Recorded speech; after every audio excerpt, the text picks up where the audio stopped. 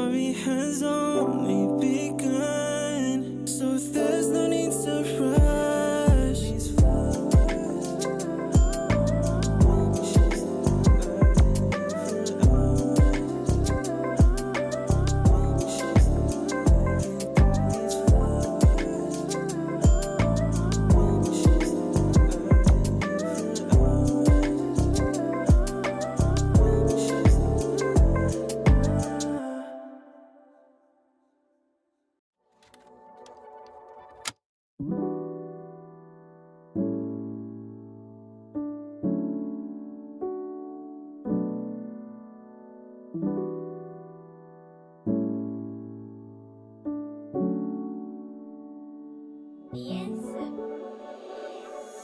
it's you and me. I hope to be all that you need and more. All you're asking for tonight, oh tonight, I'll be all yours. If you be mine, can I be yours? For just tonight, just tonight.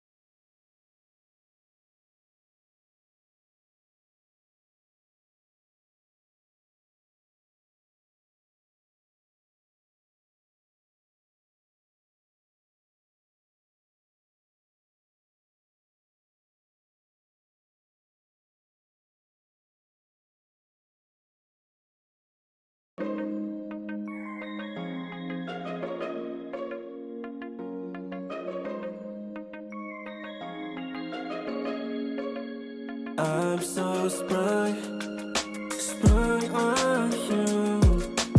Everything comes right back to you. I'm so lost without your touch. All I want is all your love. Talking to the sky, tell me why she's the only one I see in my eyes. I can't even lie, she's just my type. I think she might be the one. Talking to the sky, please just tell me why. I think she might be the one.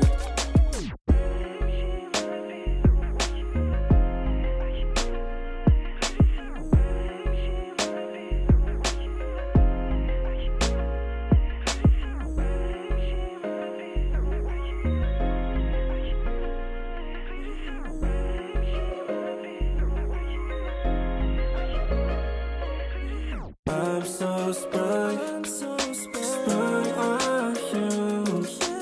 Everything comes right back to you. I'm so lost without your touch.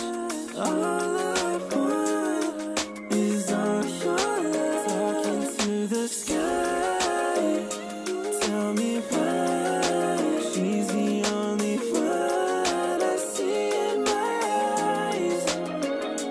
I can't even lie, she's just my type. I think she might be the one. Talking to the sky, please just tell me why. I think she might be the one. Talking to the sky, tell me why she's the only one I see in my eyes. I can't even lie, she's just my type. I think she might be the one. Talking to the sky, please just tell me why. I think she might be the one.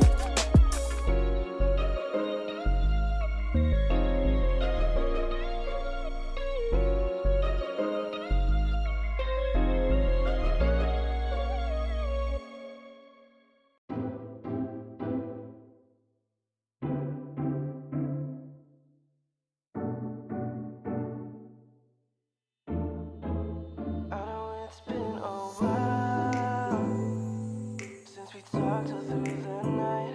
You still got that smile that makes you shine so bright. Even after all this time, you're the one that's on my mind. Maybe it could be a sign that we should just. I know it's been a while since we talked all through the night.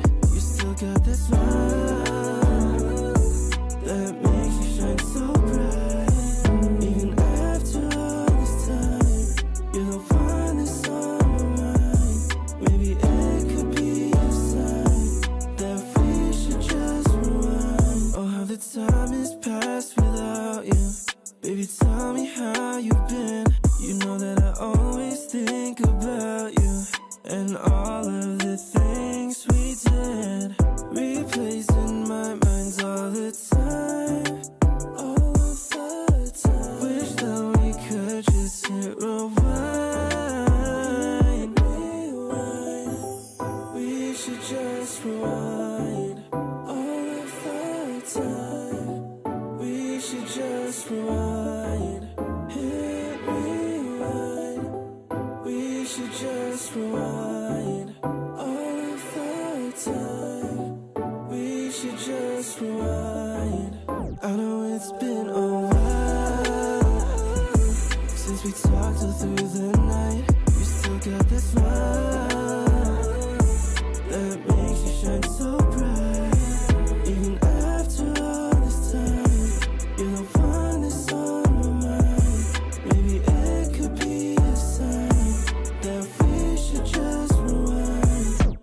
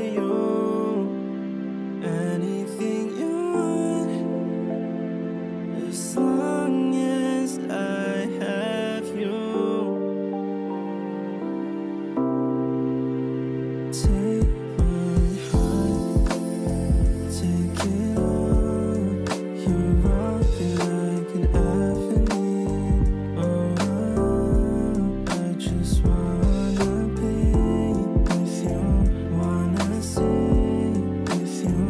If our love is really true. The answer. Say that you love me again before this all comes to an end. I'm not used to being by myself. You know that it's true that I'm stuck on you. What am I to do if I lose you? You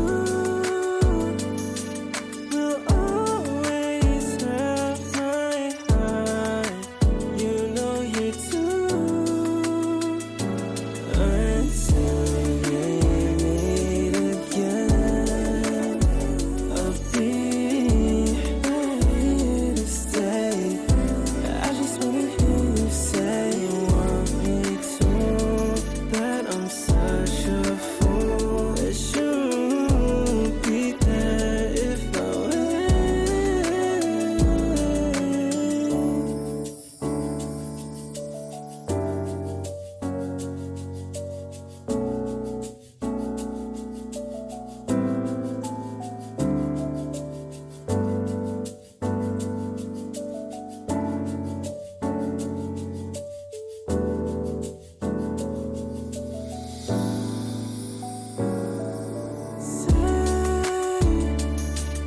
Say that you love me again before this all comes to an end.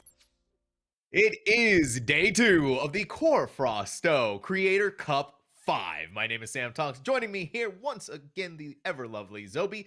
As yes, it is day 2. We step into it. We're now into the playoffs. We got done with the group stage. We're out of the best of ones. We're here in a new territory, Zobi, with best of 3s. And to start things off for today, got retired YNS versus One Cell. And let's go ahead and take a look at that bracket to see what the top 8 teams are, right? We culled it down from the top 16 out of that GSL group stage where only the top 2 proceeded. And here they all are. We read the list off to you at the end of the broadcast yesterday. And since we obviously did stream to the top side to cover retired YNS versus One Cell. Yeah, 2 new teams that we haven't gotten a chance to take a look at and see how they play, but some very familiar names on both of them, especially if you take a look at that One Cell. But of course, we have fan favorite Asians and Ash. We saw them make their way through that lower run. Chrome's crashed out the very first match that we saw last night, making it all the way here into the playoffs. Now, as a reminder, right, you look at that grand finals that we still have yet to go into. That'll be happening tomorrow. The winner of this event is going to get that coveted LAN invitation to Las Vegas and the lion's share of a $1,000 prize pool, rather. So a lot of action to look forward to here today already, Zobi. Even just looking at what we have in our bracket. Oh, of course. And I'm excited because I did say yesterday at the end of the broadcast, like one of those teams I did not like. I wasn't surprised to see them in the playoffs, right? Was One Cell because they do have, Temet, and I was looking through the stats and they were kind of that heavy fragger for their team, if we're jumping into their matchup here. And I'm curious to see how that's going to go for the squad, if they're going to be able to continue that dominance. I think Leah and Temet have played together a lot too in recent events, so they're starting to build that chemistry from the get-go, right, to carry into these team events. So yeah. Yeah, I'm excited, Zobi. I'm also excited for what we're going to have out of our map picks because it's a best of 3. We're going to be starting with Haven into Lotus. Oh, my goodness gracious. And I hope we get to our final map because it's already seeing Fracture in our first series of the day. That makes me so happy. But we got to get through Haven.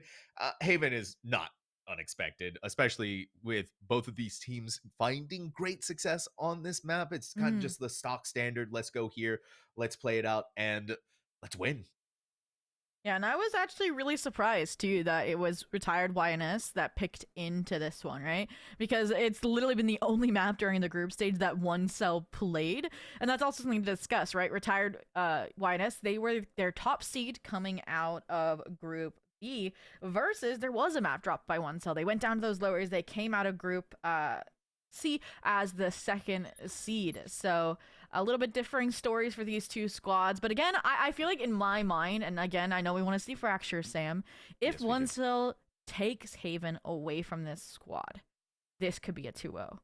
I mean, we haven't seen Lotus from this squad, and I'm guessing like their first pick would have been Haven if it didn't get picked by, retired YNS. But I think that's my hot take here because, again, they had to pick their most comfortable map. It's another 3-site map, and Haven is like a go-to for them. Yeah, it makes you wonder how in depth the creators are going in their map pick ban strategies. Where, all right, we've been playing yesterday all day, best of ones. Let's just get to the map that we want to play on, the map that we feel most comfortable on, and find our success there. Where, when you get into the picks and bans, sometimes you have to give up a map that you want, that you feel comfortable on, to take away a map that your opponent feels that you feel your opponent is going to do even better against you with.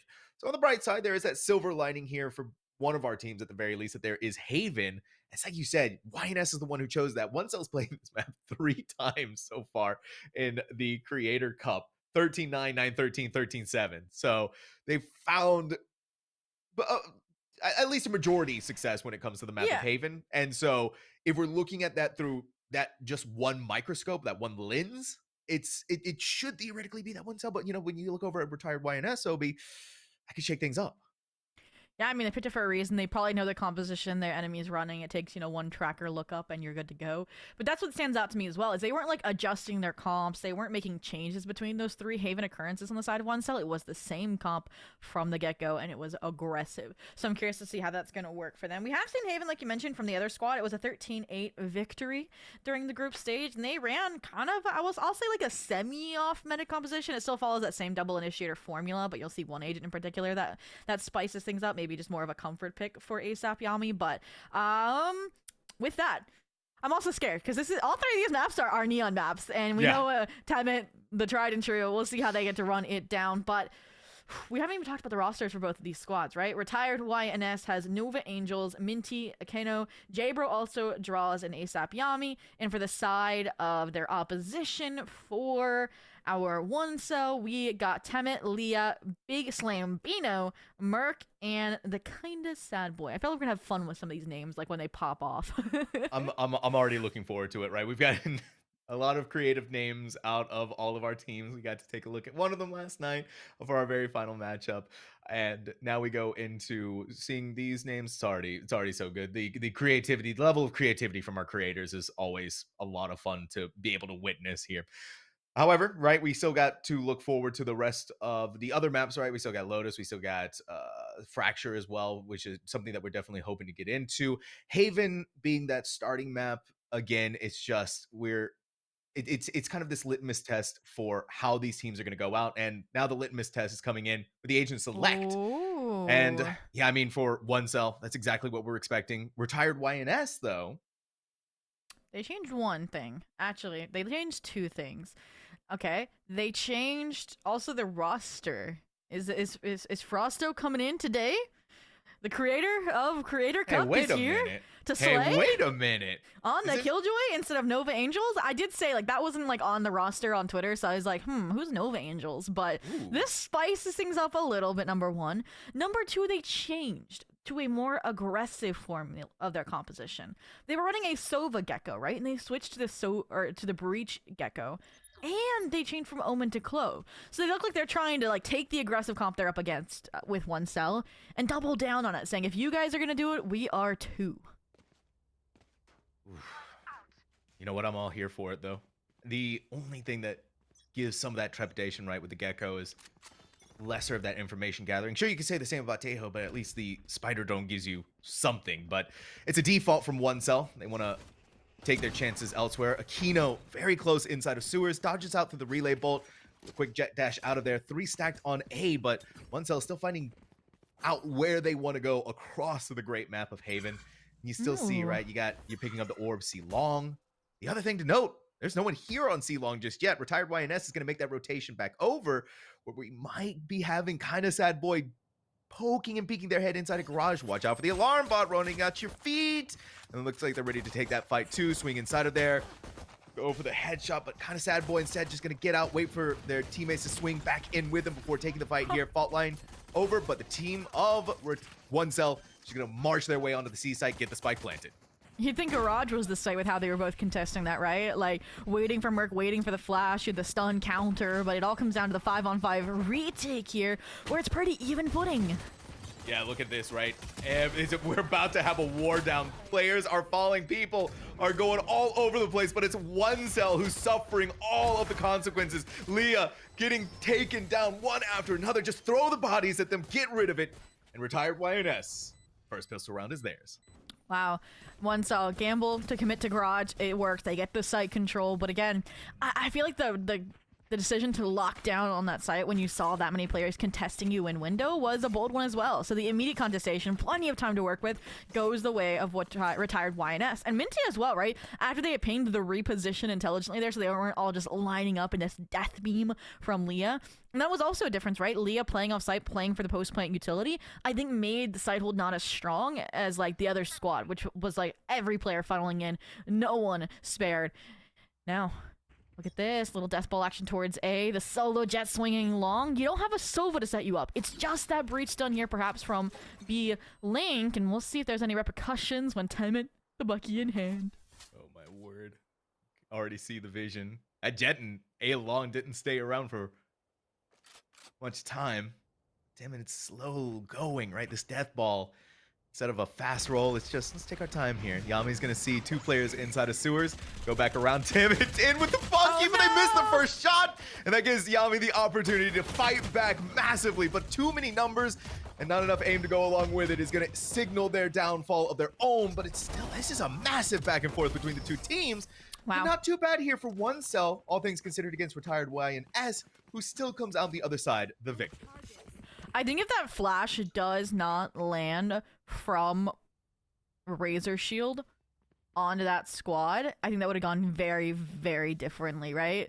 Minty would not have been set up, might not have been able to find Big Slam B. Now then you get a gun that's dropped, and then like you mentioned, it would have been maybe that 1v1, 1v2 territory where things get dangerous. But again, One Cell, I wouldn't be mad at taking that round away, right? You still have weapons, you took a lot offline as well for Retired YNS. The only difference here is Akano forcing this hero rifle. We'll see if it's enough.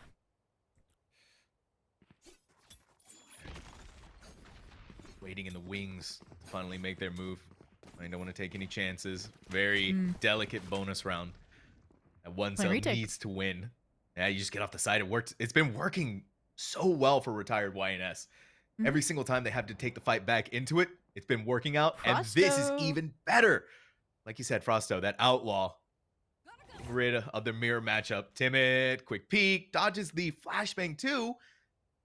I wonder if the call from One Cell is how long it's taking for them to get here, if they still want to do this. And Timid, tired of waiting, tired of wanting to make these decisions. Just get on there, get the spike planted, try to play as best you can with the amount of players you still have remaining. And this feels like Retired YNS, right, has the playbook, understands they can't survive a death ball from this style of composition, and then they just play retake against it. And it has been working. They have the protocols to separate, to splinter these players. And now two of them are blinded out, and they're splintered further by the Aftershock. Akano's in, deposited, even full blind. They have the support of Gecko side by side, and all these players are shuffled into short. This is bad though, right? Leah goes down. That's massive utility. Frausto's outlaw is insane. Wow. Over on the top, Akino's gonna look down, but it's still Razor Shield to get that final frag out. ASAP, Yami with a defuse. Retired YNS, they are looking practiced like a well-oiled machine on this map. I mean, Zobi, you look at the utility usage. They have the, it's like you said, the protocols are down for how they want to retake these sites. And that's really, really clean. And I like how Frausto slots in on the puzzle, right? A great pillar over towards the C side, making sure the lurk players kind of Sad Boy can't listen in. But regardless, and I mean, it's hard because then I feel like Retired YNS, like you mentioned, they have it solved. One Cell's the team that we gotta see them play more aggressive, which I can't believe I'm asking out of Temet, right? Like, I want to see Temet pushing into CT. You gotta disrupt this retake. But look at this, feeling the confidence. The Kano swing is deeper than they have prior, and that was a problem I had with them playing long, right? You don't have a Sova, so you don't have confirmation there, right? You keep them at bay, but you don't know if you actually saw anybody from that fault line exchange. Yeah, here's the good news though, right? If you're that Clove who was stunned out, you're counting your lucky stars. You didn't get blasted away in the early moments of this round. Timon sliding in, quick dash over to the other side. Yami stunned out of their mind. Takes a little while to get rid of them. They're able to fire back. Look at how fast they're going in, right? Retired YNS wants to overwhelm. Whoa! This is diabolical from Minty. Frausto's finally going to regroup, but now with being brought back from the dead, they need to land the headshot. Timid, not leaving anything to chance, hunts down this Clove. Frausto sees the tip of the barrel. Timid's in that corner. They know that they're right there, but no utility is going to get them out of this. Just fire, go for the wall bang. Now it's down to the 1v1. Kind of sad boy. Barely any HP to work with here. They do leave behind something, but Frausto needs to be on their tippy toes. They need to be so careful. It's going to go inside of there. Patient with their shots. And so close for one cell, but it's still retired YNS to come away with this round. Wow. I mean, Oncel did what I asked, right? They were trying to take deeper control before getting the spike down, but retired YNS this time sped up the retake momentum a little bit there. And while it was splintered and disrupted by that stinger, I think playing split up like that when you hadn't gotten the spike down, I wanted Temet maybe to play back, play like closer bodyguard for kind of sad boy, especially when they were that low of HP, right? Get the gun, get out. And they just had no info on where Frausto was playing, and this is the result. Down 4-0. So let's take a listen in with Oncel to see how they can get their first point on the board. I'm gonna blind. All right, I'm with you, Garage. KJ garage. No stun. I think that means KJ put his alarm bot garage. I might be able to walk up B. I think one's walking up long.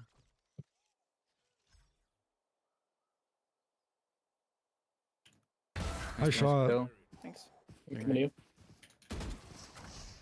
I'll smoke C-Link, fight A-Link. I dinked him. One C-Link. Not a perfect stun, by the way. All right, you can plant. Nice, good shit. I'm gonna carry flank. Yeah. You're smoking C-Link. Landed for main. Yeah, Have a coming from blind. Garage, our flank. Is there a gun here, Temet? 120 gun. flank. The KJ. Yeah, breach. I only had a deagle, so. Once. Close, close, close. Can you?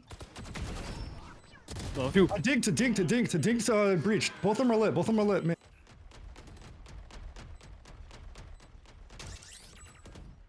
Low, low. You have I'm time. tagged. Just. Nice, last. On top, One top, top. bomb. Yep. One enemy remaining. Ground. I guess you Drug, can Good round, good round, good round. Damn, bro. Great stuff. Someone summoned the Avengers. Wow. All right.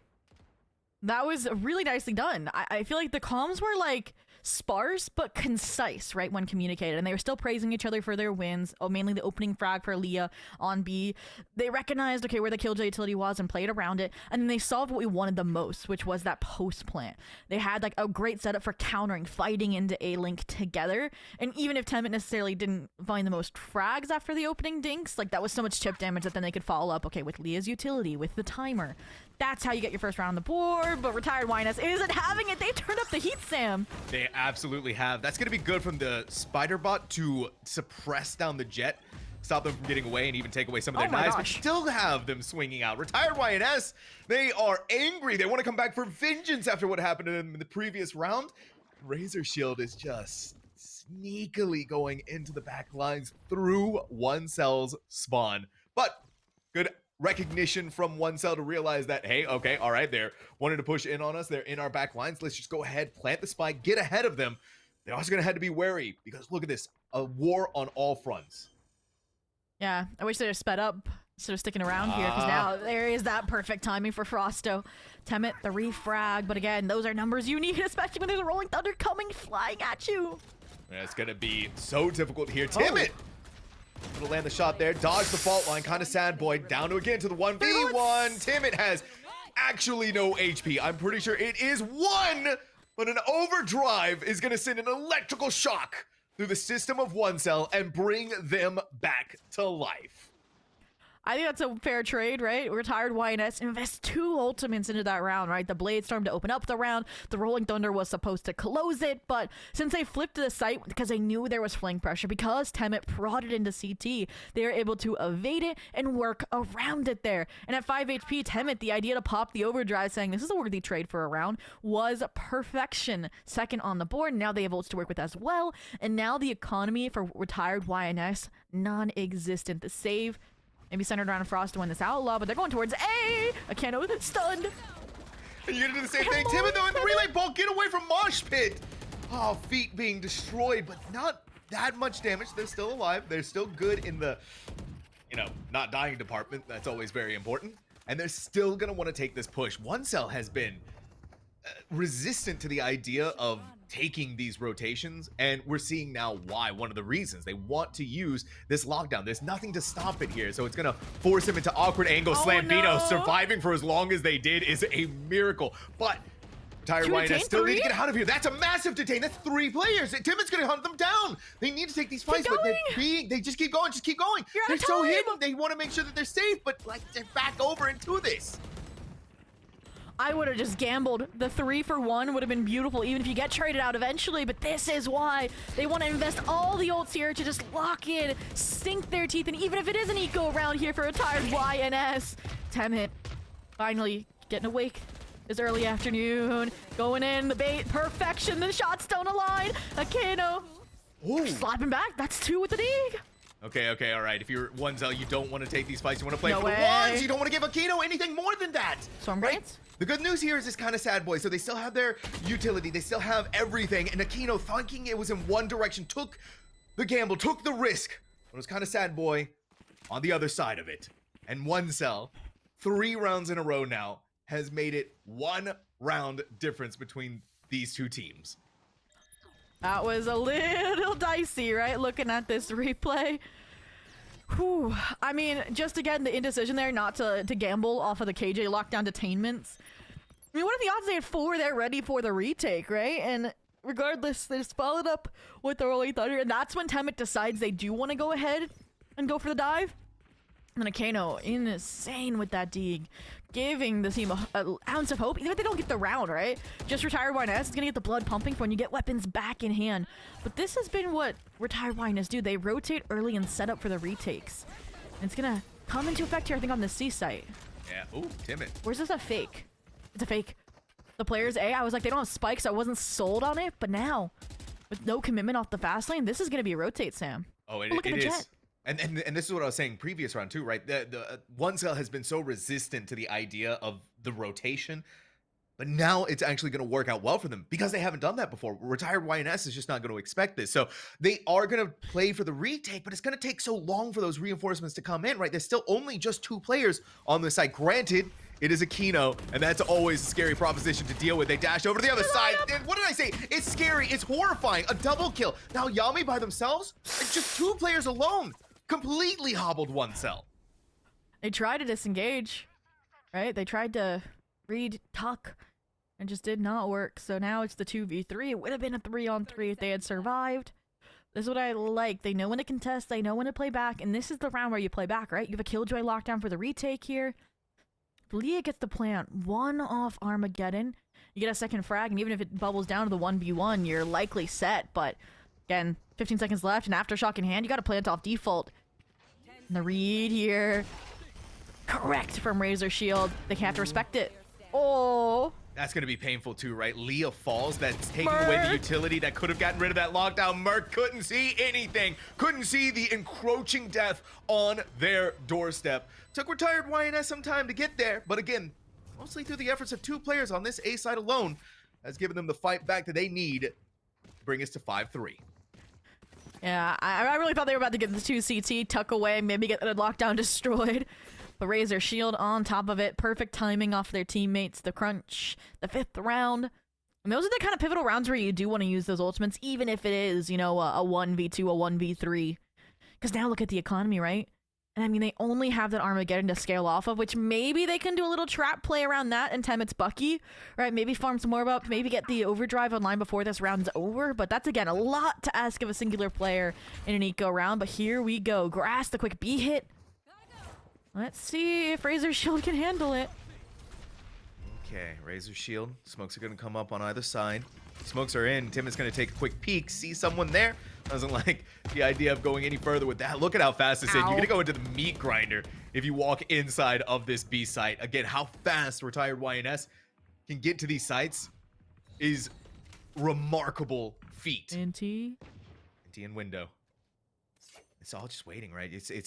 You've got the numbers advantage. You know you have the firepower advantage. There's no need to peek out any further from your safe spots. Yeah, I liked the noise cancellation, right? But nobody budged here, really. Frost is still playing off their turret, but now they're fully stunned up. No swing possible, but it's a beacon that this is going to end towards the C site with less than a minute left. Okay, Temet. Bucky in hand. They're hoping someone will overheat, but there's 40 seconds left. The Clove Minty deposited on site. I think they're in the danger zone of not even getting spiked down now. I love this, though, from Retired YNS, right? You know that someone is inside of this site. Finally, Timit done with this idea. That's a big pick off from Big Slambino. But now you're going to have to look inside of Garage. Frausto Chan with a 3K. Ran out of ammo at the last second, so no ace on the board for them. But the spike is going to be planted. It's down to the 3v2. But look at one cell. They are hanging on by a thread. Death's door is right there. Yami's going to see Timit in the corner. Catch him with a thrash. Eat him alive. And now one more player to go with just a classic to their name and 15 HP. It's all signed in blood. Retired YNS securing their half with a 6-3. And I mean, I placed a lot of pressure on Temet that round. They delivered, right? They got the rotate, they opened up garage, they got the gun advantage and held on to at least getting the spike down on Nico for that plant money. But again, that's what Retired YNS has done a good job of, is rationing these ultimates effectively over the rounds of this half, and just being able to isolate the player that did have that hero rifle with the thrash allows them to convert. So again, even if they don't have the kills, it's so impressive from Retired YNS that we need to take a listen to see how this calling is as concrete as it is. That hit you, I'm sorry. Open up, mate. Holy fuck. Two more. Three. I think Neon's up long. Yeah, in the corner. Hold on, my spitting. Watch him, watch him. Smoke for you guys. Miss me in the bathroom. I don't know. I like you don't think of it. Yeah, he's still there. Blinding. Oh, they're coming out. Smoking. Yes, kill Neon. Wow. I lost him. How did that hit me? 80 neon. Close on your left. I'm short. Two front side. Fuck, slid out, graffiti. Yo, I'm ass, dude. Fuck. Sorry, bro. I've seen it before. You want to overheat so bad. Do it then, bro. Oh, wow. Okay. Oh. No, that's for me, bro. Like, I threw women's too early. You're good, bro. You're good. I can buy it. I'm sorry, Sam. Yeah, the sheer panic around Temet, right, in those comms from Retired YNS, right? They're like, we know where the neon is. Get the util out. And then it's like, no, I lost him. And then Temet's like behind you, opening up the site control. And it's all down to Frausto. Like, I'm glad we get a replay of this. Like, well, okay, not the whip. Come on, that's your tournament organizer. Why'd you gotta do him like that? Just a replay of the whip? That's targeted. They're about to get fired after that one. You know that's going on the replay reel. Okay, we're doing something different this time around. This is fast-paced. Get on the B-side, get to it quickly. But Timit, how are you doing this? How are you still alive? Is that Neon Tech still alive and well? They may be nerfed, but this is a showing of the century and of the ages from one cell. Blink and you'll miss it round. It is a brilliant show of force from this team. I mean, not many weapons to handle that kind of aggression. And we talked about how, right, like, once though with this kind of like tampered, hesitant approach before deathballing on a site, so they give a lot of time to Retired YNS to set up, to read which site they're ending on and set up for a retake. There was no time to read that kind of play. No time to react. No time to strategize against it. Clearly the reactive playstyle, not what we want from Retired YNS here, so let's see if OneCell can do it again. This time aim towards the A site. This time with 3 big ults under their wing. Okay, Temet through. still paving the way here. Getting everything clear for A long. Rest of the team able to walk in onto the site. Sewer is cleared out. Seen nothing with a spider drone, but if you're timid, you gotta know something's on the other side of here. The Dizzy is gonna force them back inside of the fast lane. But again, we're having these quick follow-throughs. That flash was good enough for Timid to game one. Traded out immediately by Razor Shield. Minty, a small crack in the smoke. Able to take down Big Slambino, their mirror, and then you walk through another one of your own. Guess what? You pick up that 3K. Now you go into long. You're overhealed. You're overheating, but you are throwing the fire into the forge of retired YNS. And we were questioning the title of this team, right? We're like, is it a playoff of FNS? Is it like YN, like your name? Like we couldn't tell, right? But with that aiming, they are not definitely retiring anytime soon. But okay, 7-5, lead at the half, guaranteed. And I'm glad we get to look back at that round because it was really explosive. And they started with no ults that round, right? And then they come away with the Rolling Thunder. Come away again with the Not Dead Yet if Minty did faltering from the 4K. And one cell. Again, I mean, I think the default for retired YNS was to set up for that A retake, and it consistently worked out for them. But now the sides are swapped, the mentalities are reset. One pistol round and one cell is right back in the fight. Honestly, I thought with that replay that we're going to have against Zobi, it was going to be Frausto. It was just going to be the same. Oh my gosh. I'm sure it'll come back later. I wouldn't be surprised. We'll be on map number 3, and the replay will be that Frausto whiff again. Okay, all right, right. We got 3 players on B, and the rest of the squad spread out. But it's going to be this the C garage push. It's a trade, though, right? 1 for 1, a pick for a pick here. We do have Timid going up into the backline, but Yami's not wasting any time. Wingman's going to plant the spike. Clean shots onto Leah. Punches their way through. Utility is going to go down, but guess who is in your flank? It's going to be none other than Timid themselves. The smoke is going to prevent them from gaining any advantage on that long, but it's still a 2v4. Anyone's game. Wow. And the delayed garage check means that Merc thought they had a proper timing. In reality, it's going to be a full-on contest. Breach head-to-head and Breach diffed. Tavin, in the meantime, a little bit of a threat from flank, from main here. Wingman, though, the stun. This is the perfect combination for disrespecting a Neon in their kit. At this point, 1v3, you're just looking for damage here. And, of course, Minty's the first to take the dive. But you're out of time, regardless. Razor Shield, the knives, no content for you. And I mean, that was just perfect response after the opening pick, right? We talked about how you have to be reactive from the YNS squad when they were planning, right, their defense, their retake so concretely. And what do? The first frag they find is the kind of sad boy, so they death ball onto C, knowing there's not going to be any killjoy utility there. And while Leah probably was an unexpected anchor point, she got overwhelmed too, because ASAP Yami can play off of that wingman and still contest back site space. So, nicely done. Not an early comeback arc for one cell here. They'll have to wait until they get weapons online, and they don't have a hasty, force here either, which I do like. But what I don't like is they didn't really stack any site. There's no eco play here. It's just, again, default defense. Yeah, right. And when you are operating off the back of only classics, it's going to be so difficult. Leah is going insane. That is the kind of moves that you love from the Creator Cup, right? You just push out of Garage into the full power of retired YNS. But there's only so much that you can do, right, Zobia? Especially on the map size of Haven, when you're on the defense, when you're on the back foot, it becomes nigh impossible to fight against all of these weapons. Oh, Timid, Bucky, Timid! Didn't see Minty there. Gotta hurt. They tried to hide that from production too, right? It was all classics last time we saw that scoreboard. But speaking of classics, Merc left blind on an island. And it's all down to Big Slambino in the 1v5. Maybe can take a player out, but again, the cohesion of the swings, right? Wingman, the double swing from Frausto and ASAP Yami. It is so difficult, and showing you how it's a team effort with the team ace. And sorry, but if you lose this round with weapons in hand, if this bonus gets converted, I think your chances at this map are slipping away. And it's your best map, right? The only map we've seen you on in this tournament. Retired YNS, they knew what they were doing, picking into their potential enemy's best map.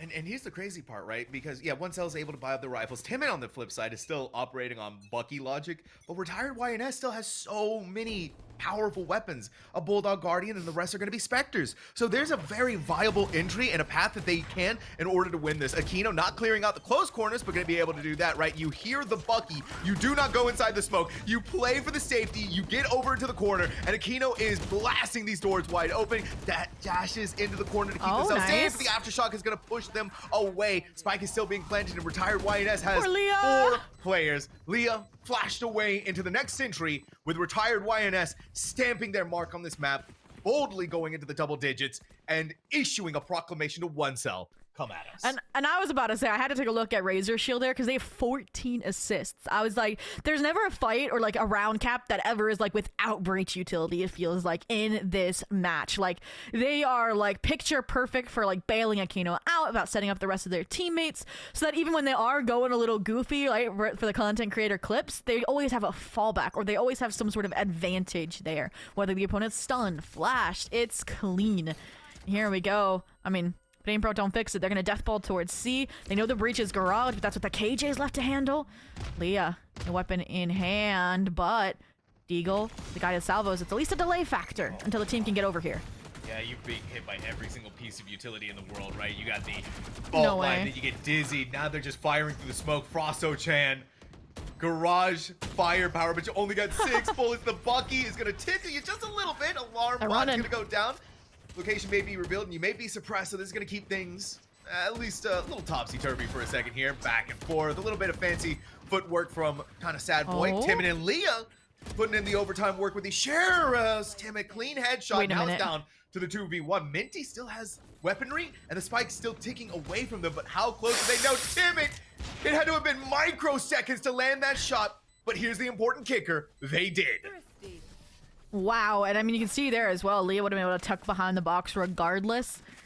The Thrifty, I said that it was going to be done and dusted right if they lost their 3rd round rifle buy-up, but that's one way to ensure that that doesn't happen, right? Right the ship while it's flipping over. But, I mean, the Isaac was clean. It was just, I think, some solo fights taken without much support. And I think that falls back to Leah and that drone. How many did it suppress? Because I feel like it had to be, like, the entire team. So what we're going to do here, since it is 10-6, since it is OneCell on the comeback arc, we're going to take another listen with this squad to see how they convert that chance into a comeback. No util on 4, no util on 4. Close left. Window. Nice. It's stunned again. 80 on Clove. Bro, no way. Fuck.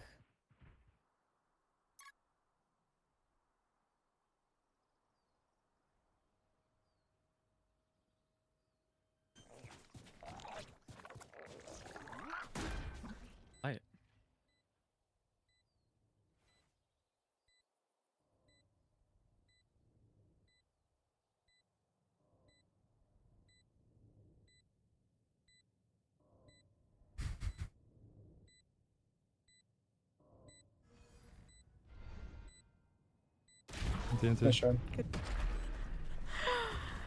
Oh, and Sam, I was just laughing at the 3 players huddled in the back corner, right? For warmth, for the round, for the win, the dub.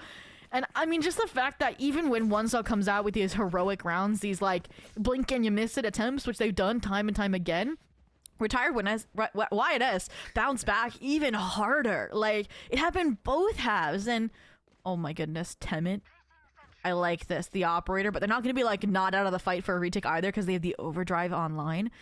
And look, I thought we were about to see Minty toying with the idea of swinging window as well. This could be the start that they need. This could be something, though. I'm hearing Odin spray down at that window. That's going to stop Minty from... I'd be hesitant about wanting to push out from there. Look at this, though. Yeah, like you said, in the minimap, OneCell think is going to be happening on C because that's where retired YNS has gone this entire time. Every single round on the second half, it's either been B, mostly C. This is the first time they're actually going to take that A fight, and finally, right, you got that alarm bells ringing inside of your head. The Armageddon is going to try and slow them down. One player gets on the site. Timid is still going to land that shot with the operator. Get rid of the breach. A double kill, right? You get the headshot onto Minty. So you did get it a window in mid, but you're going to get a window from heaven. They do get eliminated by Frausto-chan, but this is Aquino, right? Those 2 players right in front of them, the high-low. It's going to be difficult for even the best of the best But One Cell are holding on for dear life with another round 1. Ooh, my jaw was dropped there. I thought there was a word where Aquino gets that for sure, for sure. And I can't tell if it was an intentional or a missed jump out dash heaven from Temet as well. Either way, that would have been gutsy, but this, Operator recovered, handed back off. Okay, they're gonna have another retake attempt. I doubted the Armageddon being that early instead of like a plant denial tool at first, but it did splinter the players, right? And like clearly it was effective. They flood in off of it, trying to isolate just the solo player's default. And Aquino was just an unaccounted for variable, right? And they get their frags as a result, but not the round. 4 rounds separating these two squads. This is gonna be a big moment of survival, right? You have 3, almost 4 ults online as well for Minty trailing right behind. This is the round to get to map point if you're retired YNS. Okay, well, we're actually seeing them spread their wings all over It's a Haven. fake. One Cell is still, right, wanting to protect A because they think this is where it's going to happen. Aquino's getting rid of the utility. They sell 1 piece of KJ. You're going to get rid of the turret now, down to 2 knives from the Bladestorm. You're backing off, but retired YNS, they were so close to making the right call, right? They were at C long, where that site has been devoid of life, but they weren't confident enough, and now Timid is going to sacrifice another player to the Operator God. A clean headshot yet again. And I always love headshots with an Operator, right, Zobi? Oh, It just feels like that no. extra insult to injury. Aquino knows they need to get out of there. Cloudburst is going to protect them from the Operator, but not from Leah's guided salvo. It's like pick your poison, the Operator sight line or the secondary missile, and just the players are dropping like flies. Like you mentioned, the lack of commitment to the C site after the A fake drew the Operator into line of sight. Somehow they waltzed their way onto the A site here, but I mean, it's a 1v5. Someone has to step up. ASAP Yami. Nice delay here. I want to see the use of this Gecko, and they might, unless they get the timing here. CT, no trigger doesn't blend shown. As a result, they only get 1. And they're coming back to life as well, so it's all down to Razor Shield, the Wingman destroyed, but the round not circumvented. One still not done just yet. Another round on the board in semi-flawless fashion, 11-8. Okay, there is a small, like, you know, okay, all right, we got rid of the There's clove a wall, world. right? So that's one less thing that retired YNS needs to think about. But yeah, right, they're really struggling to find the connection points where they had been doing so well at the beginning of this second half that once the second Timid gets that Operator has kind of been throwing everything back into their face. And so I'm hoping that we get more of that retired YNS speed push. You got to figure out, though, where Timid is. Once you do, right, you should go to the other side and don't worry about that. I said that last plethora of ults was the make or break for retired YNS, but they have another charge up here, right? Thrash, lockdown. Going back to what worked, right? The fast C exits, and this time they gambled the KJ utility on A. So with Leah getting overwhelmed here, you have to rely on your breach util, and now you're not going to have that as much for the retake unless you wait for the next regeneration cycle. Temet, as a result, trying to insert themselves here. They cut noise for a second because they're worried about that reposition off of the fault line timing. So they've cleared out all the site. They've confirmed the site take. But again, this sets up timings for this retake. For this Rolling Thunder from Merc, perhaps. Big Sambino's in a really dicey situation, right? There's one player on each side of this. The overdrive is going to have to go crazy here, right? You got to take down 3 more players. Bring out the Operator, but it just barely misses Aquino there. Yeah, if I were them, I'd be tucking away too. I'm not going to take any chances against Timid with an Operator who's been going crazy with that. Finally, though, right, an extra sign of life inside of Garage from Kinda Sad Boy. But Frausto-chan has their eyes. It needs to be the kill. It needs to be the frag to keep One Cell's hopes of this round alive. It does come through. Now down to the 2v2, but Timid doesn't have the overdrive anymore, so they need to rely on the power from this Operator, and that's going to be so difficult when you need to go inside of the smoke. The Kinda Sad Boy is going to pivot back away from Garage, knowing that someone was in there. Aquino, eyes locked on CT. And now with Timid gone, both players can get rid of Kinda Sad Boy and put retired YNS onto match point. Yeah, you were feeling the pressure of the timer there. Temet couldn't wait on Kinda Sad Boy to get into position. I liked what Temet was trying to do, right? Trying to draw the eyes away so the Killjoy could slip in. But again, Aquino was locked in on CT. Full trust in Minty to win out their duel as well. That's how you close things out. That's how you get to a map point. 12-8 here. Economy not terrible for One Cell, but it's definitely seen better days. You know, the Spectre, Temet toying with what they want to get. But again, 4 rounds needed to get to overtime. They still have this lockdown for another site take plan. And again, they're just gambling that in this next 4 rounds they can get a win off of a simple site exec. Right, how sad. Oh no, Temet. Yeah, right. Temet's going up through the flank. There's a turret. And I had to watch out for that, but here it is. You see it, the KJ's worst nightmare, right? The Tejo. You put down that lockdown and it's gone almost immediately. Whoa, Timid! In what world did you land that headshot? Minty needed to come back to life, but now you don't even fight that. You just play away from them and let time do its job. Look at this. Now, Oh, wait, with wait, Spike whoa, getting whoa. planted by the wingman, they have their own lockdown. Minty almost got the KJ. The timer expiring milliseconds prior. They don't invest it here. They're like, it's a 3v5. We can win these cleanly since we have 4 rounds left, but you didn't count for Aquino. You didn't count for ASAP Yami, both being up close and personal in your face, taking the fight to you. And they are not letting up the pressure either. They've equated the numbers. And finally, someone arises. Frausto trying to put the frags back into their favor, and they do. 3 on the round, the threat on the flank as well, surfacing to get the 13-8 victory here for retired YNS on map number 1, their pick. Man, right? Imagine if that lockdown had been used, Sobi. Imagine the outcome of that round and where things could have gone. We might still be in Haven, but the decision not to use it, they're relying on the numbers advantage that they had over retired YNS. I mean, right, you would think, logically speaking, it makes sense, but at the same time, it's Aquino who's alive in there. And you really had to be careful when you have a Jet who's been bench pressing their way through the entirety of Haven and who's been this hyper lethal vector threat that when given a chance to go crazy, they will do just that. And the rest of the team also pushing their way in along with their Jet to make that round possible and to make the map win of Haven theirs. But what a crazy map that we had. It's still the retired YNS victory over OneCell, which had been OneCell's bread and butter map pick. Now, looking at that 2-2 scoreline for themselves, not quite the start that you want to, but let's not forget, right? It's a best of 3. So you still have another map to pull things back into your favor, another map to bring us into that final showdown on Fracture, another opportunity to keep yourself in this tournament. And here we go. I mean, like, the players were doing their jobs. I think the biggest kind of difference for me was the first half performance of Minty, right? That fizzled out. That's what I think allowed for the comeback. But then that allowed players like Razor Shield, Frausto to step up when they needed them most. But again, both duelists similar on paper here. I'm excited for Lotus because I feel like that map, especially even though it's 3 sites, sets you up for a more aggressive defense, which is where OneCell, in my mind, were lacking, right? There was only that one round where Temet kind of pushed through grass, like, quietly and challenged off the lockdown, the Teo destroying it, that we got to see that kind of approach. And it's kind of like a necessity on Lotus, right? Taking that space, either C-Mound or a Rebel. So I'm excited to see how that's going to work out and how the dynamic might shift a tad. But overall, I think it's going to be a very similar brawl. And I'm curious to see how retired YNS is going to play their defense. Is it still going to be the structured retake? Is it instead going to be, again, claiming, holding, maintaining space around the map instead? And we don't have an answer for now.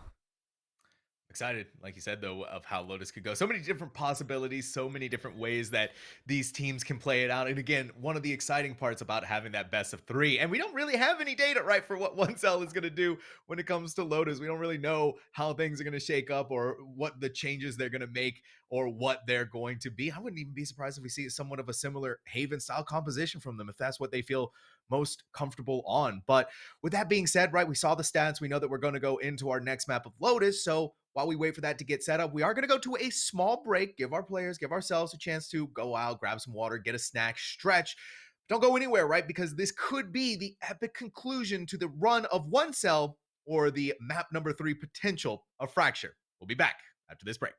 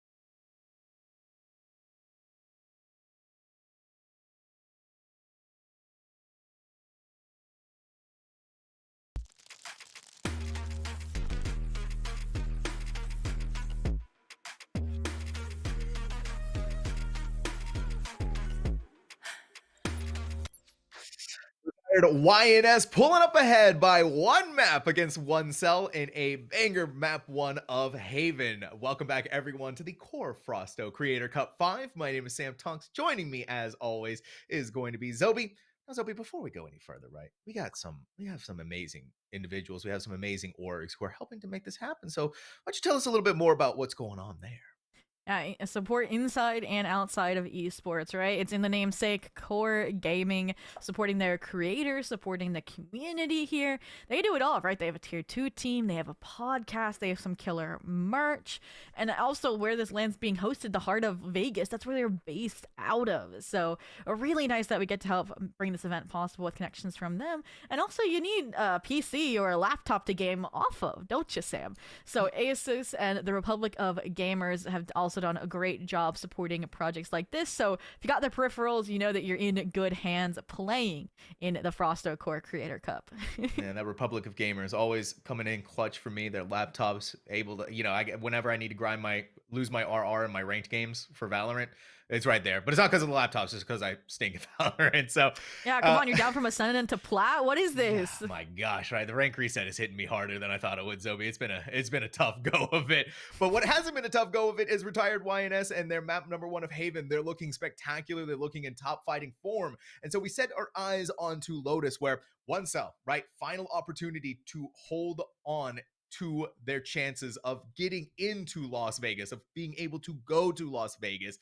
Otherwise, they're going to be out, and we're not going to see that map number 3 of Fracture, Zobi. And that's really all I want. Yeah, I want to see those like 10-minute breach combinations over on that map in particular, because I feel like Merc versus Razor Shield, like Razor Shield definitely outshone, I think, on the performance on the breach just a little bit, like not too dynamically. Like it wasn't that like what just wasn't breach util, but they were more fragging off of it, you know. So let's jump into this Lotus map pick though to see if we see the resurgence of those breaches. So we get a rematch of the head-to-heads, and Loki, this is about the compositions I was expecting. I feel like in like these kind of puggier style tournaments, Gecko's like a must-have on Lotus, and I think it's a good pick. I just played it earlier myself as a fill agent because my smokes and Sentinel were taken, but I'm curious to see then, how is this Raze versus this Neon gonna change things up?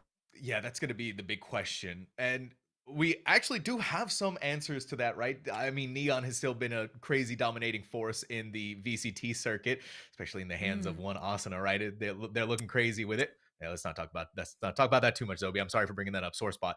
But I mean, Raze is still the bread and butter pick duelist for a reason when it comes to Lotus. They still have that firepower, the frag potential, and being able to blast back onto site with your showstopper can send even the most hardened of Valorant veterans packing for the hills and hoping they don't get blasted into the next century. Personally, I do like the look that we're getting from both of our teams. I love the addition of the Breach in support of the Gecko to get them onto site to be able to play around those flashes, and of course the Cloves coming out in force. You're looking for those two players being the sort of pseudo duelist controller fill that we have going on. Yeah, and I mean, again, very similar compositions. Again, jumping back to the duelist, because that's where your biggest dynamic difference is going to be. Both of them are movement agents, right? Which is nice. Like, you can satchel up, you can high gear it in to scale off of those breach stuns, off of the mosh, off of the metal. And I think the big difference is, again, it's going to be how Temin has to aim off of their utility, right? All they have is a stun to follow it up versus Aquino with the Raze, right? You have forced kind of contact off the damage utility, like a paint shot, right? You stick around, you're stunned, like you have to leave or you're dead. And I think that's a big difference, is that utility can speak for itself on their side versus Temin. And again, their one trick nature has to shine through here, or it's going to be the weaker pick. So jumping into the action, it is going to be retired YNS starting out on the attack here. So a little bit of a shift up from the last map. But again, this is an attack-sided map too. So they knew what they were doing coming into one cell's pick, picking into the stronger half of this map. So let's see what happens with the C-side lean and the aggressive A-pop from Temin's squad. One cell all over A side, the util dump, replay ball, the fault line, everything probably over there, actually all happening on C, where the sad boys by themselves. They see Aquino for a second, but eyes not on Waterfall is going to keep them alive and play for the full 5-player retake. But look gently at what's happening in mid, right? You've deposited Minty there as the lurk player, and so Big Sam Slambino is going to have to fight them, and it's going to end in their own Merc. death. Wow, Temin slides into bodyguard Merc, who has full HP, and their teammates fallen, but they're carrying on their legacy. Spotted out here, the more fixations on the stack of players on the wingman that can come in to stick the spike through, but you should have your Killjoy. Swarm grenade popped, maybe even sightline onto the wingman. It gets destroyed. The numbers are crumbling down to the 1v1, and Minty on a Clover, a Killjoy.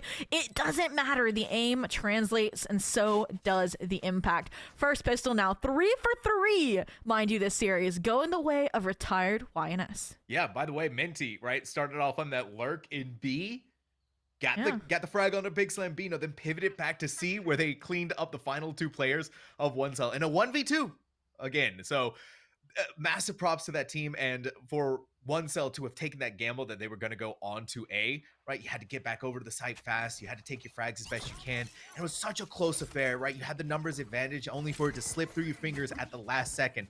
Now retired YNS has the anti-eco on their side. They're hitting C yet again. Sad boy on an island here, trying to play around their utility, but hurdled into the corner by that paint shell. Again, you gotta respect it, you gotta move. And now the C site basically conceded. I like the developing Killjoy lurk as well. Should be able to handle Merc. Get Merked on the lurk. About to be coming true, but Minty, the delay might be able to find a second here, or they'll miss their opportunity altogether, or when the sun comes through, they're gonna set themselves up here. The timing! Perfection. And now, look at that. Temin now drawn off. So again, the taking forces are weakened. I don't even know if they're gonna be able to find one here, Sam. I don't think so. They're so firmly rooted in the ground. I mean, really, how are you going to get rid of retired YNS? Unless you can catch Razor Shield maybe inside of their utility, but you've lost your opportunity. You've lost that chance, and now you're being hunted down.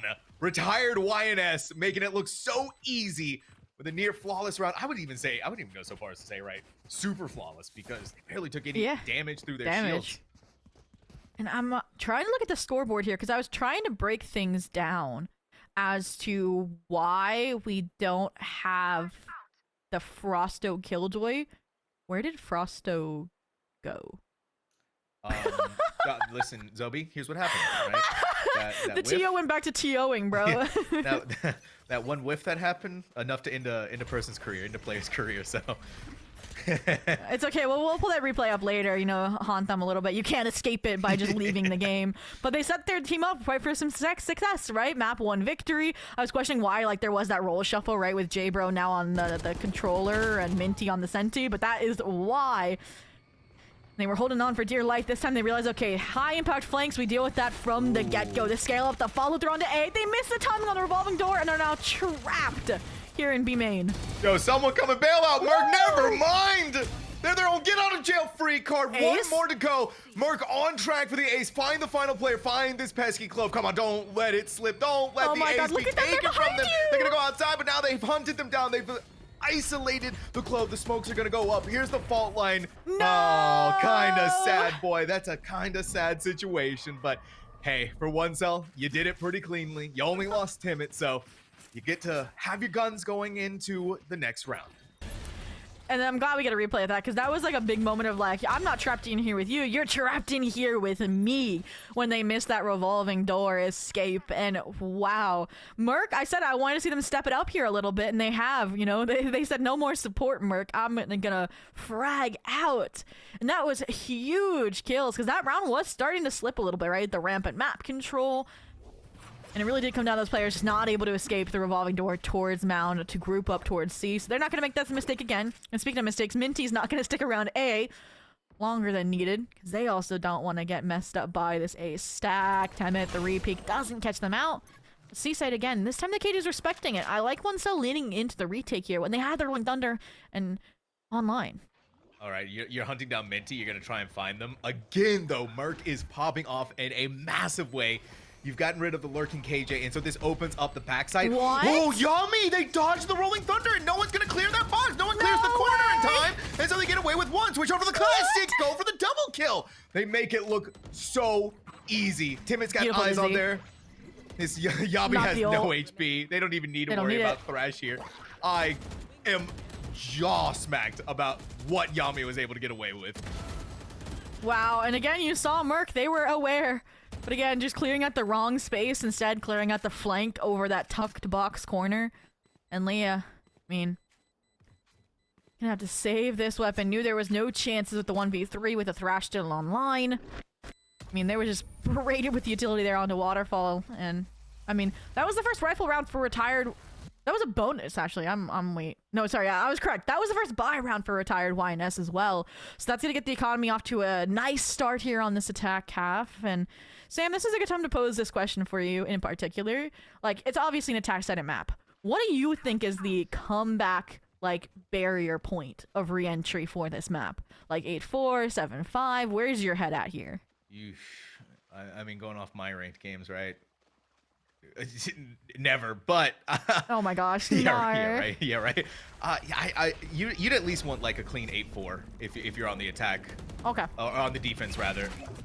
For one cell, you get caught out by the Thrash though, stuck inside of there. But Leah is going to keep your KJ alive, keep them safe. Tim has got the bucky.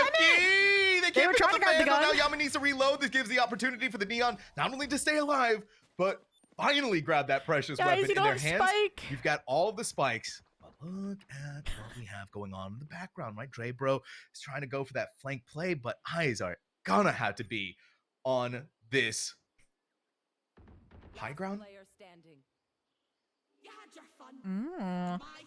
J-Bro, that's a gutsy ultimate. 10-minute hunting you down with the high gear. It's all down to Yami, who cut noise, acted like they were grouping up here, but now it's the firing squad. Can the utility break up this squad? Nope. 10-minute jumping out with a Vandal, not a Bucky, and they still find the same outcome. All right. A 5-on-5. Just brawl out over towards B.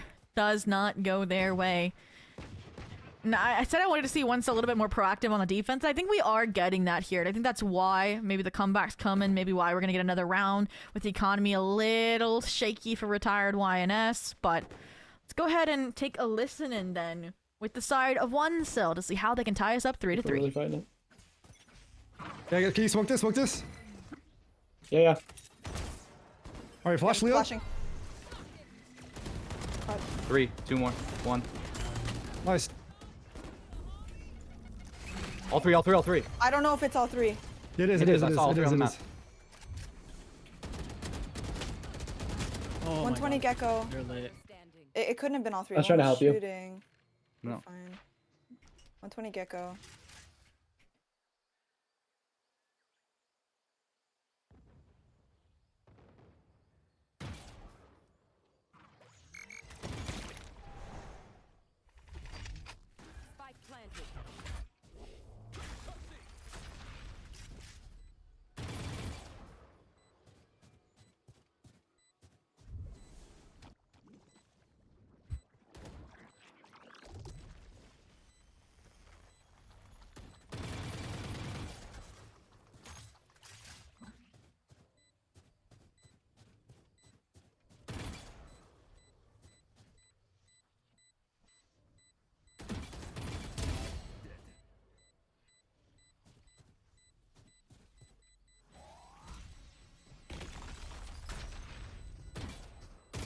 Nice try.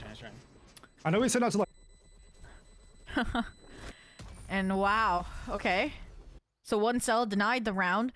Merc clearly has earned respect, right? Like, it's a 1v3 and no one's solo peeking. But, again, I think Merc did what they could, right? The economy wasn't really firm for either squad, so finding those additional exit picks, nicely done. But again, not the tied game they were looking for, Sam. Yeah, no, and I mean, it was such a good round at the start for one cell. Timid got that double kill at the very beginning. We heard the call of the Thrash grabbing players, but we saw the breakdown in the communication, thinking they caught all three, but no, it didn't. And so you walk out into the field, and guess who's there? It's Aquino, not caught inside of the Thrash, and has equalized the numbers in fantastic fashion. Now the showstopper is going to go in. You clear now through the side. You're going to maybe take your chances with a shot off inside of Waterfall, but yeah, if you're one cell, you're going to play it smart. You're going to get away, and this is easy spike plants. All right. Here we go. Overdrive online for potential flood in, out of the doorway. I like the delay of this swarm grenade, especially when the heavy commitment was 3 players here. You layer them all, he's the closeout solo. That's a easy trade from Minty. And now, I mean, at this point, yeah, 10 minutes out, but you know there's 2 there. So you can hopefully take backside space. It's exactly what Retired YNS has done. Minty finds another for their troubles, and it's all down to the kind of sad boy who's about to be even sadder when they triple swing into a triangle of death, and Retired YNS rack up another round. Yeah, I mean, what do you do there if you are by yourself in a 1v3? You got to take your chances and see maybe you can get away with an exit frag. But now, dour times here if you're one cell, no money in the bank, the economy looking in very rough shape.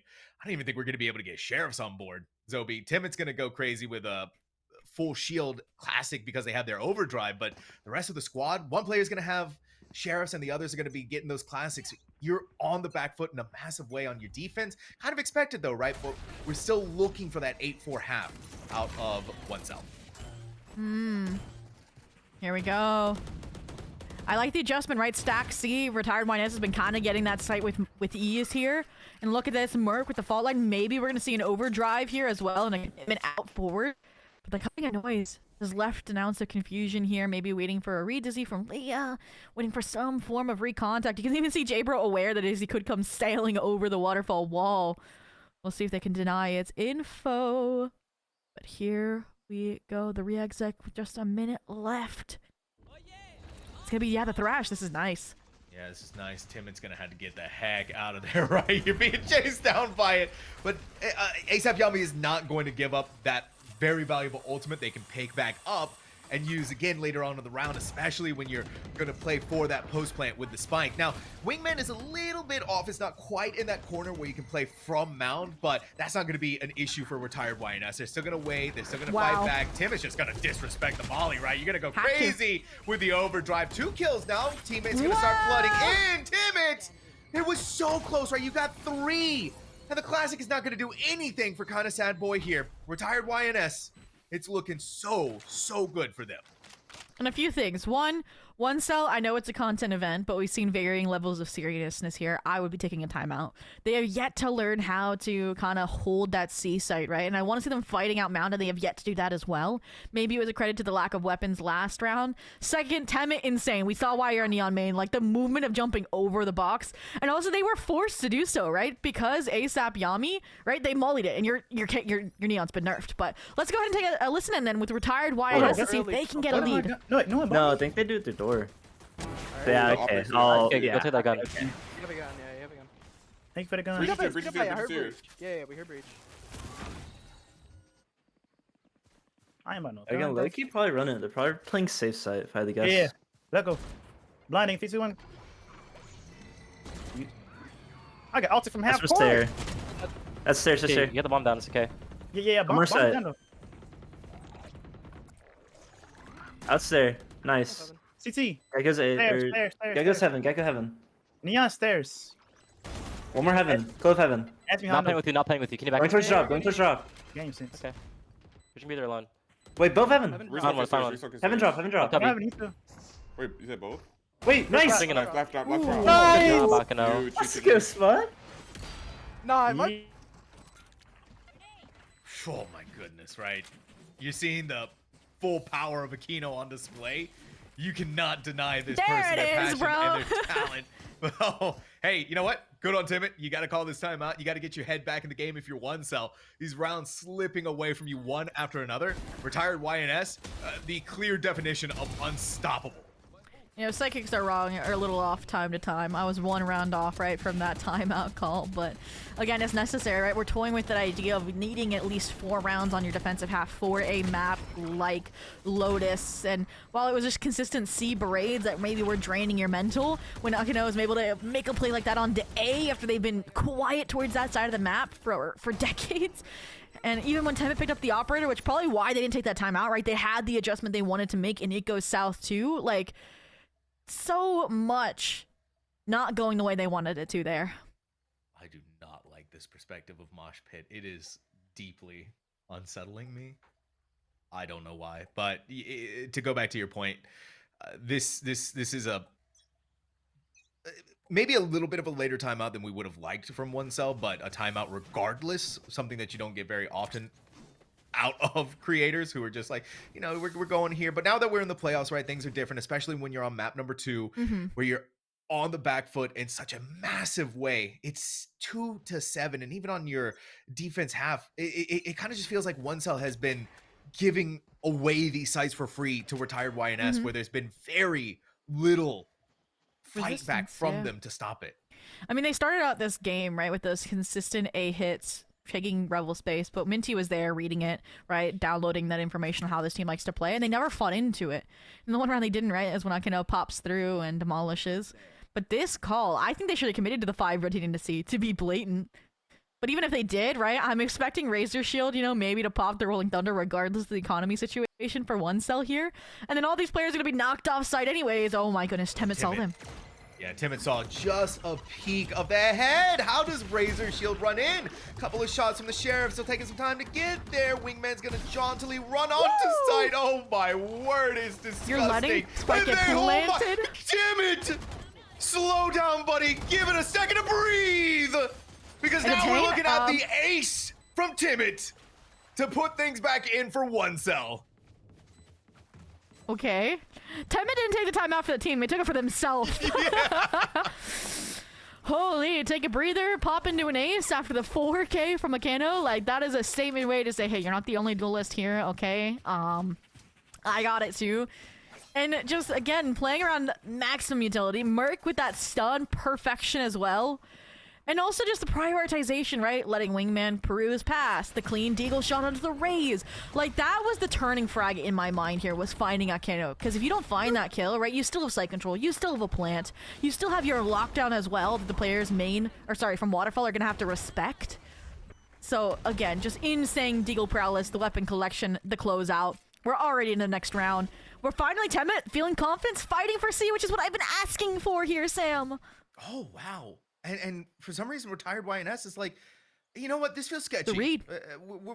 C, we're a little scared of, right? Timid's been here a couple of times now in the past few rounds. They've either been working with the operator or working with something. We haven't seen them, and so definitely time to be careful from that.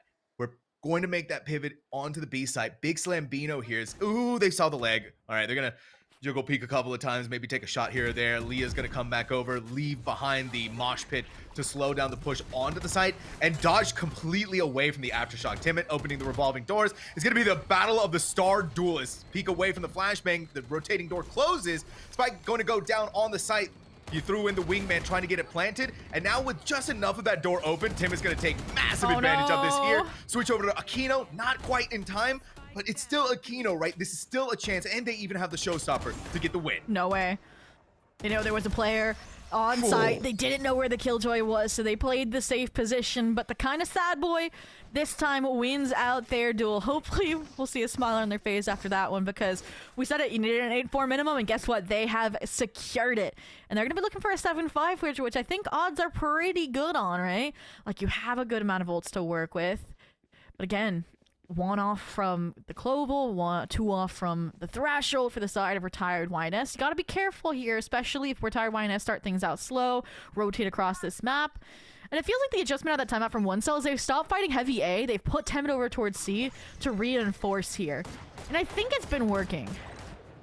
I think it has been too, right? You have your star player for one cell on this site helping to protect it, and we saw what happens when you give Timid an inch. They took the whole ace mile to go along with it. So one cell making the correct decision here, depositing Timid, giving more of a fight back against retired YNS, and slowing the tempo down massively. Where one cell, well, or rather retired YNS, would have already broken out on the C. Yeah. I mean, they set up for a perfect exec here. The pivot to B would be dangerous with 2 players there. I think they wait for the restun, maybe send the Raze rocket in and see if it sticks. But if Temid snipes you out of the sky, then what's the rebound? It's gonna have to be a hefty commitment, and here we go. The utility cacophony dumped. Temid trying to respect it, trying to get away, and they sneak around that corner. Yeah, so this is good reasons, right, why you left Timid by themselves on C. You know that they're still gonna hit this, and you don't want to have all of your players where a showstopper can get rid of them. Timid on the high ground, that's good. A flick away from the flashbang, but Razor Shield still has the step up against this Neon. Retired YNS, numbers advantage on their side as a 4v3. Spike planted down. Aquino, they have been blinded, but they're going to take the wide swing. It's not going to be enough to protect them from Big Slambino. Razor Shield hiding over by the pillar. Love overhead. Couldn't agree more, Razor Shield. But you got to fight against 2 players. You're going to dip over towards CT. Maybe take your chances here. It's Leah by themselves. They've got the shot there, but it's still needing to win out in the 1v2, where ASAP Yami is going to give retired YNS the first half 8-4. We both kind of called that.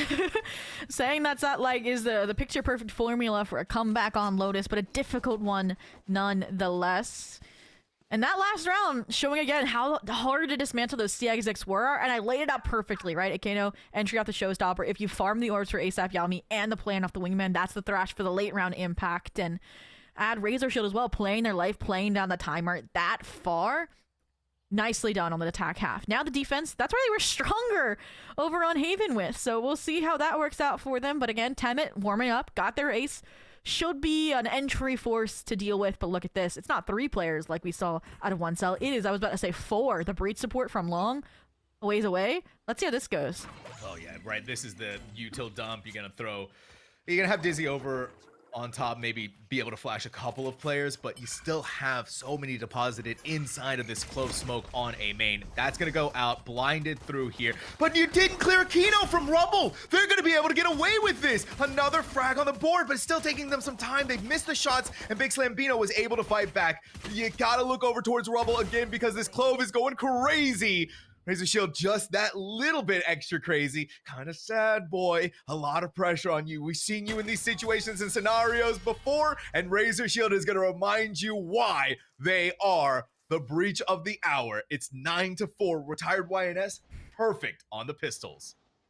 And the 8-4 is because you have a little bit of wiggle room to work with, right? If you do end up losing that pistol, on and off chance. But again, it makes it dangerous. So dangerous, in fact, that one cell we're toying with the idea of a force up. Temet is always forcing. We've learned that about them if it's a Bucky. But it's the full team possible Stinger commitment. Jeez. Minus kinda sad boy. And that is a scary prospect because you lose this round, you're giving it to retired YNS. You're kissing your land ticket to Vegas goodbye. And I mean, it's Vegas. Gotta gamble sometimes. Go big. Oh my word. Okay. All right. Razor Shield, they're just going to hold the line for as long as they can. You did take out your mirror, but Leah's got that little extra step up on you with the force buy of the Stingers. But this is a massive gamble. You're wanting these Stingers to give you the just enough over the edge to take the round away from retired YNS and maybe put things back into contention. It's 9-4, and every single mistake, every single round loss is going to be amplified further and further as we progress throughout the series, and even more so now that you've taken this gamble. It has to pay off.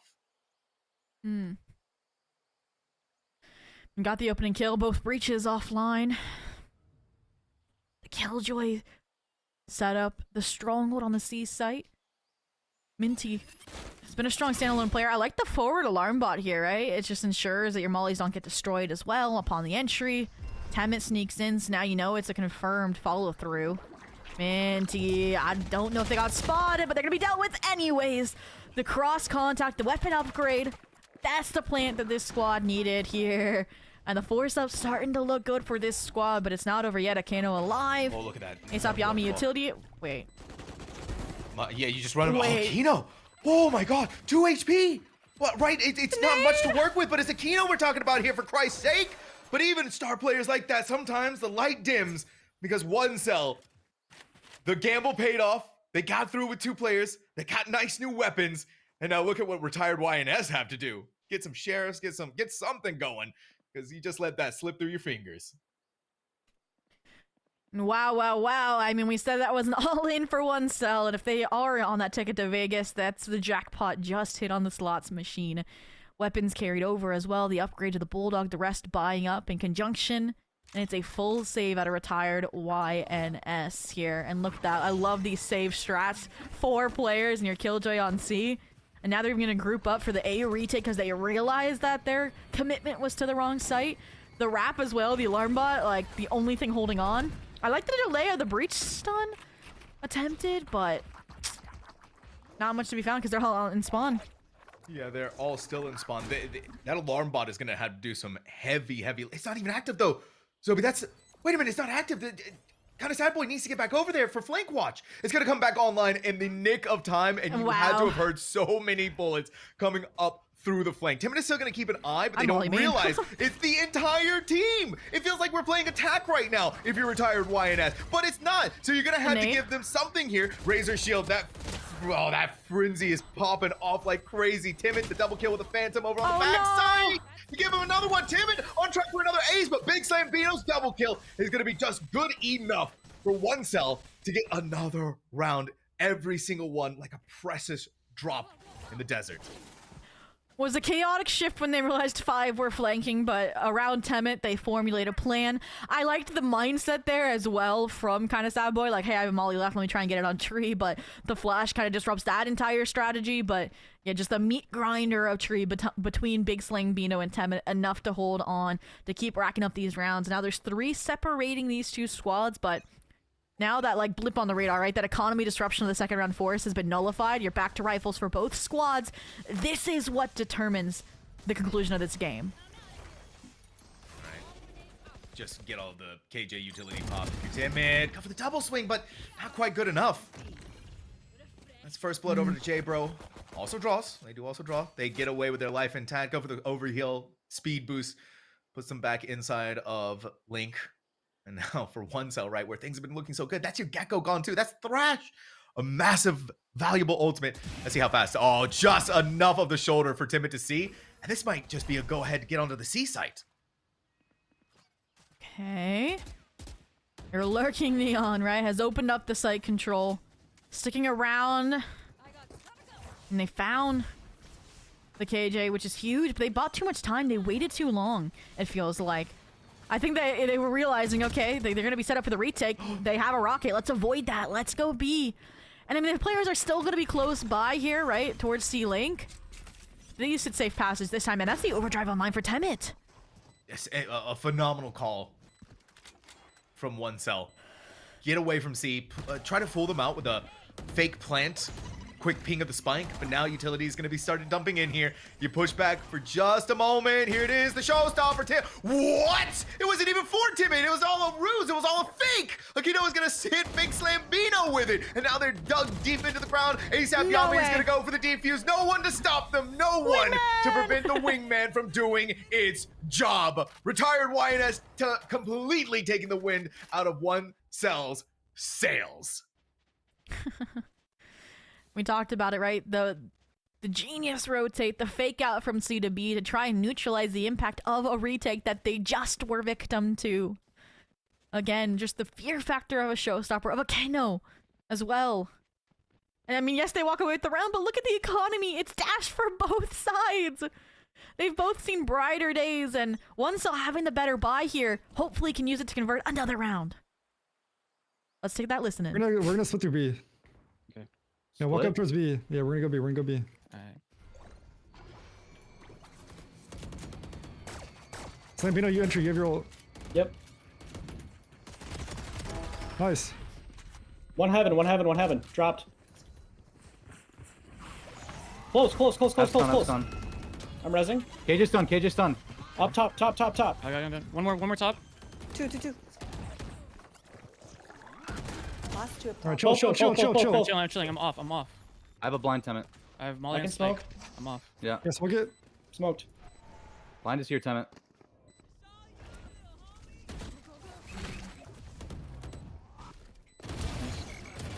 One HP. You're so much better. Good shit. Nice, let's go, let's go. Huge round, Good huge round. round. Those are Zobi. You listen to those comms, right? It's only the necessary information up until the very end, where we're patting each other on the back, where vibes are still good. You're narrowing the round gap piece by piece by piece. Things have been looking so good for you on your attack half, and now it's only 3 more rounds to go before you've tied things up with retired YNS. All right. I mean, retired YNS, like, I don't want to say take a timeout here necessarily just yet, but again, you have another best of 3 after this as well, so you need to keep the energy, the steam behind you. Here we go. Temet. Oh, we talked about how the Neon's been used as a fake exit on a C, and it even boiled out the Rolling Thunder. The pinch, though, overcooked here. They just needed to stay on side B, and now they've left that half fake turn into a side exec. And now the Thrash can counter the pressure out of Mound. This is nice, and then look at the reswing as well from the breach from Spawn. Yeah, I wouldn't want to double Oh my dip goodness. to take that. No, now you're definitely going to do that. Look at this. You know that Aquino couldn't really go anywhere. You're going to commit the aftershock. This is a phenomenal round here, though, for OneCell. Just don't give any more to Aquino, for goodness sake. Merc has no HP, right? So they get away from Mound. They back away, or they play their life, right? There's no way that Aquino has any time to get to the spike and defuse it and not deal with everyone else on top of that. It's not going to stop them from trying, but it's a hot commodity that Aquino is running out of. Oh. I mean, the fact that they survived there, the testament how strong of a player they are, but again, OneCell and the rebound over towards B main, it felt like both of them, right, fell into a trap, right? Like, I mean, like, first the Neon fake gets the Rolling Thunder out Mound, and then you run into the players pushing out B main. Maybe they wanted to go for like a half-baked, like, revolving door play after the player's Mound had been stunned, but again, the lurk up through Pillar dismantles that, gives OneCell the advantage, and I mean, frankly, the resources to close this gap, right? You have your Overdrive, you have your Rolling Thunder. It's an eco round for a tired YNS, so you're likely to see a 9th.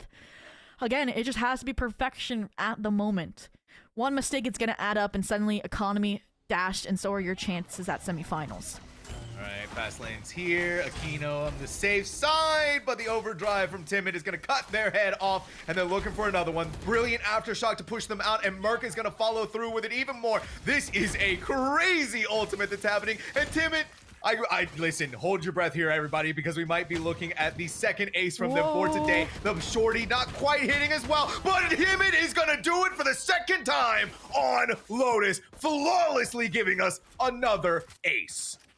We need to get our sponsor Asus and Republica Gamers in here, and, you know, have like a little like PC Ace deal. You know, it's creative. No one's ever thought of it before, and there would have been like what, 3 PCs given away. Yeah, listen. You know, we don't want to bankrupt Asus, right? Something. They're doing great supporting the turning alongside Core, but here we go, a flawless ace at that. I mean, yes, it's an eco round ace off the overdrive, but that's what you need to get the confidence flowing before these pivotal rounds like this one. This is where you're gonna tie it 10-10 and break the economy for Retired YNS to claim the lead. They're going again for this kind of fake out C, B scale, and it's worked every time. Like, Retired YNS has yet to buy into this idea here. It seems like the Breach may have an inkling from Link. And you're seeing the difficulties that Retired YNS is running into because they don't want to leave the site yet until there's a commitment from somewhere. Look at what Aquino's doing, right? They're going back and forth on stairs. They're taking the jiggle peek, seeing if someone's coming up along. They didn't see anything. They're hearing the rotating doors open, and so let's go back over there and see what's happening on this side. But that kind of fear you're instilling inside of Retired YNS is next level. And so what does OneCell do here? They cut noise. They cut sound, and they leave them to stew in their own worries and their own doubts. Scared of the Rolling Thunder, toying with the idea of the jiggle out of Waterfall, and they're punished. At least there's a trade, so it's still a 4-on-4, but there's that Rolling Thunder I talked of. Oh, Minty, you were safe! Worried maybe about a Temet scale up, a punish, but all that does is buy down the clock, the 4-on-4, to determine maybe the game. Right, no ultimates on either side, no lockdowns, no pesky overdrives, nothing to give either team the advantage over the other. It's just going to come down to raw utility and aim with a gun. And Timid, you give him that opportunity, you better believe that it's going to be a masterclass showing of a Neon. Kind of sad boy. Don't forget their name either, because they're occupying the leaderboard down to the wire. It's a Razor Shield alone and the 1v2, and Timid's going to play around with their food almost. It feels like now it's time to just get out of there or give kind of sad boy the opportunity they were looking for. One Cell has done the near impossible. It is now a tied game, 10-10. Now, I know we talk about like sleeper teams being dark horses, but the kind of sad boy is like that sleeper player right now. Like, they sneak in when you least expect it, especially after a first half where they were kind of just the collateral caught in those consistent streams of CXX. And now when they're alive super late into the round, like, we talk about first kills, they have like the most last kills, I want to say, in this lobby, right? Always the crowning achievement, always the topper, the closeout, and they've done it in such a pivotal round as well, where Temet was full stunned in their own swarm grenade. Like, that's when you needed them to deliver. So here we go. The slow scale up, the pop into the B site. This is dangerous, though, for an eco round, right? And where the most numbers are. There's 3, almost 4 players here ready to receive you off the turret contact. All right. The turret goes down. Finally, they're going to place the smokes. Again, it's just playing with the minds of retired YNS. You've been doing such a phenomenal job at it, and the shot calling from this team has been next level. Spike is finally going to be planted. Kimmich gets out of the way of the fault line, but it's just going all over. They couldn't get away from the showstopper, though, right? Slowed down by the flashes, slowed down by the fault lines, and so the entire team on the other side of this is going to be swarming in. Big Slambino, blinded, ASAP Yami getting the defuse with the wingman. No one stopping it. No one stopping the defuse. A thrifty from retired YNS. And not only that, taking down every single player of One Cell. And I'm not gonna say I didn't have reservations about the B side, because I kind of said that from the get-go, but I didn't expect it to be like that, right? Like, they weren't even taking the duels. It was just pure util suppression, right? From the breach, right? You layer that with the mosh, with the dizzy, and like, they didn't even smoke main, right? And they were still keeping the players out of line of sight with that wingman. So now, I mean, when you've lost a pivotal round, you still have guns. Let's take a listen in to retired YNS, see if they can finally send us to map point. What's that son? Oh. Wait, I'm high. I heard Lotzi, though. I heard him. Do you want to smoke or no? Let him come Aiden. Oh, never mind. This could be fake, so it's just like. Oh. I'm gonna say, bro. I'm gonna say. Hey, counter, full counter. They're fighting for me. Neon's on, Neon's on. Neon's on. What the hell? Could be bad. I think Neon's banned. Neon's inserted banned. Yeah. Let's wait. I'm gonna stay A, okay? Oh, we can chill, we can chill. Yeah, moving to No, come towards C. Okay, I'm blind to go and then. Their Come front safe, side's No, come safe. Okay. Come respond. We're smoking C, mate. Do you have blind? What you want, bro? Oh, yeah. I blinded 6. Not gonna. They can walk up on us too, right? No one here. No, not anymore. Okay. I'm like tweaking right now. I think it's fake. I hear smoke. I don't trust. I'd rather retake A. I'm cool. Someone's running up A. Someone's running up A. I only heard like maybe 1 or 2 footsteps. That noise out, man. Reached on C. Wow. They heard me. They playing freaking. It's okay, we retake C. Yep, C. Through C. Okay. Through spawn. Through halls. Wait. First one? You actually I fight flash. Get close wait, and flash. wait. I'm holding Come closer, everyone. Yeah. Come flash. I can blind it. Yeah, we ready? Flashing. 3, 2, 1. The ball lacking. Yes, Nice. sir. I have all free take as well. Good. Walk about. 3, 2, 1. Thanks, Elliot. Come here, boy. Bent. Water. Two. Nice, smoke bomb. Smoke bomb, can you? Ready. For main. One sec. Help me. Nice! Nice. Wait, we That's haven't what I'm spoken talking about. about. Yeah, you know, like,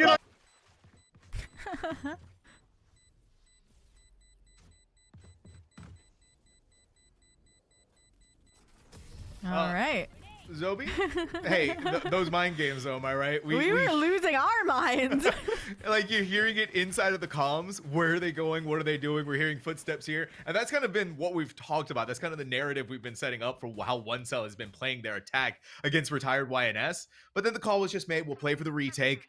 Timid maybe wanted to dip in a little too hard, sacrifice their lives in C, and that's a massive player gone. When you get rid of them, it's kind of like the domino effect where the rest of them start falling in place. 30 kills. And I'm getting flashbacks watched the listening where they like couldn't contain Temet, so the like dichotomy between that on Haven and this was, which was so perfect for eliminating them, like that retake was clean. And even without smokes, they were able to do it. Like you heard the consistent comms asking for them, and ooh, that was just a clean clear altogether. Every player supporting it for map point, series point here in the quarterfinals of the QoR Frausto Creator Cup. All right, finally an A hit this time, but again, I like this retake dynamic from Retired Mightiness. We talked about how like we were hoping to see that kind of continue over from Haven because it was successful, and they weren't, right? They were playing traditional Flotus, but that wasn't working for them. So they went back to their approach to a defense, regardless of if this is an attack-sided map here, Sam. And I think this is what's going to carry them into a victory. It's going to be a 5-5 retake.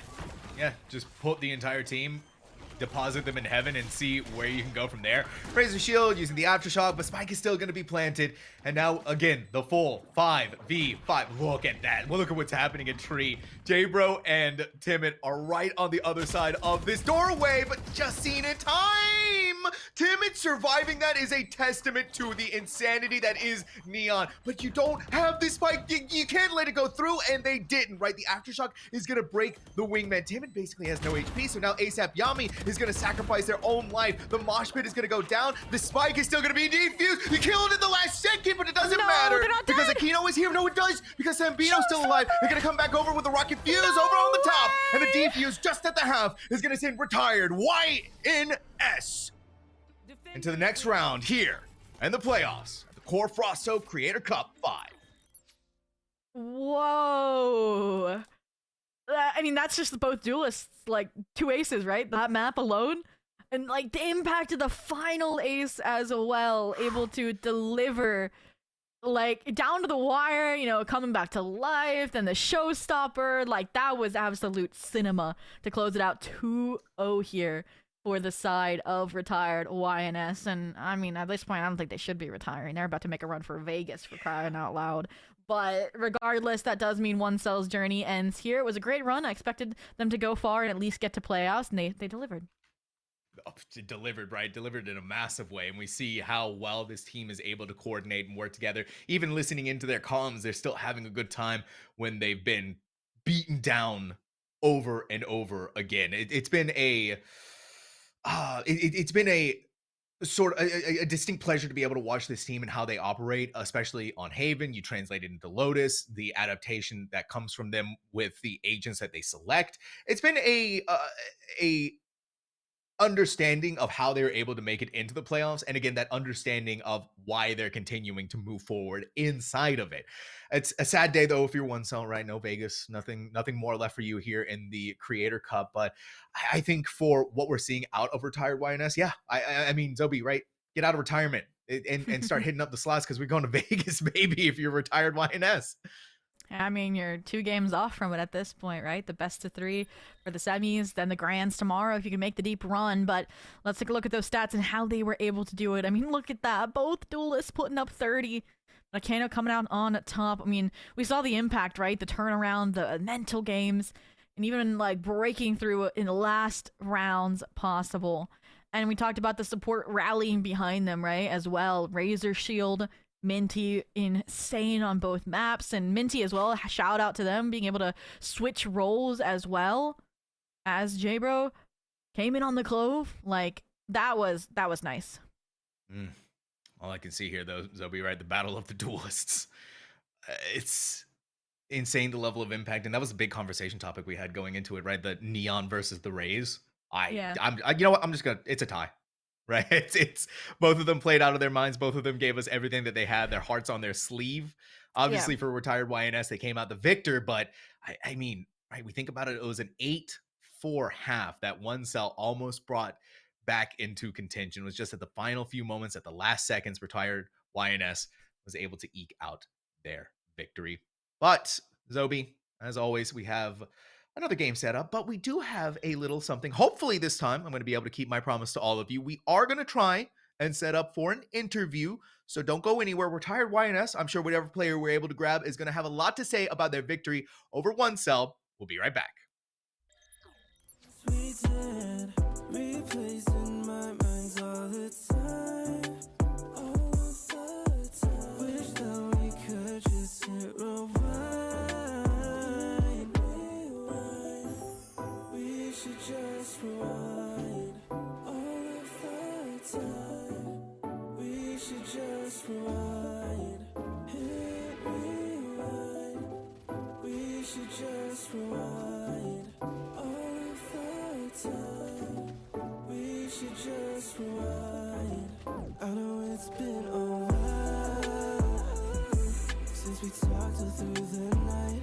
You still got that smile that makes you shine so bright. Even after all this time, you're the one that's on my mind. Maybe it could be a sign that we should just rewind.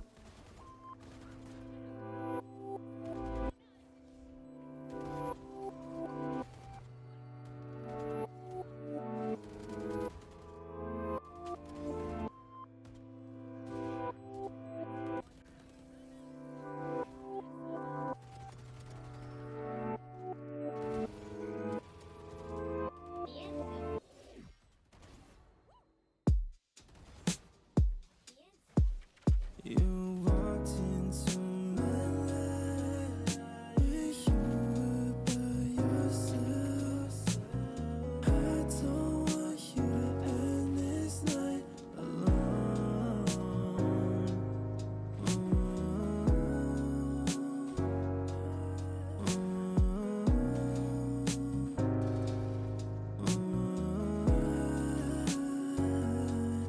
Glad that you found me. It'll be fine now that you're by my side. Put your hand into mine. Just know that we'll be alright. I'll be someone you can rely on. I'll be all that you need, 'cause you make me complete.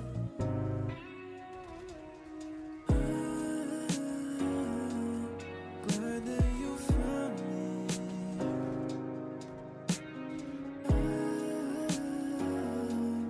Glad that you found me. You walked into my life, wish you were by yourself.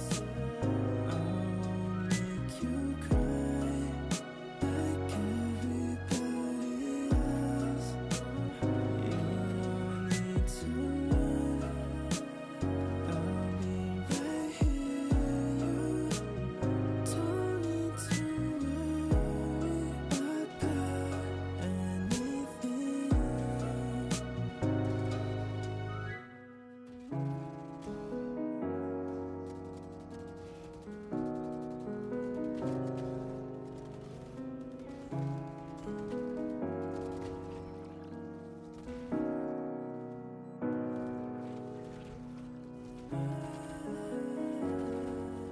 Glad that you found me.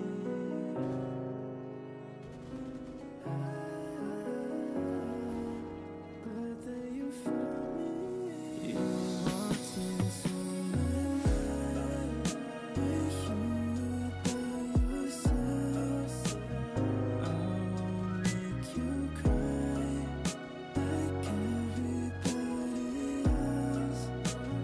You don't need to run. I'll be right here. You don't need to worry about anything.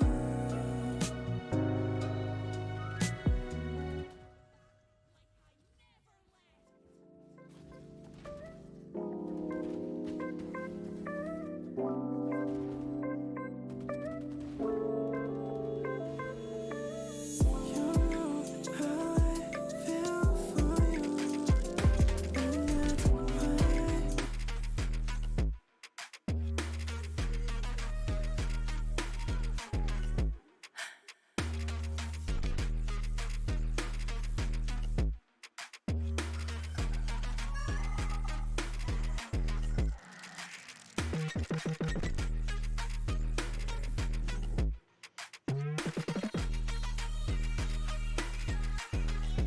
What's gonna happen?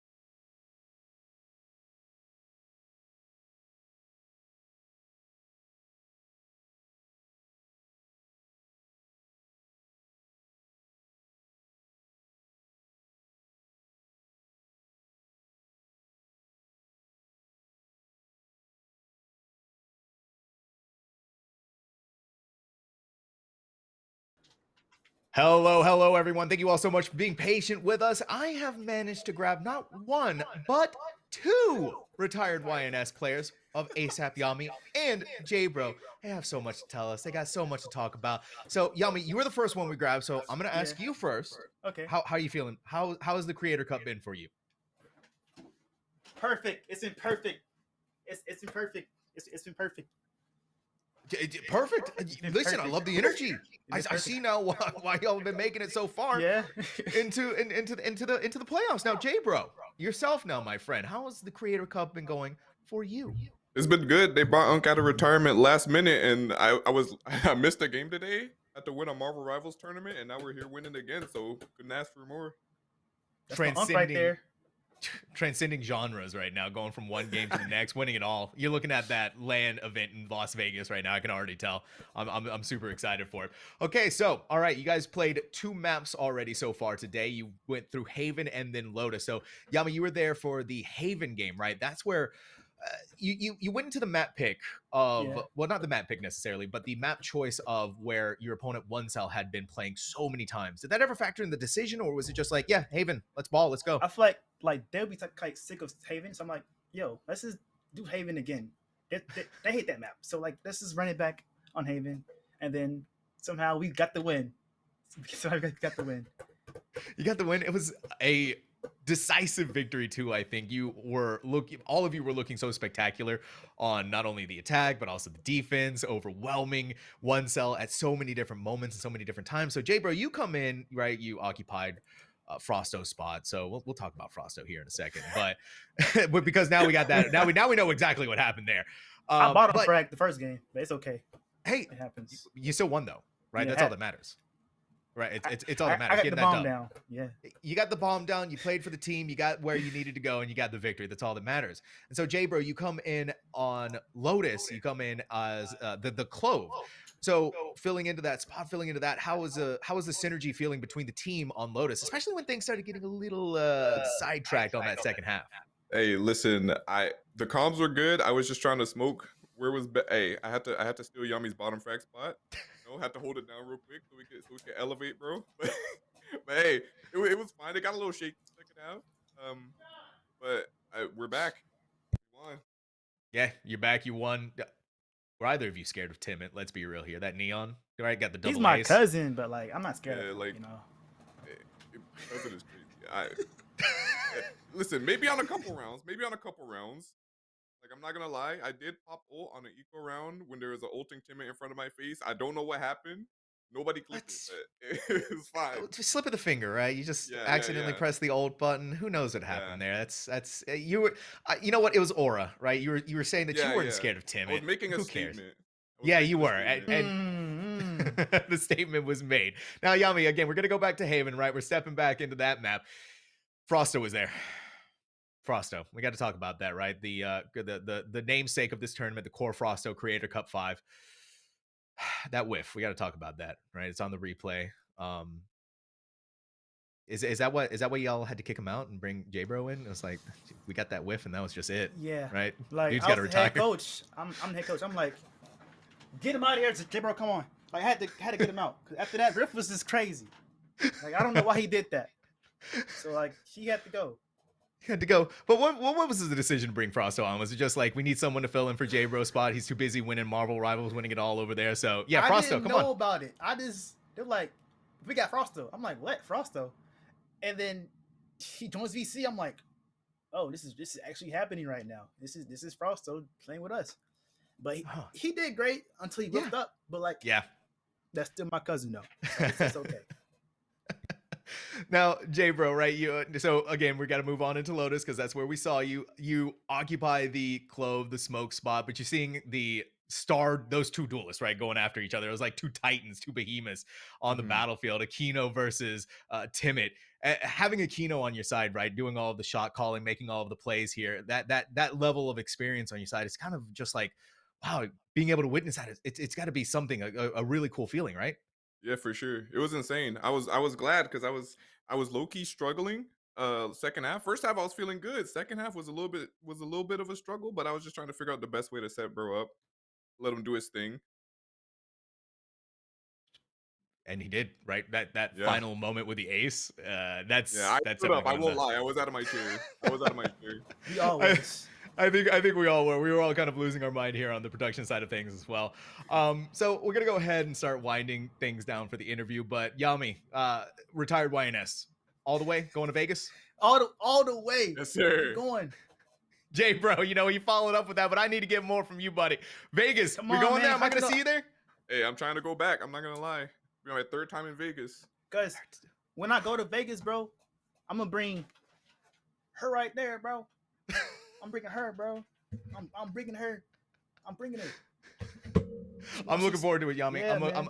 I'm really looking forward to it. So before I let you go, Yami, we'll start with you. Any shout outs that you want to give? Shout out Smug, Judgment, Razor, Omar, J Bro. Shout out me, Chaywan as well. Shout out Chaywan and LeBron James. Let's go. Let's go. Let's go. Jay, bro, you're up next, buddy. Got any shout outs for me? Shout out Frausto for the field, holding it down. Heck yeah, dude. He came in at the last second, right? It gave us sir. some really good clips to farm. That much is for sure. Anyways, everybody, get him out here for ASAP Yami and Jay, bro. Part of retired YNS. Retired for who knows how long at this point. We're about to see them in Vegas again if they keep playing the way that they are. Thank you so much, you two, for joining us here. We are going to go to a break now for the QoR Frausto Creator Cup 5. Coming up next, I believe we have a team. I don't know who it is yet, but it is going to be continuing off here in the playoffs as we continue to see who is marching on towards the grand finals. Again, get some water, get some food, stretch it out, because we'll be right back.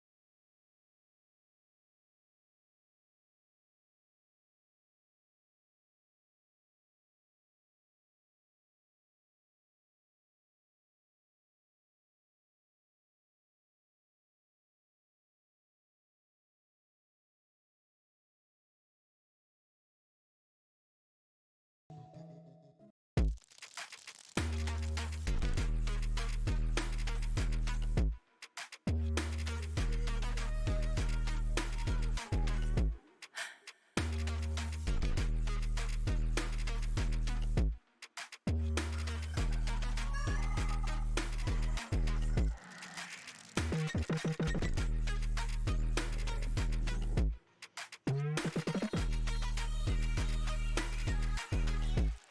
gonna happen?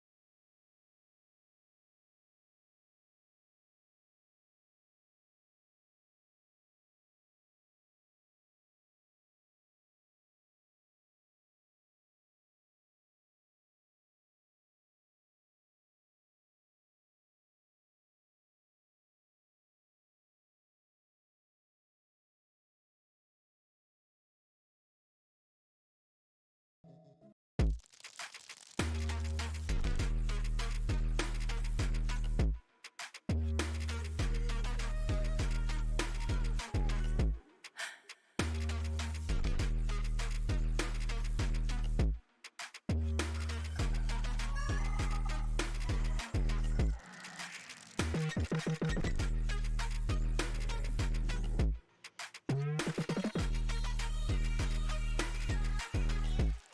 gonna happen?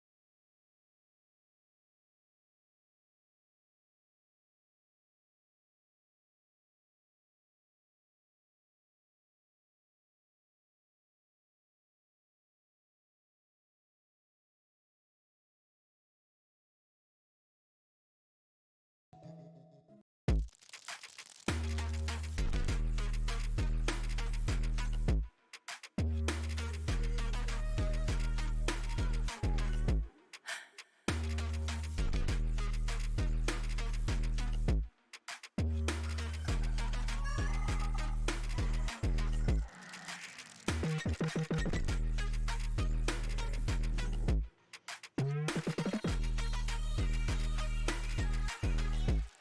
gonna happen?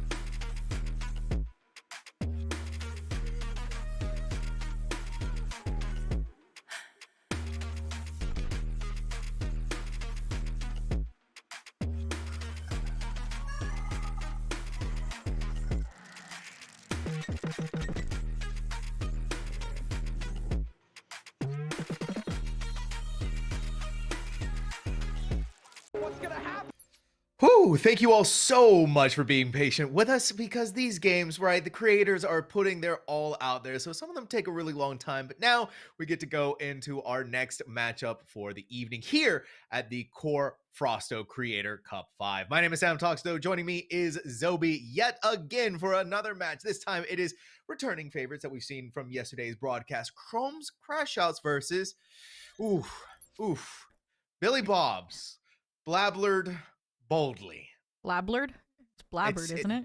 No, there's an L in there. Blab.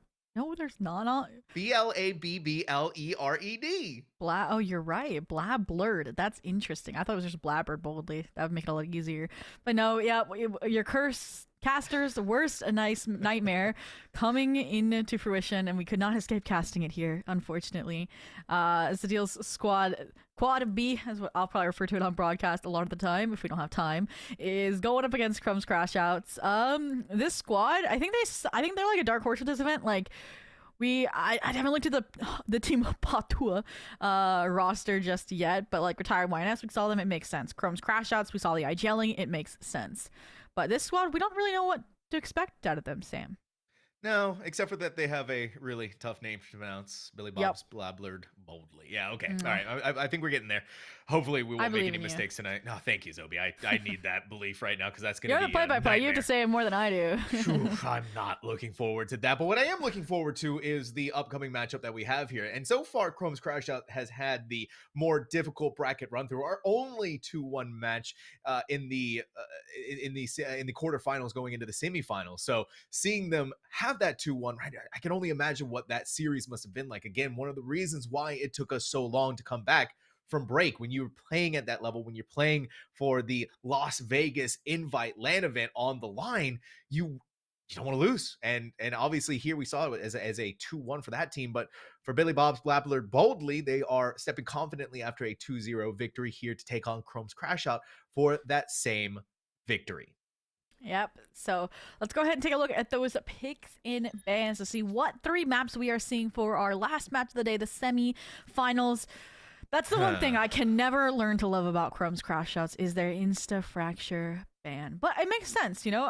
Sadil's team, or oh my gosh, Billy Bob's Blablard Boldly. It was a pick for them, and they were winning at 13-9 in the group stage, so it's a good pick up there. But we're going back to Bind, the team we debuted this squad from, Sam, Haven, and then Lotus. So I'm saying it, out of all the maps in the pool, this is like the most plain we could have gotten. Plain Jane, right? Yeah, whoever wins it deserves it feels like, and it's sad to see. Yeah, minus Ascent, right? When you think of maps, this is Valorant, right? This is Valorant at its finest.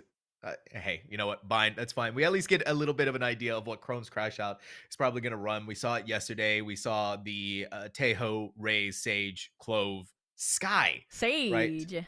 Yeah, the Sage. The Sage that was being that dominating force, sort of that battle Sage coming back into the mix and disrupting the flow of how Bind is played with her walls, where we've usually seen the Deadlock fill in that gap. Not so much this time around. We're just going tried, true, and standard with one of the early initial Sentinels in the game. Yeah, and I feel like looking at the ranks of both of these teams as well, they kind of like purposely min-maxed like the rank requirements as well. Like they're taking this seriously. Like they're trying to get that Vegas land spot. They want that cut of the prize pool. And I think I'm looking at the Sadil's squad, you know, Billy Bob's Blablard Boldly. I think I got like 2 immortals on this squad actually, which is crazy to think about. And so if they definitely have their work cut out for them now for this Ascendant and Diamond squad. Yeah, but that's the crazy thing, right, Zobi? We've seen teams that do have 2 immortals still not able to clinch out victory across all different types of competitive aspects. That is... it does come down to the whole team dynamic. It's a reminder that Valorant is a team game, and to have that team coordination and to have that spirit of the game and of everyone playing alongside you is still so very important, even if the ranks don't necessarily lineup or one team is able to, like you said, min-max their way into being able to get that double immortal ranks. All right, well, let's take a look back, though, again, for our first map. We're going to Bind, a map we have not actually seen out of Quad B. So this is our first look, and we are getting that kind of same double duelist they've been running in different flavors throughout all of their maps between Bong Bong and Fam. So that's really nice to see. I like that they didn't abandon the Sentinel either. They didn't lean towards the double controller or double initiator.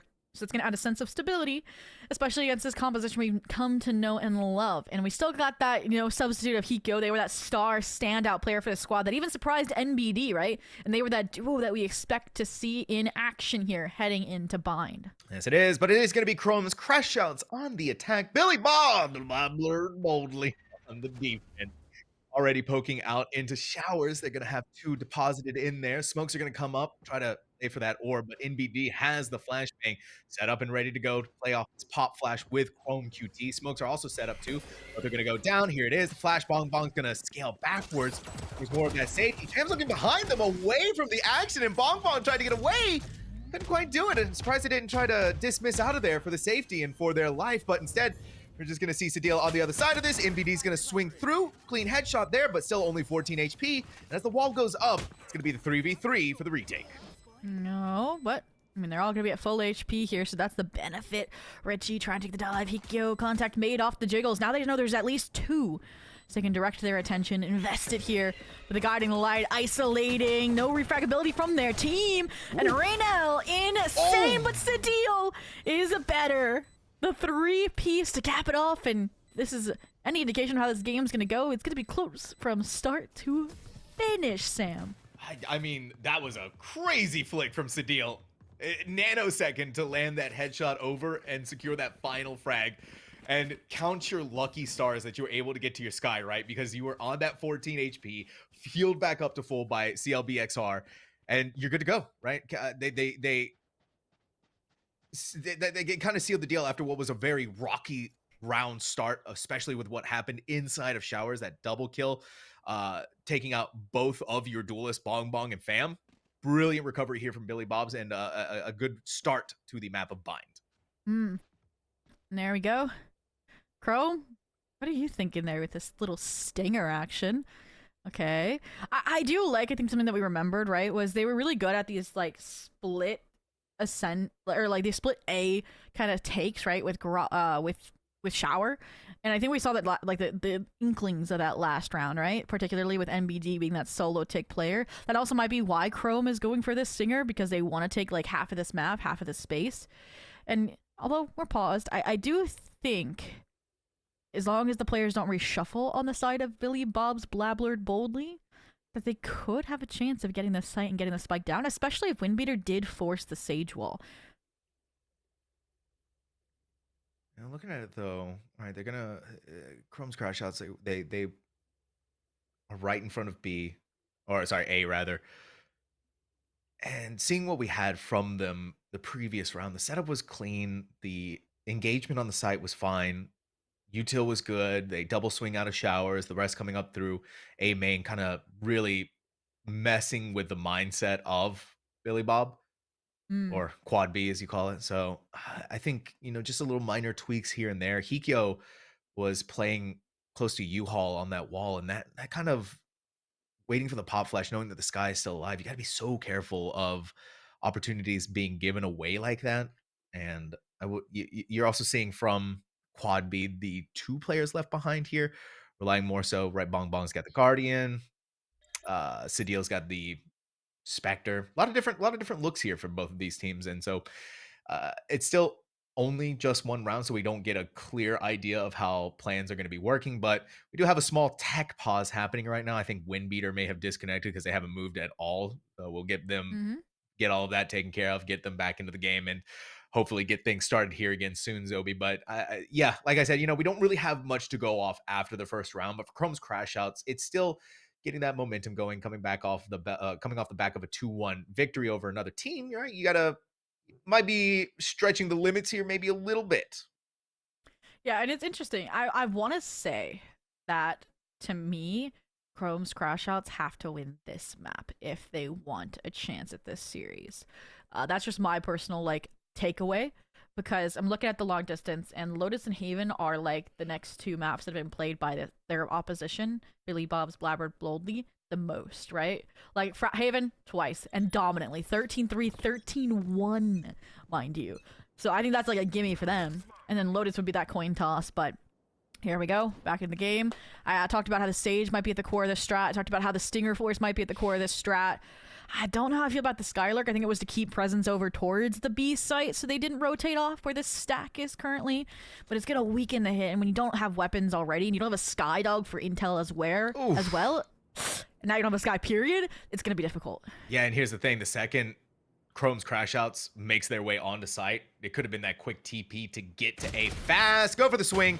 Chrome QT just had no chance. I thought Satil was almost going to make it out of there with 1 HP to their name, but Raynell is still able to land the killing blow onto them. At this point, if you're Chrome's crash outs, you're taking so long to get onto site, Billy Bob's Blabbard Boldly is already here. With Hikyo gone, you're down to your final 2 remaining players, and 50 seconds left to go. Options are limited. The margins are thin. Oh, Wind Beater. I don't like that they're left alone now, splintered. Raynell opened this round up, and they cannot close it. The double swing out of heaven too strong. And I said that Wind Beater in this wall was going to be the make or break for this round, right? Getting them into position to get this up. Unfortunately, not really working out. Tucked away, hoping a player will over-aggress. There is a gap in the close smoke if they get the timing. The swing on a fam. They almost finished the job.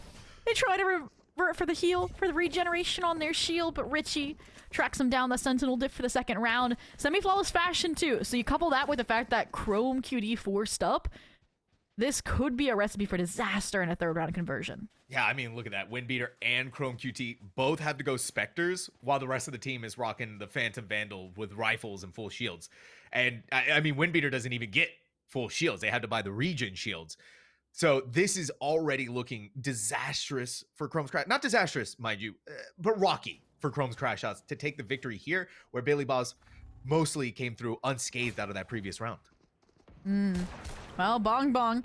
They know the players like to walk up showers much uncontested, so here we go. Your solo Reyna, the double swing, the flash, all aligns, and that's a better weapon down. And the players have finally broken through this A short hold as well. Disrespect shown towards fam and returned in kind. Playing around triple. Still alive. NBD's looking to change that. Ooh, clean shot. Just needed a second, a moment to land it, and right through the wall. Richie's gonna come in with that bulldog. This weapon has some bite. Even all dogs gotta be put up in the kennel every now and again. Chrome's Crash Outs getting that bonus round prevented. Okay, I liked it. I think it was, again, just Bong Bong being alone in showers is not the go-to. I think if Stadiel and Bong Bong grouped up, that would have been a really nice strategy. But, hey, look, maybe they're going to fix that now, right? The 3 stack leaning towards A site. I do want to give props as well to that Sage wall. I don't know if it was intentional, but it kind of created a funnel point and allowed them to fight those kind of backside players, those triple players, and support their showers players, which isn't typical, right? It's kind of like every man, woman, non-binary for themselves when they're taking that duel. And this time it wasn't. So there we go. Maybe a little bit, I was gonna say maybe a faked pressure off the Seeker since there hasn't been a commitment A short, but it just feels like a late hit. So now the troops have rallied from Quad B. I don't know how this is gonna go. Yeah, Showers is already in there. Chrome QT is going to stand toe-to-toe with Sadiel, and the Spectre wins out yet again. Oh, you got to hear that, Jojo. You get away from that. You don't walk into it. Family's going to get the double kill with that. Raynell is so crisp with that Sheriff. The spike may be planted, but you still got to go on. And even the Armageddon is not going to stop things here. No oh, way. No, never mind. Never mind. Raynell is just a different breed, a different player, a Sheriff demon. As a matter of fact, here it comes in. Now down to the 1v2, but Raynell still has to do this with a Sheriff while the defuse is happening in the background. Bong Bong gets to the 3K. Billy Bob Blabbard Boldly also has 3 rounds. Whew. And I mean, they conceded that space. They saw the oncoming swarm of players and a positive famine for that trap of a judge near perfectly. Gets past the special delivery, rejects, send back to sender. And that's how you're able to convert. But we said it. They're starting to run away with things. I mean, look at the buy for Chrome's Crash Outs. It's entering danger territory, especially when it's a double duelist on the defense. So let's take a listen in with Billy Bob's Blabbard Boldly to see what exactly is going on. I thought short. A lot of Ito short. You want to rotate, Vinny? I can just smoke off. Wait, I'm gonna Alright. just ult when they plant. They Log. good ult. Good kill. They might TP. Lucky. Can we break that wall? Where's that? One U-Haul, one default. Oh, they planted? Yeah, they planted. Where's the first kill? I can ult it. Showers. Or one pocket, one pocket.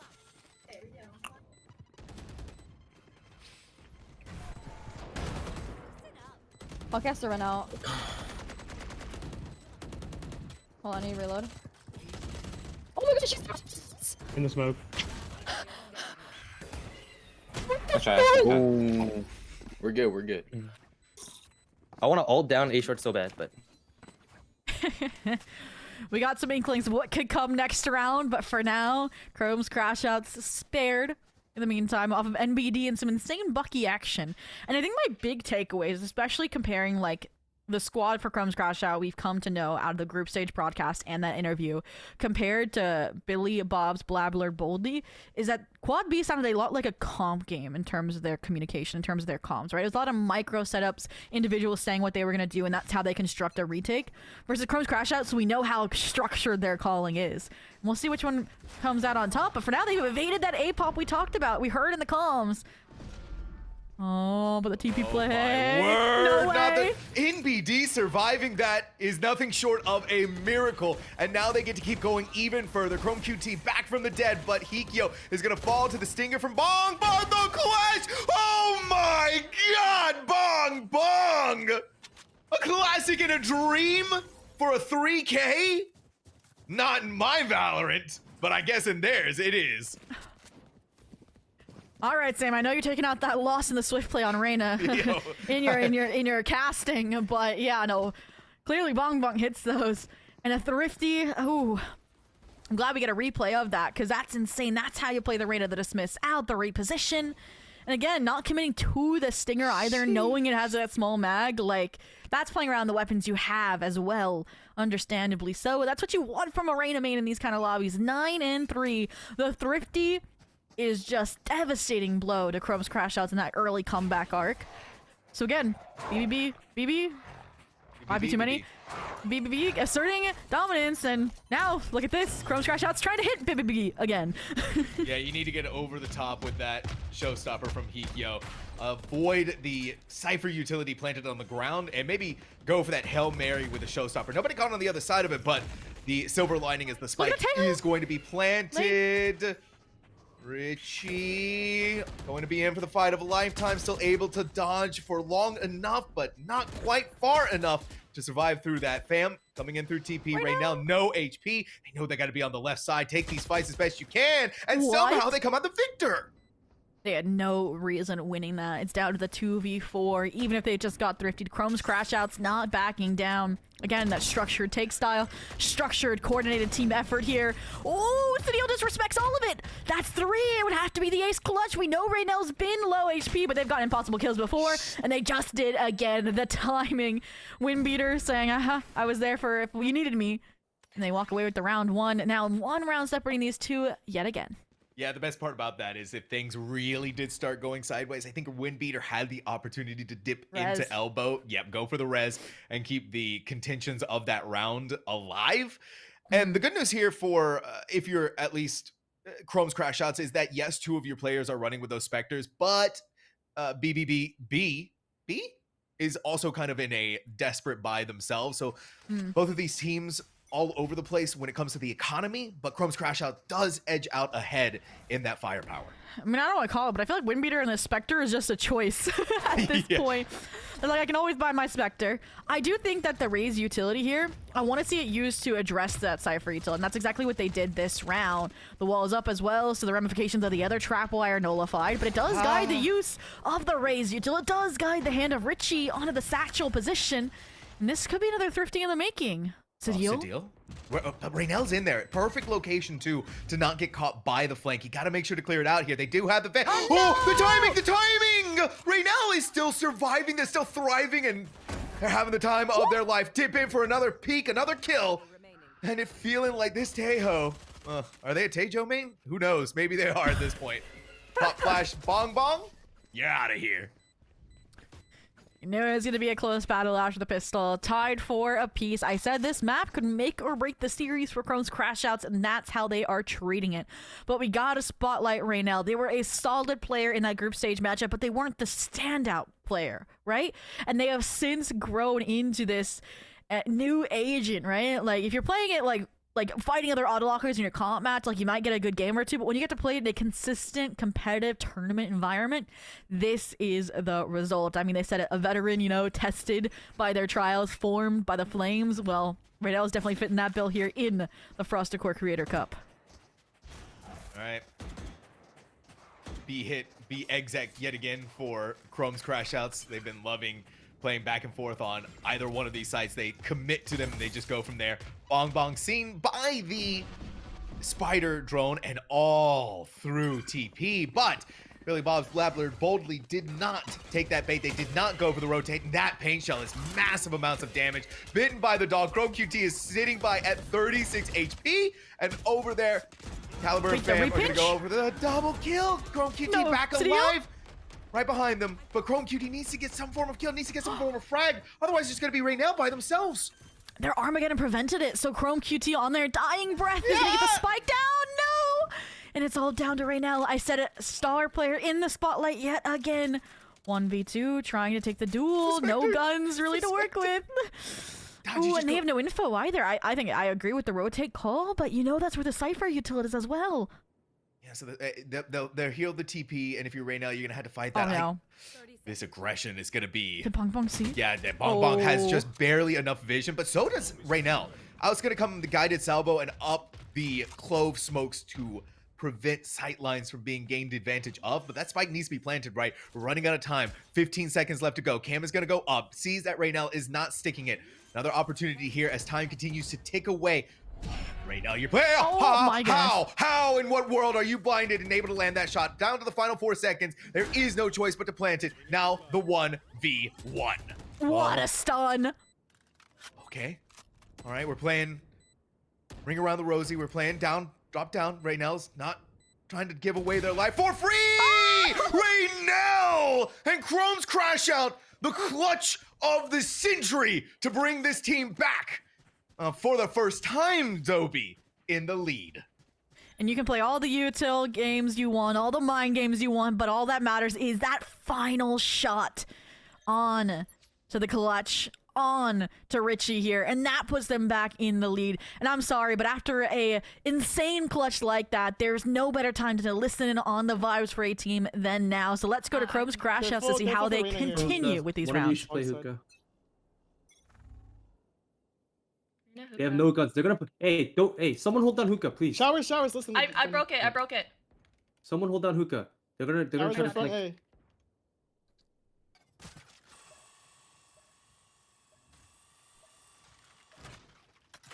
I'm walking up. Can we start taking space somewhere? They threw smokes on B. Okay. Can we go A? Got A. TPA now. We get A. Can you smoke heaven? Can you smoke heaven and spawn? Yeah. One's heaven. Ignore U-Haul, remember. If they're weak guns, ignore U-Haul. No, the race player's dead. The race player's dead. Hold spawn with me. Hold spawn with me. I'm playing anti. I have the short flank. Don't expose with the short. Do not expose with the short. Everyone. Yeah. I don't have that glitch anymore. Yeah, it's fine. It's fine. Can wrap They're showers. coming out, guys. They're coming out. They're about to come out. Okay. I'm gonna flash out. Oh, heaven. Stun heaven. Wait. Heaven. Let me ace. Okay, Ace. Go in Ace. He's coming to me! I'm pushing. Please. I locked him in. Are you kidding me? Denny. No way. Top bomb. Nice. Denny. Wait, Chloe said she's pushing him, so I thought he was over here. Yeah, no. Did he? Was there smoke here? Did he go through? How did they get through to you? Wait. Sam. Zobi, we went from serious, right, locked in. That sounds like a team who's going to Vegas to the sheer chaos of the second half of that. No, I literally typed in chat during that listen in prod chat. This team is so locked in, it's crazy. And then like even the coordination there, right? The guided like the special delivery like flash combo and NBZ swings to get that 4-piece after Chrome communicates that they are out CT, and then they just throw it all the way for the ace. 2 players should have kept their lives there. And Sadil pops off with the deagle shots, but it doesn't matter. Here we go, 5 ults to work with. Showstopper and all. Good lord. Raynell is a beast. They're living in a world of their own. Spiderbot didn't see that. Like Spiderbot this. didn't see Not that. like this. Not Raynell like is this. locked in. Nobody can see it happening here. They come out of it, but it's far too late. Fam is going to capitalize on these games, but look at where NBD is all the way in the back lines. Couple of shots here, couple of shots there, and somehow Chrome's crash outs. These players are getting frags that they have Look how no good right Chrome getting. is! Oh my goodness, they're about to find out that the A side has been vacated. They know now that at least the Clove is pushed up super deep into CT, so she's forced to disengage as well, but I'm worried about how slow the players were rotating over, like the ones that are now Fountain. Because this gives, time for the TP, time for the disruption from Hookah. I needed more proactivity here because now it's going to be a head-on collision. Yeah, I love this play. You heard about TP. You have confirmed positions, wrap, go away. You can sage wall off like short or something too, like flip the map. You look at it, right? They got we're getting the world tour of Bind if you're quad B. Morocco, bro. Yeah, right. All right, so here it is. The 2v3. Quad B down on the back foot. Gotta try and get past this one wave. But on the other end of it is Windbeater. Oh, this on an island. that's crazy, No. right? You're coming out with your wall. You're thinking you're gonna stop them, but actually you've walled them in. So now they have to commit. They can't go over towards Shower. So there's only one direction left to go. Hikyo is on the high ground. I don't think anybody's They don't realizing know. they're even there. You What? gotta land your shot. So that's the big problem. It's Chrome QT and playing fam. for Chrome. The 1v1. Kind of. I don't. Yeah, it's kind of planned it for them. They're just gonna have to go for the wallbang kill. And Chrome QT holding their ground, holding on to the belief of this team. The lead furthers 7-4. And this is a nice turnaround, especially after the start that they had on this map, right? Losing out the pistol on the follow-up.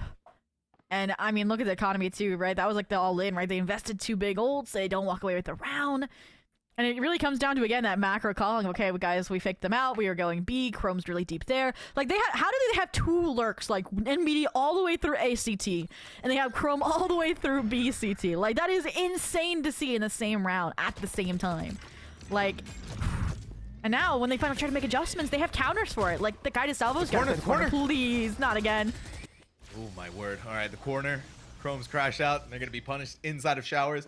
And that's going to be good enough to scare away the bulk of the force from Chrome's crash outs. They're going to make a quick pivot to be inside of Hookah, but are they ready for Richie and Caliber? Both of them there. Smokes are going to go up. Hikyo with the showstopper inside, ready to start blasting away. You got to get rid of the Cypher. You know that there's somewhere on here. It's just through the cage. You got to take these fights and you got to win them. In the blink of an eye, it's a 3v3.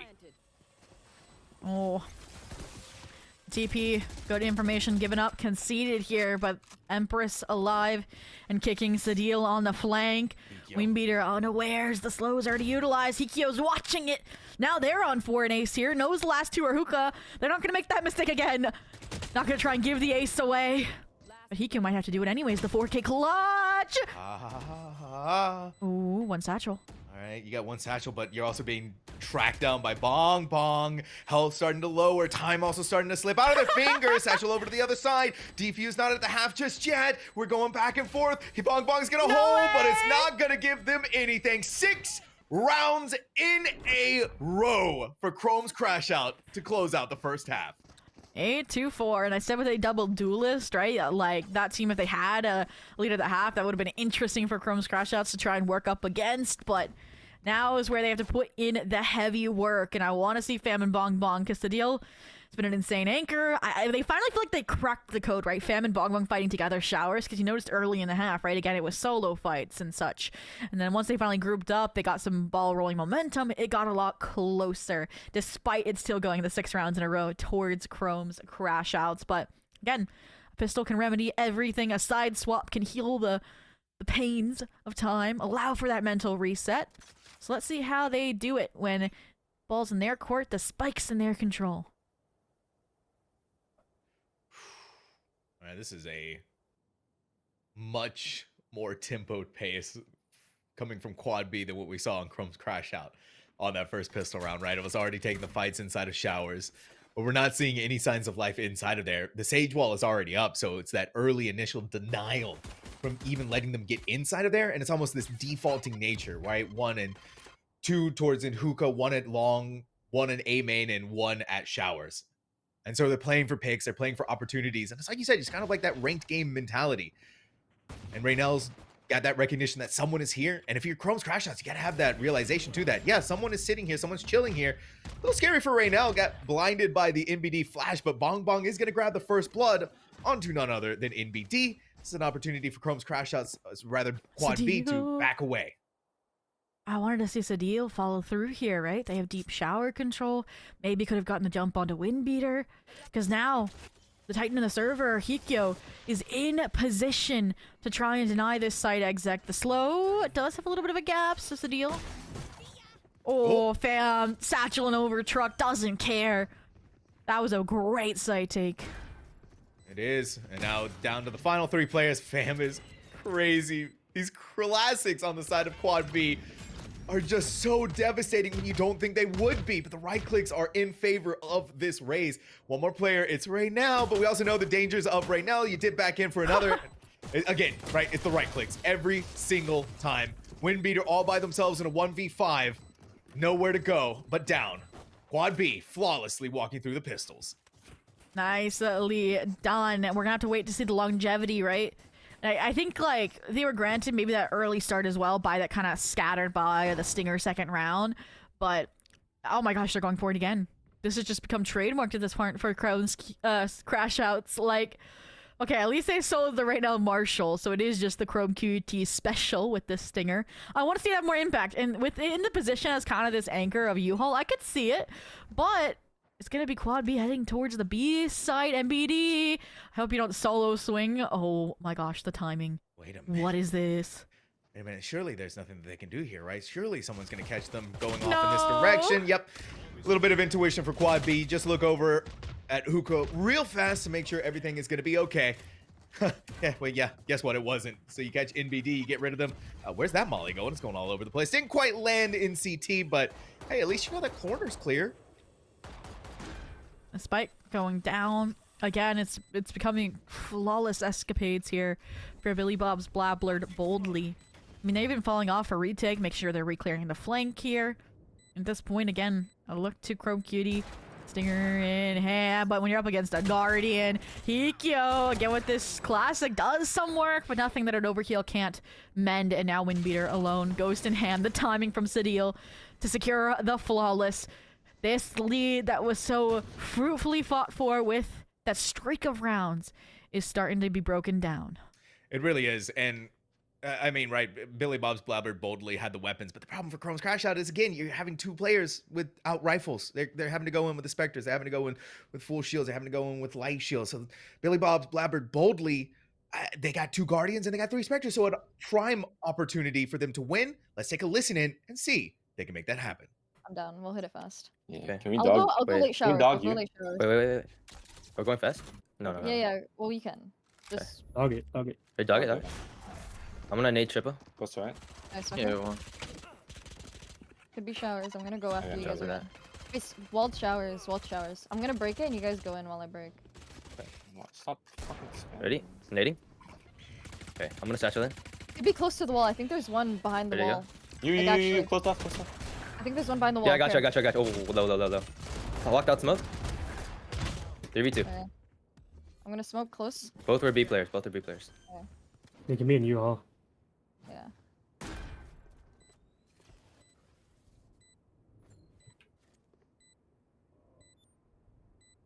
What happened? What happened? Dogging. Sky's a... Peeking me. Just hold the bench. I have your cross. Yeah. They swing you. One dropped. Tuck. Backside. Tight. Okay, I'm tucked. I mean, they're gonna swing me. Nice, okay. What are you seeing? Who you? You said you all? Could be. Could be. There's a trip. That's trip, okay. Nice. Are there guns? Get guns. Are there rifle? I dropped a phantom. Grab it. Get it. Oh, we didn't throw 4 guns, bro. All right, and while they can't celebrate all 3 guns upgraded, that is definitely a good round to have on the board. 3 in a row, they win the bonus, and I think it came out of, again, the half-buy situation off of the second round force from Chrome's crash outs here. And second, those comms sounded a lot different than the first listen-in, Sam, right? Less, you know, ranked running it down, more like strategy and communication off of micro-utility pieces, off positions of the players. And it worked out well. It kept things as clean as it was in that post-plants, and clearly they cleaned up their mistakes. They took this team seriously after they ended the half 8-4 down. Yeah, now it's a 1-round separation between these two teams. MBD, blinded yourself. You're going to do it again, buddy. Now you're going to quadruple dip. But no one is going to be found on the other end of that Sheriff. Chrome's crash outs, losing out on MBD. Right now, alone to take on yet again another fight. And at this point, you're just giving them up one by one by one. Chrome QT at least manages to bring one to the grave with them, but is that going to be enough? We'll have to see. I mean, Hikyo's still alive. There's Sage in arms as well. Here we go. But again, the thoroughness of utility from Billy Bob's Blabbled boldly has to be respected. No incendiary. At this point, they look like they're looking for exit frags. Looking maybe even to deny any old orbs here for the late half impact, because the pace they're moving in, no way they eliminate all 4 and get the defuse. In better looking, I mean, could fast track the resurrection here perhaps if you can bait a player to stick around an elbow, but bong bong, other plans. The Sky as well.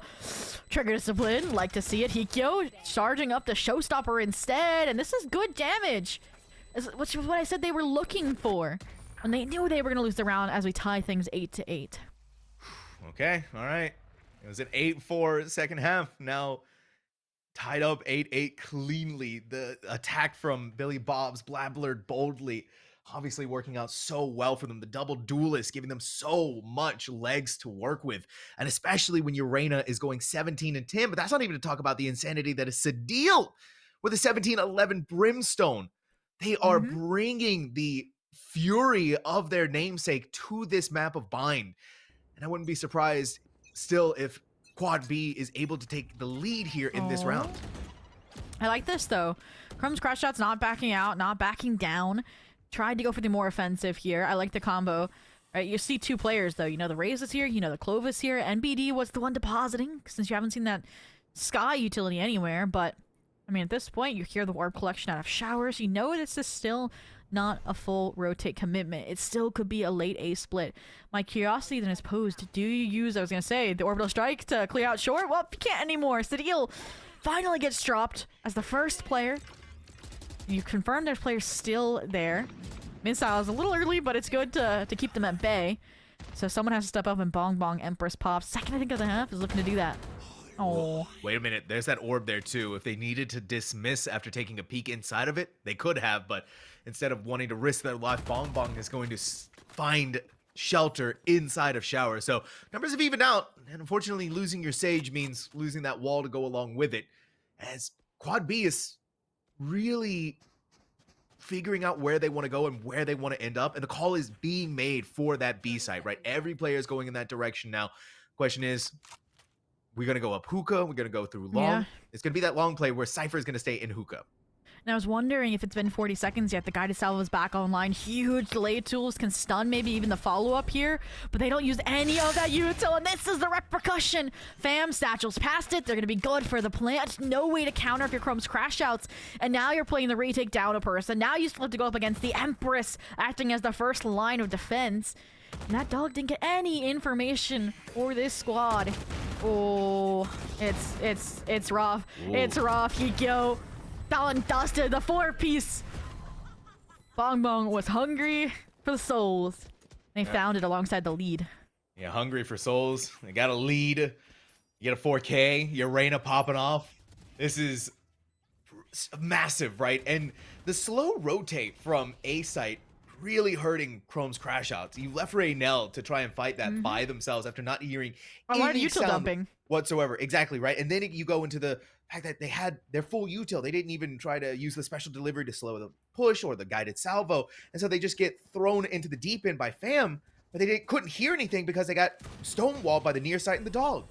And now, I mean, they're on Nico, right? Yes, you have the showstopper for Hikyo, but I mean, look at this. Neural theft, orbital strike, better weapons. NBD, you've put up some heroics before. Will Bong Bong and the Rainy Eagle get ahead? No, because they're thorough. They got the sky clear of the corner. And you can't even refrag Hikyo here. This is devastation and now. No way. Windbeater, get out of there. Please, for the love of everything that is holy. Chrome QT seen by the dog. That Stinger's gonna have to put in some massive work with all the players flooding out of showers. Blinded by the near side, but the smokes come up from the brimstone to keep Chrome QT. Okay, listen. There's some daring Not an ace heroics now. there. All right, that's crazy. But like you said, Bong Bong on track for the ace. Smokes are up. Post-plant players are intact. And all this setup really did come out of the sky, right? The flash to clear shower, the dog to clear out the triple player. Been dangerous. No ace for the Reyna. Sadiel caps it off, tries to keep that top frag position, but how many out of the last like 3 or 4 rounds have been flawlesses? It's hard to keep count because it's been clean this half out of Billy Bob's Blabblered boldly. And I mean, double digits. Chrome's crash outs, I would be taking a timeout here, right? It's a rifle round. It's your ult round. You lose this, quad B, they're gonna have map point, period. And I said this was a must win for you in this series. Must win. Must win round, must win map, must win it all. And that's not even talking about, right? Chrome QT has won off theirs. We have right now with 2. Chrome so far forward, alive to tell the tale. They know how low that Reyna is, and they're so hungry for more. But I'm wondering if we need to kind of temper the expectations of Chrome QT at this point, right? They've been so aggressive on their swings. They've been so aggressive in these fights where it's just costing them their life, Zobi. And again, the late B pivot, again, they leave a singular player to watch this site. At least there's an early indication, right, that comes from the wall being broken. At least Windbeater's respecting the site take for now. But again, it's going to be so hard to retake against, especially when the secrets were popped more for info than for space. Guided Salvos deny the plant, so you have at least a little bit more time to work with, and you've taken a lot of that utility out. This could be better than we thought. All right, the party, it's ringing. Oh, no way! Hikyo didn't even get a chance to shoot the showstopper. Bong Bong is a force of nature on this map of Bind, filling in the sands with the bodies of the fallen. And I gotta apologize, I felt like a caster curse. I'm like, this could go better than we thought. And then freaking Bong Bong, of all people, drops them as they're trying to satchel out. And we saw the 6 in a row. Well, now they've won up to them 7 in a row since the side swap. A flawless attack. I know I said a double duelist was gonna be dominant, but dang! And at this point, Chrome's crash outs. This is your map. You're down 3. You're down weapons. Let's take a listen in with Chrome's crash outs to see how the vibes are and what the plan is.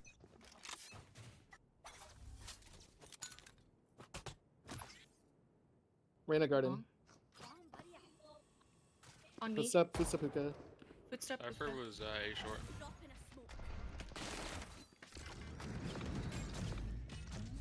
They're coming, guys. Really short. Are they coming in? Not yet. Not yet. Reyna's up long though. Reyna's up long. I think it's someone else. Long smoke down. They did backside. Wait side, guys. I got one. I'm gonna wall off. I'm gonna ult, guys. Jump to top. Three. Top box. Nice, nice, nice. Too long. TP. Last two. That's both. Chill. I'll play for my one. You guys just play together. Don't TP. Ours will. Don't TP Chrome. Okay. You guys just play together. Just play life. No, play life. I'm not TPing actually. I'm not TPing. Yeah, play off me. One TP. One just left TP. One showers. One's out. He's planning. I'm playing time. Nice. Last one showers. I'm dogging. Oh, sorry, bad Yep, smoke. saw her. That's good smoke. Good smoke. I'm grabbing the gun wherever it is. It's on here. 25 I'm gonna grab the seconds. gun speed. I'm gonna play short. I'll play for the rotate. Smoking I'm again. playing the give me a trade second. UNB. I'm playing the trade. We UNB. still have the bomb. Yeah, yeah. Oh, I have no bullets! Wait, chill out, chill out, chill out. 10 seconds left. The guns are B. Okay. Alright, we won. We won the round. Sorry. Well, when nuke drops, we all die right before the timer I'm goes off. sorry, guys. Oh No, my no, God. you're good. No. You lost your bullet. You had no bullet. Oh. All right, the vibe's good, the turnaround grand. And it did come off of, I want to say, Raynell, right? Like, the kills that were found over towards Long stopped the B take altogether, which we've seen Chrome's not able to retake against. It kept Chrome alive as well, since, like, she got the assist translation, right? And then it all falls back to NBD and they're calling their confidence on the A site, the rotation to anchor shower, and Windbeater, that utility was perfection. The wall delayed, the slow when it got broken. They kept the players in showers, and that's what we need if they want to close this now. 2-round gap. All right, still a contentious map of Bind. It's going really right down to the wire. A semifinals worthy of the name. Oh, but there's so much pressure, especially if you're NBD about to come in your direction. There it is. Wall goes up, stops the Boombot from going in too. And now the Armageddon's go back out. The nade over the top of the Sage wall actually catches Fam as well. Gone goes the Raze, and gone goes the Showstopper in the entry with it. Bong Bong popped the 3rd Empress, I think, of this half last round, so that's nothing to work with. Out of Leers as well. Isolating, attempting to find Hikyo. That's your other star duelist gone. Hikyo's awake, they're fueled, they're hungry. Richie, again, it's just solo swings, hoping they stick. Hikyo playing around their teammates, trying to get the refrag off Windbeater. NBD instead, the one to step up, take out their clone. Richie just has to dip the weapons, get the spike, because look at where Sadil is. They know though, look, Chrome should have heard this. They have to know. Okay, thank you, finally. Okay, all right. Inside of Hookah, that's going to be fast running here for Richie and fast being put down. You've heard Sadil. You've heard them walk. Sheesh. No time. There's no time. It was a clean flick. But that doesn't get you the round victory. Again, we're looking at one more round before Chrome's crash outs ties us up again. And I love plays like that, right? Where you like let the enemy think they had this jump, that they had all this control, when in reality you tracked them to where they are, and you play for the last player rotating, where they think they got this big, grandiose rotation over to the B site. Especially when like a team has been up this far and still might not have enough rounds to close things out. It's huge for the mental. So going to this round, there are guns again because you won 7 rounds in a row. We got the Showstopper, the Seekers. This round, it's going to be close. Let's see. Deathball towards the A site off the Seekers. There's the 3-stack here, though. Yeah, you just got to get in there fast, but the wall is in a different position. Over on the top. No! Fam's 3K from inside of the smoke. Another possibility here for an ace. Fam is going to play it safe, right? You only have 63 HP. That's going to be difficult. You got some Molly. You got the overheal. Or sorry, I should say the sky heal. And, oh, Richie steals away the ace, but it's all down to Captain Chrome QT to keep Billy Bob's Blabbler boldly off of map point. Sadil trying to make things more difficult here. Richie as well. The utility, the oppression, the scale up, and the pinch. But Chrome QT's not having any of it. Dropped down, just playing her life, playing for the frags, and unfortunately, the 1 versus Richie does not go their way. Almost another flawless, but Sadil drops, and it's still 12-10. Okay, all right. 12-10. The only hope now for Chrome's crying shots is to bring us into overtime. Get a look at that scoreboard. We get an idea of how things are going to look for them in this round, right? Still able to make the buys, still able to make the rifles work for them. But this is the kicker, right? They need to get this round done as flawlessly as possible. What scares me a little bit, though, Zobi, is the Bong Bong attack operator on a Reyna. Ooh. I mean, might find the Teo. Might find right now. I was about to say. Oh my gosh, it does! I was expecting it maybe solo showers or something, but that was the best pivot they've ever had, because I think if Bong Bong was opping showers, that little sky raise thing from Chrome crash outs would have like obliterated them. So narrowly dodged that bullet, and now they have a whole plan hatched around that frag. Chrome QT, the only one here. You can see the fast pivot attempted from Hikyo, but now they know where both of those players are. You have the Showstopper. I think at this point, if you're Hikyo, you have to drop it, right? You got to do Here it something. goes. Yep. Overall. Oh, it catches Fam! A Hail Mary in the out with dark. it, Sam. Yeah, why swing out with it when you just shoot through the smoke and grab somebody? All right, Chrome QT. Clearing out the corners. Judicious. In their methods, you can't let Bong Bong get this. They do. Healed back up to full. Well, full enough anyways. Now the numbers are coming in their way. It's 1v1. Bong Bong is horrifying. 1v1, but it's all down to the Reyna extraordinaire. Billy Bob's blabbered boldly. 13-10. Map 1 to bind. theirs. That's map 1. That's how the cookie crumbles. Just bong bong insane. Like, I can't even begin to explain it. Like, these rounds, I love that they even, like, relinquish the operator. Like, I got my opening pick. I pick up, you know, Raynell's gun while we're scaling long, because I know that to serve my purpose, it's a better weapon to have in the long run than the meme operator clip shots. But, I mean, that squad, again, I think we just saw, like, development from in that map itself from the first listen to the second.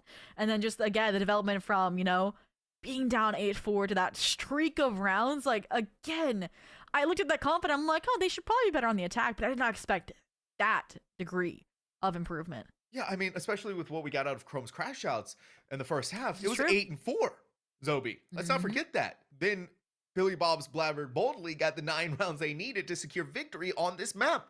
Their attack rounds, their attack half was brilliant. It was nothing short of spectacular. And really, right, it did have that level of utility layering. It did have that level of micro play. But at the same time, when you have players like Bong Bong going crazy, and let's not even leave Sadil out of the conversation as well, because that Brimstone was also putting in the work and the overtime to bring this team back into the lead and into the victory spot. I mean, it's not unsurprising to see how they got this far, but I mean 30-13. Wow. They got their 30 bomb, 6 first bloods as well. I would love to see how that's distributed across the rest of the team. Because low-key, I feel like on the defensive half, I feel like Sadil probably has 3 or 4. Like, just thinking about, like, the shower skills she was able to find. Aside from that, though, like, every player truly was doing their jobs. Like, even it, like I mentioned, even though your 6 and 14 is the sky over on Quad B, like, their utility was always on point, right? Like, you kind of, like, trade out, like, their purely support player for, like, MBD, who was frag heavy as well. And it's, again, just trade-offs. And at the end of the day, they lost their map pick. Chrome's crash outs now have to make the reverse sweep. We're headed into Haven, which, like I said, very scary prospect. 13-3 and then 13-1 just today. I do want to touch on a quick other stat that we got. We got our overall stats finally. Fam also had 5 first blood, Sobi. I'm surprised Sadil didn't have any. I swear she had like 1 or 2.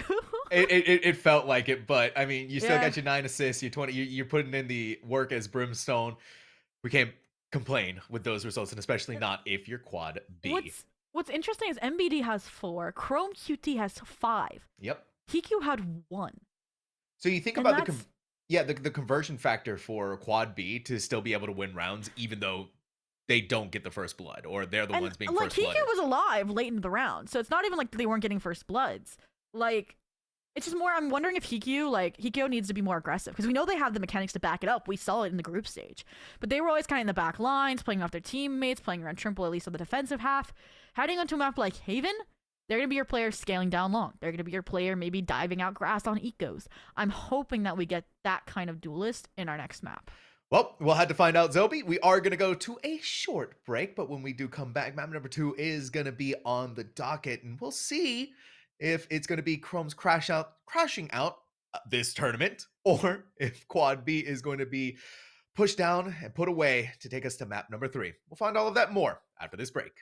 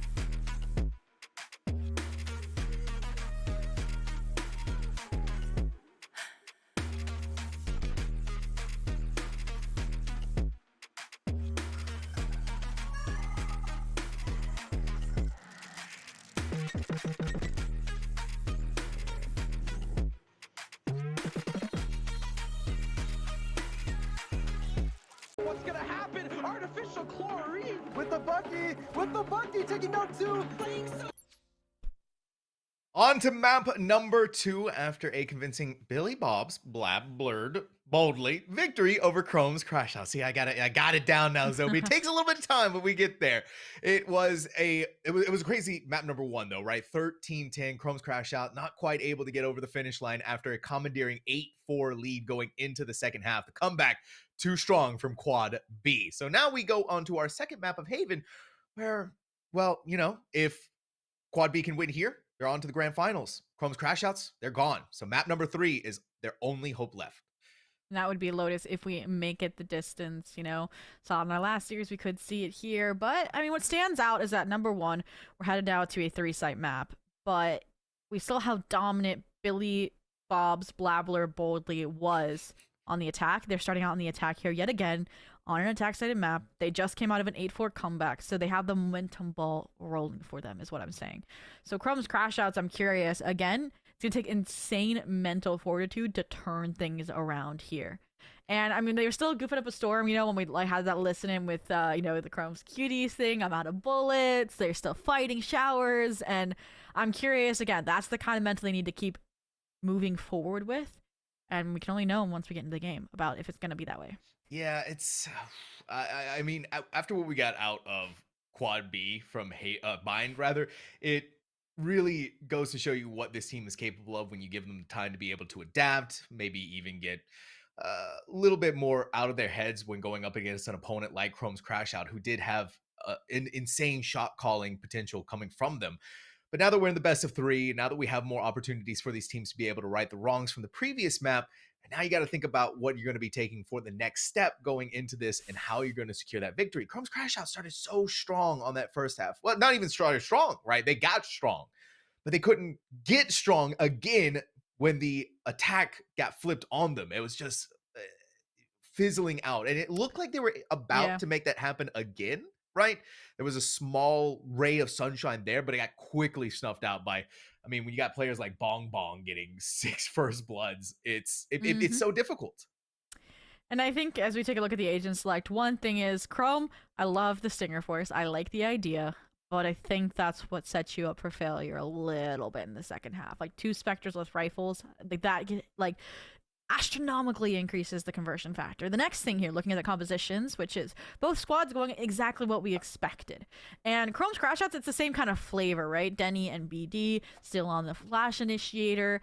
Everyone else kind of flexing the same roles over, minus CQ the switch from the race to the jet. So maybe we'll see, you know, an operator. But what stands out to me for the side of Billy Bob's Blabbler Boldly is Bong Bong with that Phoenix is going to be just as scary, more self-sufficient maybe even, right? You still have the heals. This time you even have like your own visibility blockers per se, right? With that blaze wall. And Sadil. We saw them aggressive, scary on the Brimstone. Now they're on Omen that's designed for this kind of outplay potential. Let's see what happens on the pistol. Okay. Billy Bob's Blabbler Boldly giving us another look at the attack that was so dominant for them in Bind. Richie!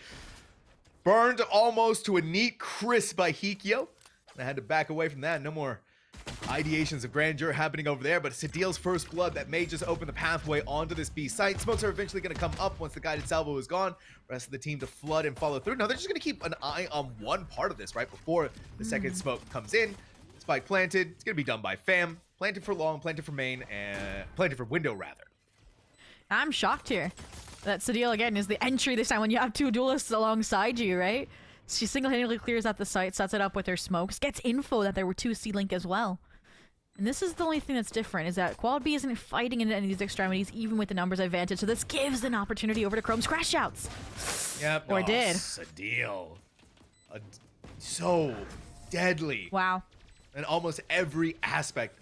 3 kills on the board for this Omen to start things off with. Already ahead in the first blood game coming off a bind. And I mean, in the game that was a 13-1, Sadil wasn't even the top frag. That was Bong Bong going like 20-6. And that was a similar thing as well, where they were 23-6 for Bong Bong on the 13-3. So if Sadil's firing, if Bong Bong's firing, it feels like they're setting up for more dominance. So Chrome, gonna try and make us a believer again. You know, one of these rounds are gonna get like an ace with the stinger, and then I'm gonna be like, okay, you win. Let's see if that's this round. I mean, they're in garage. This is a good spot for it.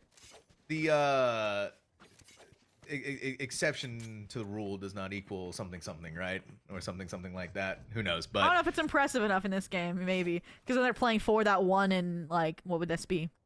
That'd be a 33% chance of it happening, right? If they do it now. 2 forces lost over on Bind. Now, you know. You're bringing out percentages. My play-by-play brain. It's done. All right, it's over with. And so is this site. Giving up completely. Chrome's Crash Shots opting to play for the retake. It's going to be that full 5v5, right? But Quad B going to be getting that better firepower on their hands. Each of the duelists getting a chance to plant the spike. I mean, yeah, get that run it back, get that showstopper online. Ooh, the funnel in. Chrome QT opening kill with that stinger. The classics as well. It's happening, Sam. That chance at 33% could be coming true. Wind beater, the perfect bait for the swing. Hikyo, NBD, take that duel. And there it is. The Thrifty on the board. Chrome QT, I think, got the first blood. Listen. Listen. All right, the Spectre Ace is going to happen. You mean the stinger? Yeah, sorry. Stinger Ace is going to happen eventually sometime. It's like you said, percentages, odds, whatever. It's okay, but if they do it again next half, which number one, I don't want them to lose the pistol, period, right? But if they do, then it's a 50-50 chance. Those are pretty good odds.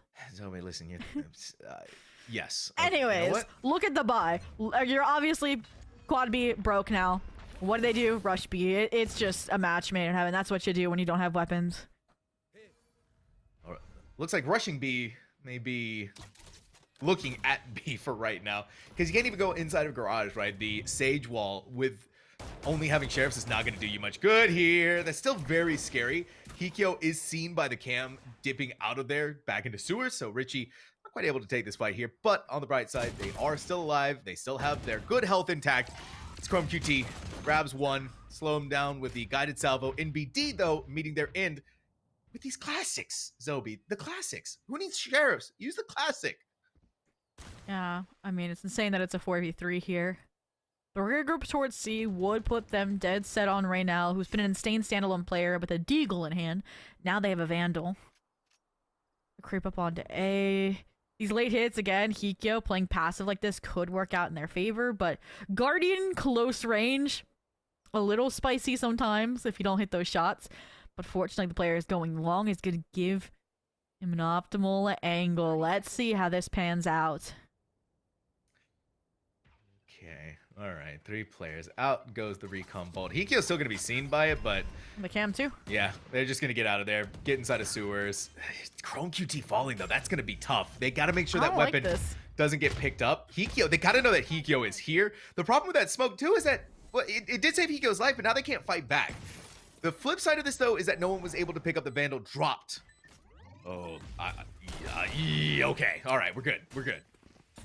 Oh, and here we go. I mean, the players, hell, dealt with, sent down under, alongside.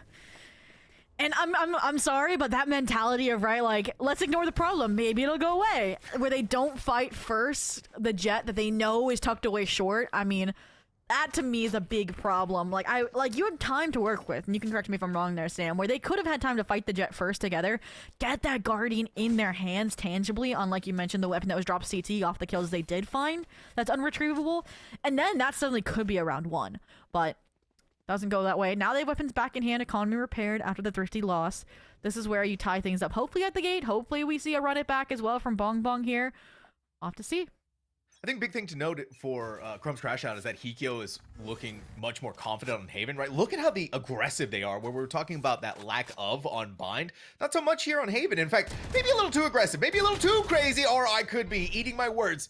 You did manage to grab one and deal some damage to Bong Bong. It's going to force him to, play a little carefully here, or just pop the run it back and try to take the fight over towards the one player left on site, NBD. But again, you're alone, you're by yourself, and Bong Bong's not going to be able to go too far before the run it back dissipates away. I'm surprised they didn't just cancel. Go see. Because at this point, you didn't deal with NBD. They're a standalone player. And now they have the reinforcements of Chrome from Heaven as well. Guardian Angel watching over Fam. gifted a spike recovery here. But still, this is going to be a 2v4. I'm expecting to see maybe the Tejo go back C if Noise is fully cut here. Bong, bong. Rather deal with the enemy, you know, than the one you don't. You saw Chrome Heaven, you know MBD short. Take your ones if they'll let you. Or 2v1s. Yeah, and you only have one curveball, right? One flash, so gotta be smart on its usage. The smoke is gonna protect NBD2 from that curveball.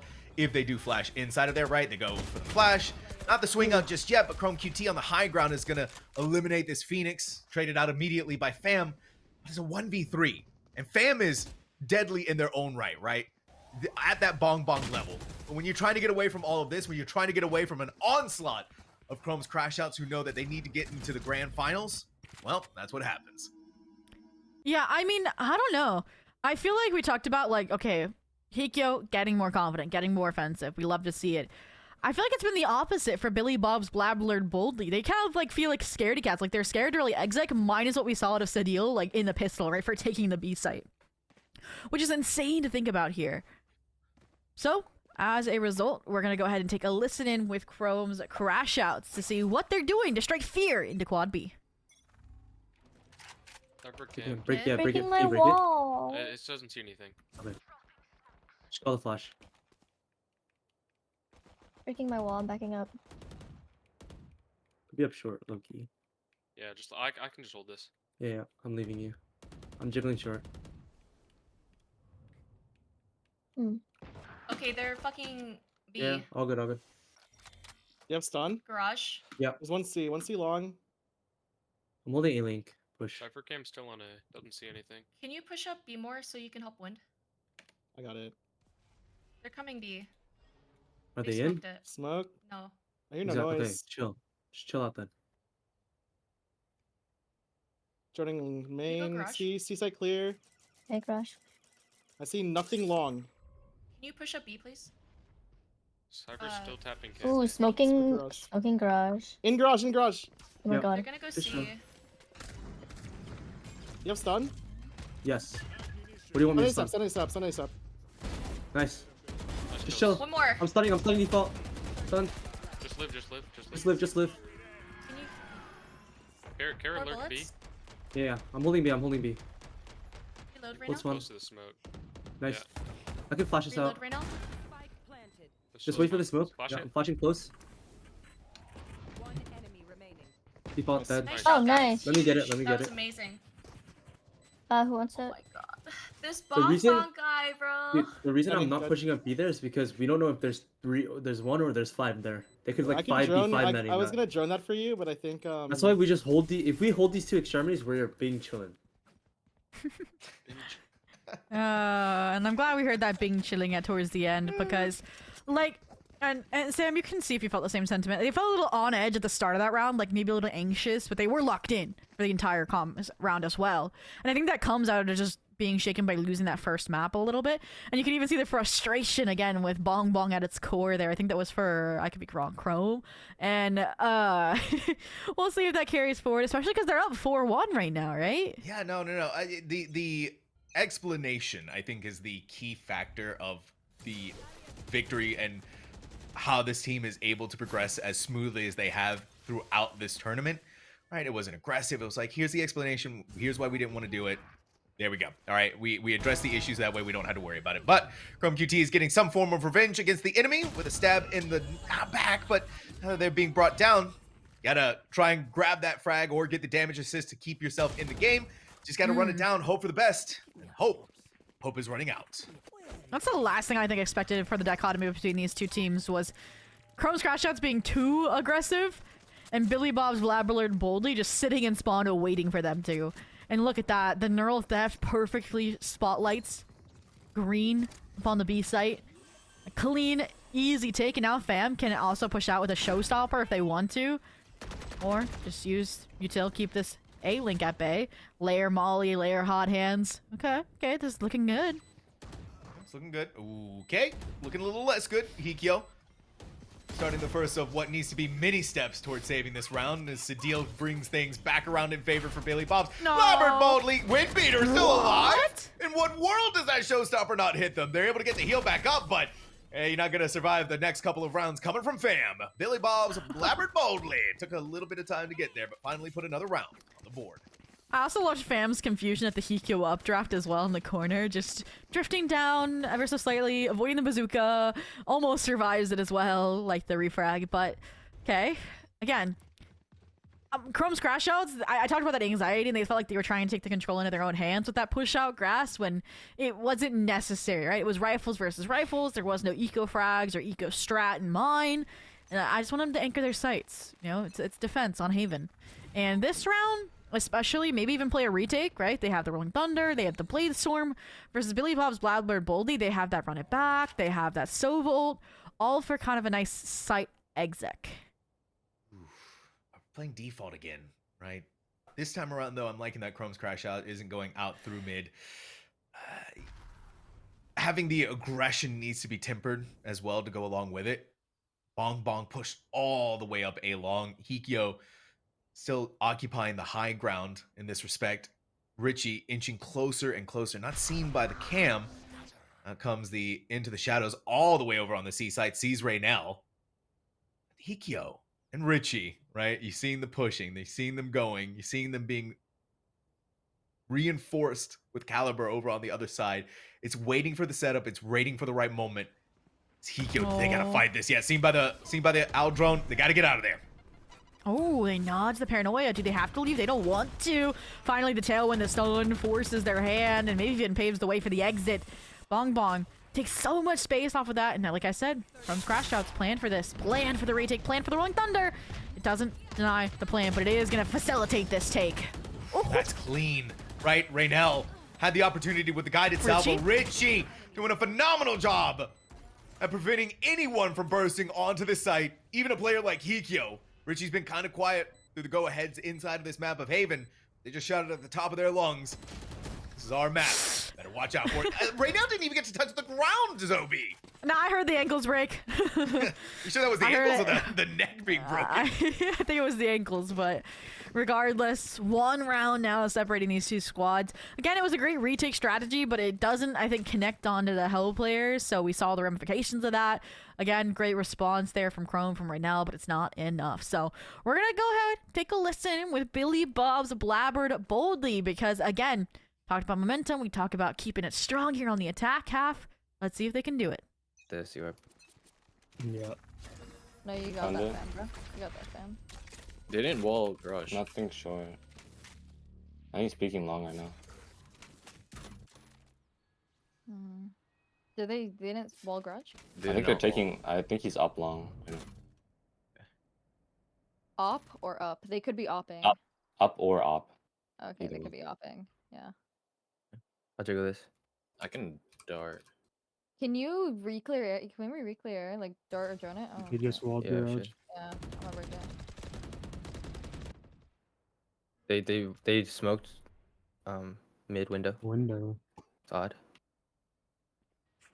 Even if they give us a pick B. Blow back sight. I can nade it if we need.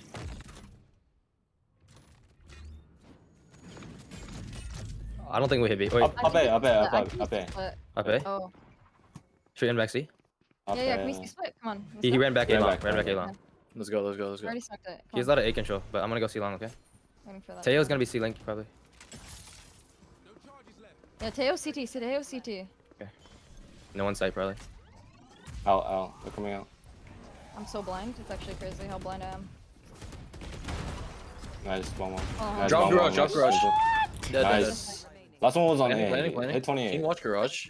I can't. Fuck. I have flank. We're good. We are smoking for him. Yeah. Play back sight with me. I'm smoking. Play back sight with me. Hold the smoke. Play back sight with me. Nice. Good round. The Jet always, every time they stun, the Jet always walks up long. I think. Wow. Okay. Again, there was an ounce of hesitancy, but I liked the call to pivot towards C. And you almost saw Fam as well overheat trying to get the refrag on the Jet, and then they disengage and listen to the concrete calling from their team. And I think what we're seeing here, again, from both squads is just the pressure, right? It's the semifinals. This is your ticket to the grand finals. It's map 2. That would mean you're one best of 3 away from that $1,000 prize pool cut and that ticket to the LAN in Vegas. Maybe a trip of a lifetime for some, who knows. And this round is nice, right? Look, eco for Chrome's crash. That's the challenge on the jet, that calm we heard from the end of the listening. It's all perfect. Yes, it is, right? Oh my gosh. Chrome. All right, you know what? It was close. The Stinger ace was it was there, right? I had the vision. They were all there. You just land all of the shots and win. MBD has a massive flank of a lifetime, but it only comes on the tail end of one frag with Bong Bong. Deal. Yeah, it's just a knife in the dark, right? The Omen living up to their name. Well, Seaside's it's gonna be fully go open. for the knife. Yeah, right? Should have been the knife, but hey, you know what? We're fine. Right now, weapon in hand. Could be an upgrade if they find Sadil, but the timing also goes astray. And so does the lead. Trying to say both at the same time. What would that be? A round? I mean, it works well with Blablard, okay? You're not wrong. Billy Bob's Blabber Blowly takes the round. But regardless.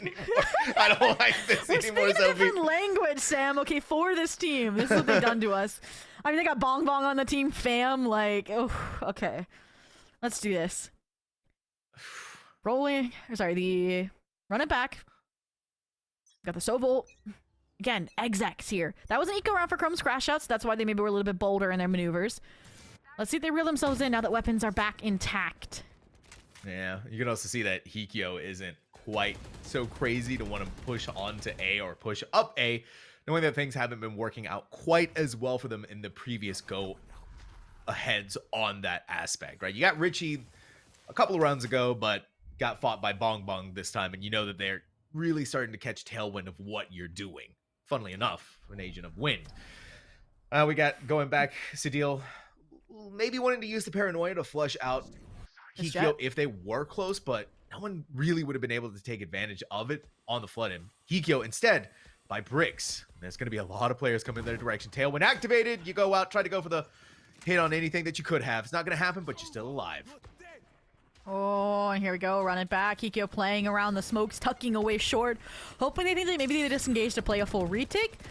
And oh my gosh, the sacrifice has to be worth it. You gotta get more than one. And nope, the trade. Chrome, the sacrifice at the altar, makes this a 3v4 retake here.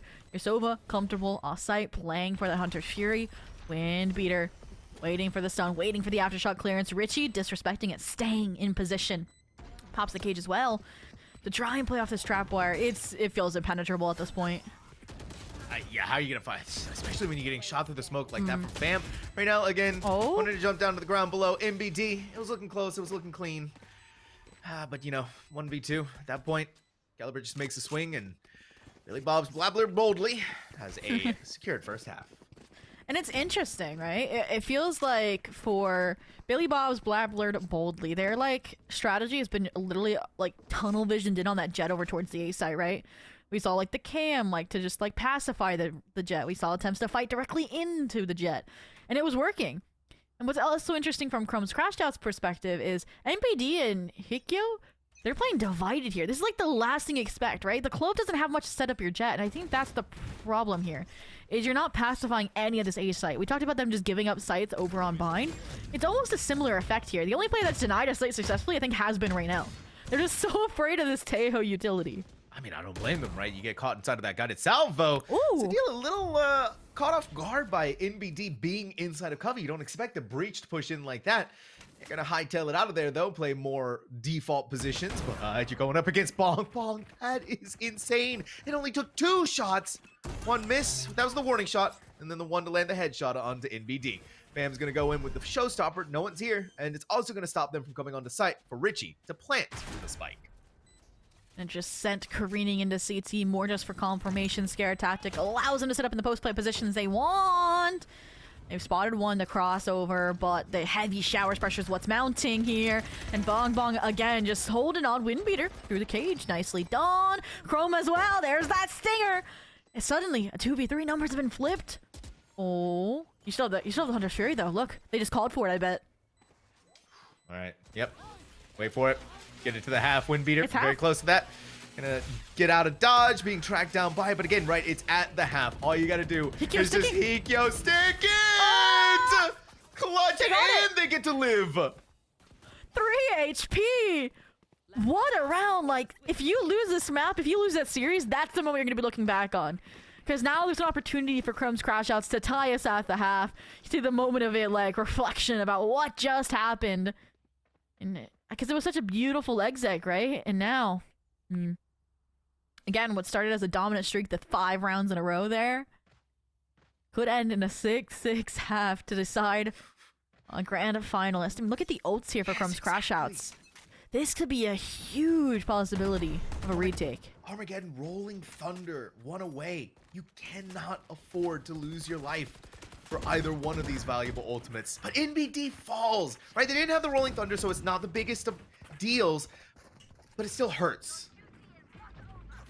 Oh, wait, no, wait. Windbeater with a revive, and he's gone again.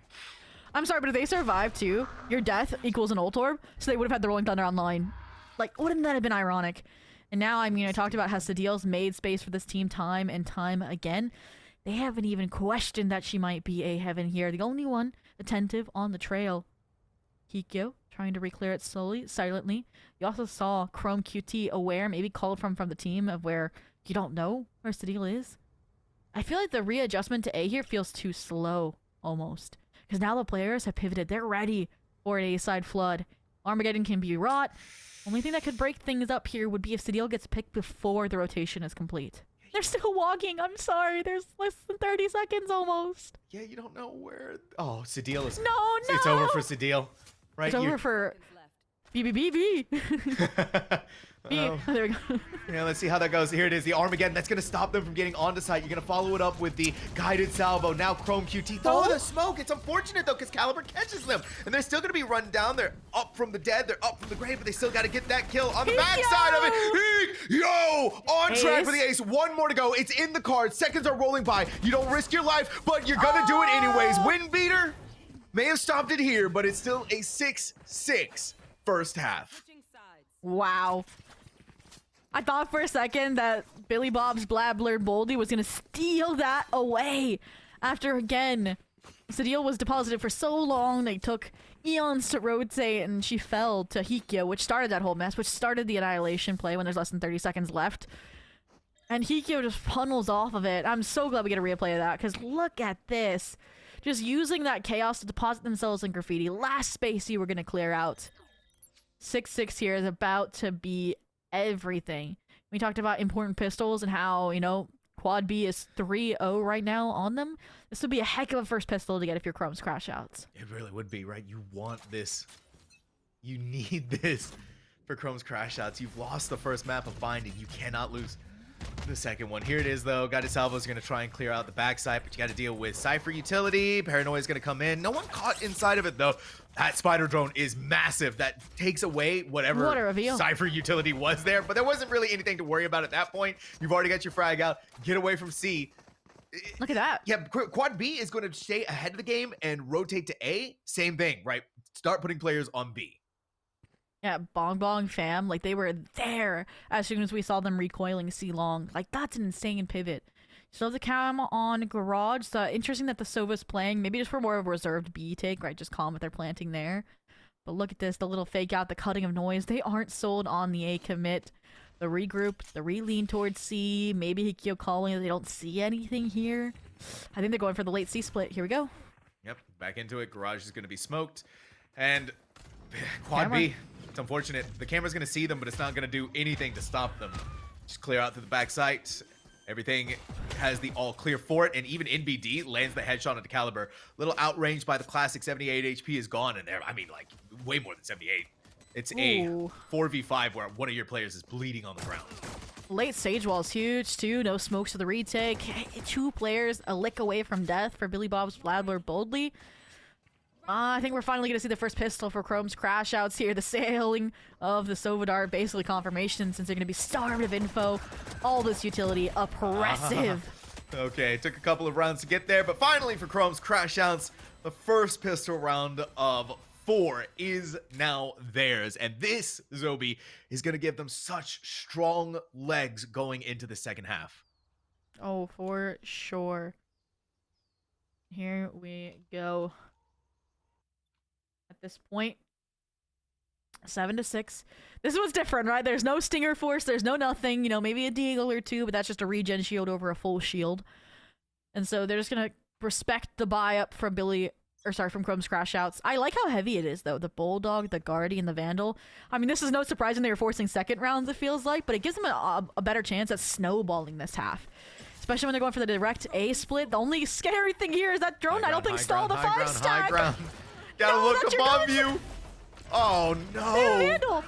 Do they know they have the Vandal? I don't Look know. at the That guided salvo is salvos. gonna. Oh, the guided salvo gets a double kill. Bong Bong's gonna start popping off with the sheriff. And it came you down had to a the Vandal. wire. 20 HP. You had a Vandal. You had a Vandal. Didn't even realize it, Sobi. They didn't realize. That would have, like, Bong Bong and a Vandal on an eco, like, that would have been, like, it. Like, they would have gotten all three of those. I see it now. And I'm like, they're probably like, I wish we could have listened in on that round, because I can hear the whole team yelling at them that they have a Vandal. And if they didn't, then oh my goodness. But Calamity Strikes, they got the gamble stat correct. That's why this team should be in Vegas. No, I'm joking. 3 sites and you still get it, but whew. I mean, they did economic damage. Look at this, right? The Force Up, the Stinger, the Spectre. Should deny the chance of a third round conversion, but let's see the A scramble. Yet again, being served up here. This is very scary here. Bong Bong. Double swing. What did I say? Windbeater needed to step up to the plate and try to take on the behemoth that has been Bong Bong. They do. Ha ha ha. The Stinger at range. I can't believe that. You managed to even beat Fam. So that's 2 of the star duelists gone for Quad B. A really good chance here for the 3v3. And again, I love Windbeater's utility, right? They always use it on site. They always use it for stall on these retakes. It also, for this round, uses info, right? You see 2 breaking it, so you know there's at least 2 lower on CT. There's no way that I'm about to say this Tejo was going for a reflank through B. They're just clearing out the flank. That is dangerous, though. Now you've placed, like, a lot of pressure on these site players. You place a lot of pressure on Windbeater, who's alone, and I love the util from Sadil. The site smoke allows the funneling out. It's all down to right now. Guided salvos. Don't think it's gonna buy enough time. Now you're staring down 3 players, a firing squad, a protection, as Richie goes for the stick and the defuse. It's just not enough time. And the issues with the guided salvo, right? They know exactly where you're gonna be, so you use them. You take that numbers advantage while leaving the Cypher to go for the defuse in case the worst of the worst happens. And somehow the double kill went through. But now for Chrome's Crash Outs, this isn't the best of situations for you, where you had that 2-round lead, you were doing well enough, you forced up hoping to win things out. The only thing that you really did was 2 players worth of damage to the economy against Quad B, where in all seriousness should be able to convert this round and tie things up again. Yeah, well, we'll see. I mean, the run it back's online, right? I think that's what's going to be utilized to convert, maybe even retake, because look at this. They took a main space, the B site left to Sadil. Paranoid could go huge here. Ooh, yep, all right. Not anymore. The wall. Yeah, the wall is going to slow them down. Caliber pushed away. That kind of salvo is brilliant. They're going to go on the high ground, then they're going to jump down. Bong Bong still alive. Surely you don't want to go for another one of these. To run it back there. They're trying to pick up the better weapons. Hikyo does win, but now you got to do it again. Chrome QT ran it down with the Spectre, knowing where this Phoenix is. Stinger. All right. It's Bucky time here for Windbeater. Oh, just shotgun them all down one by one. And guess what? You look around from behind. Winnable. It was margin of error. It was down to the wire. It was so scary. All right, it's a deal. Ooh, called the bluff. Yeah. Nose is over on the other side. Chrome QT tries to go in fast, but there's not. No, there is enough time. There's time. Just enough time for Sadil to get the defuse. And I loved that out of Chrome's Crash Outs. You're like, oh, this should be a win, right, for Billy Bob's Blabber Boldy. And I mean, it was. But that was a heck of an eco try, right? The gamble push out into a link cuts off a lot of the players. It presses the run it back. Even like Chrome QT coming through A, like the latest lurk you would have expected. And the Stinger kill, like they just want to make a case for it right on broadcast that it is a viable weapon here. And here it comes, right? It was Sadil. Heroics and all this 3-piece. Wow. I mean, I was questioning them not like fighting for the site, right? The choke. And okay, we're gonna take a listen with Chrome's Crash Outs because they need this round. Back site. Slowing CT. Careful, trip. There's 2 window, guys. There's 2. Okay, they're playing retake. I'm gonna ult spawn. Wait.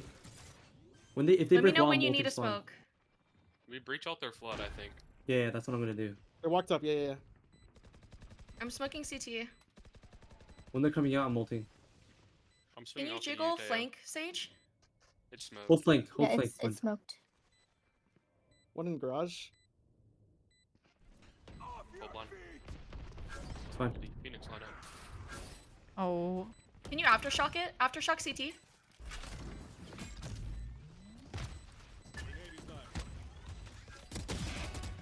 There's still CT, guys. Time. Coming out, coming out. 78. Nice! Oh my god! Good job! Good 4K!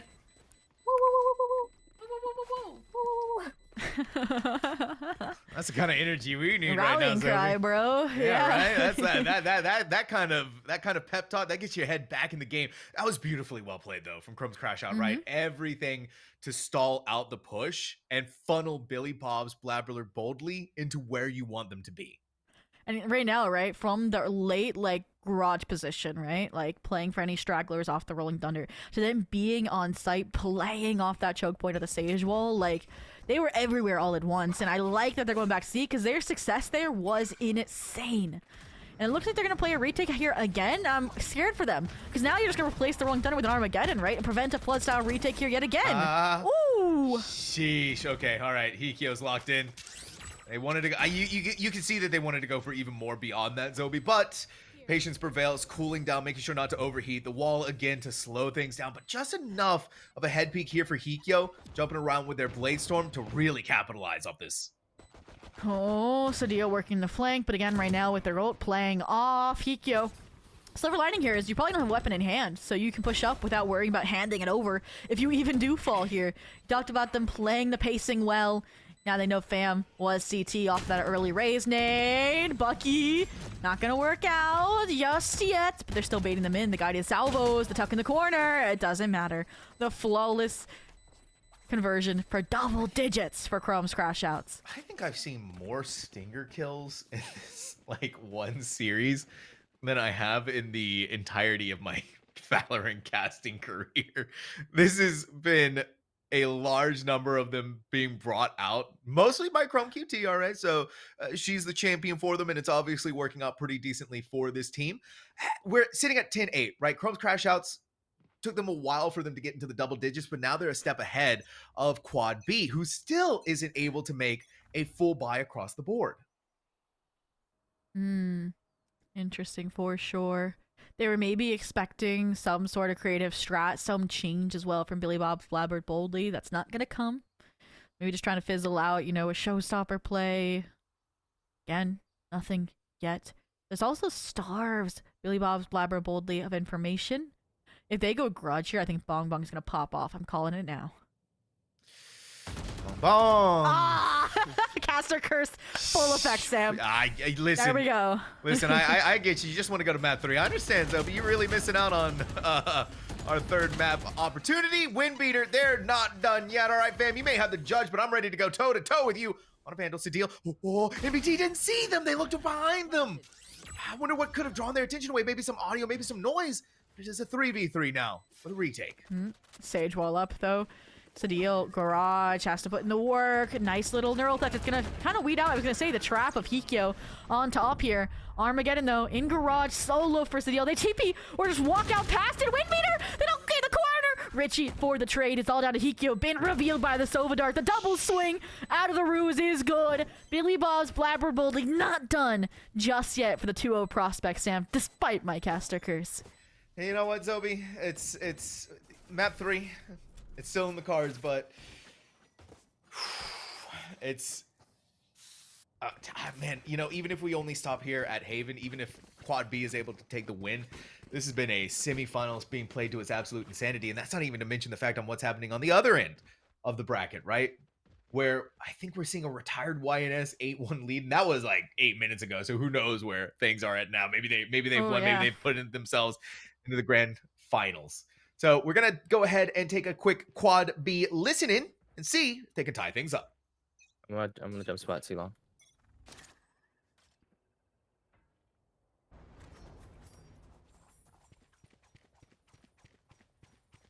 Playing slow again.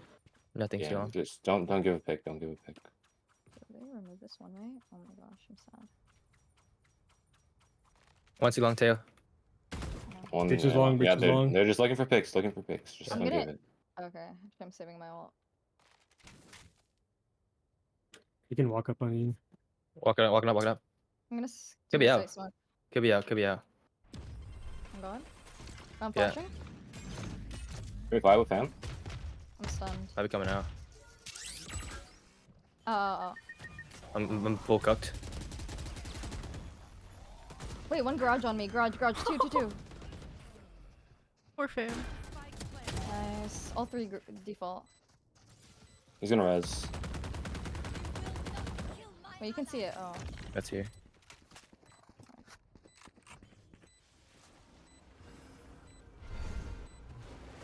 No one's close on the wall.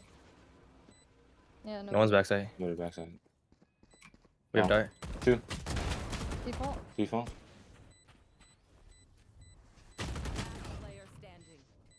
Nice shot. Okay. Wow. Okay. I think someone's cup fell too. I think I heard that. I'm in pain because I like fam, no showstopper. Bong bong, no run it back. I would have loved to see an ult or two invested into that round because I think they would have won it. Like fam, credit to you, okay? You were getting hit by every util piece in the book. But even then, a showstopper's accurate. It doesn't matter. You send that sailing into the site smoke and you would have gotten what, 3 or 4?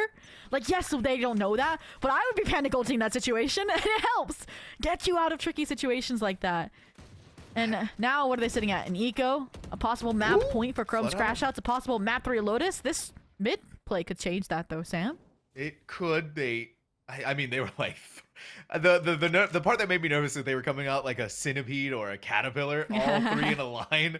One lucky headshot. That would have been that would have been the collab of the century right there. Thankfully, it doesn't happen, and unfortunately for Quad beat, right? They're not going mid. They're going A. Splitting off 3 into A main, 2 towards sewers. Clear it out over there. Caliber, I don't think they've been seen, but you are going to be smart about wanting to clear that corner. Yep, MBD not leaving anything to chance. Getting rid of this pesky Sova. Wall is going to go up. With a lighter buy that we have from Quad B, it's going to be nigh impossible to get through that wall in a timely manner. Yeah, I mean, you have a developing flank, which is nice. Punishing this composition. Wind beater, though. Sprayed down. Chrome QT, the refrag as well. It's down to your last 2. Full B4. Bong bong. You've seen some Deagle magic. Can you do it again? A little celebration crossfire. Over towards graffiti. A special delivery with your name on a gravestone. Okay. 4 players survive. It's map point.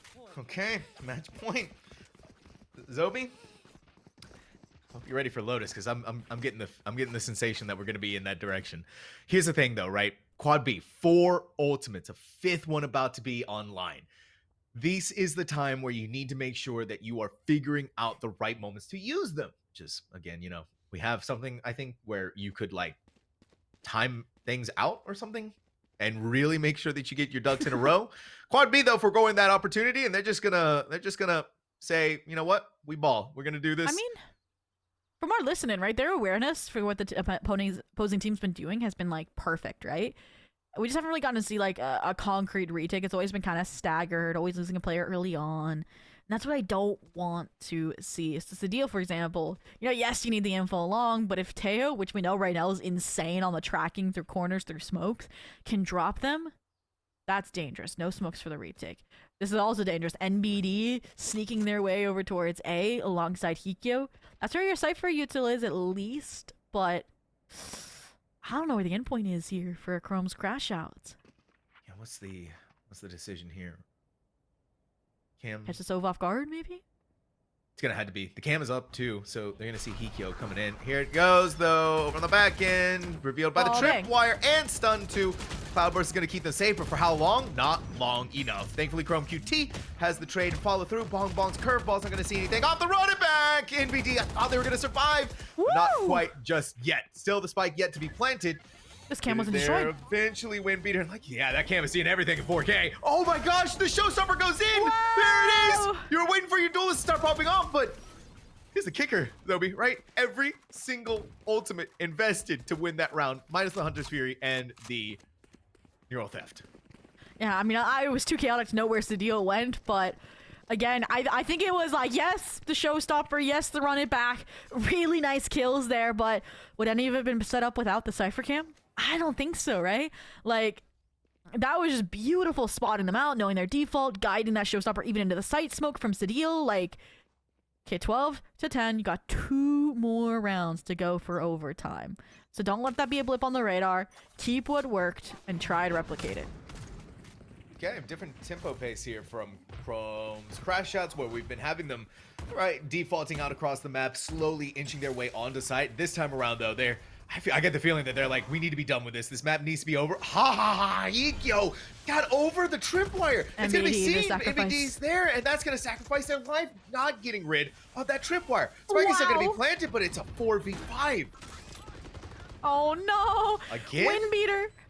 Insane utility, right? You saw the double shocks and the hot hands on the default position. They plant for hell, but they still die here. And Hikyo overwhelmed. It's all down to Chrome QT, who they know is lurking through B. Yep, you gotta fight for it, but Sadil not wasting any time, removing this pesky clove that was in your back lines. One more, Zobi, one more, and we go into overtime.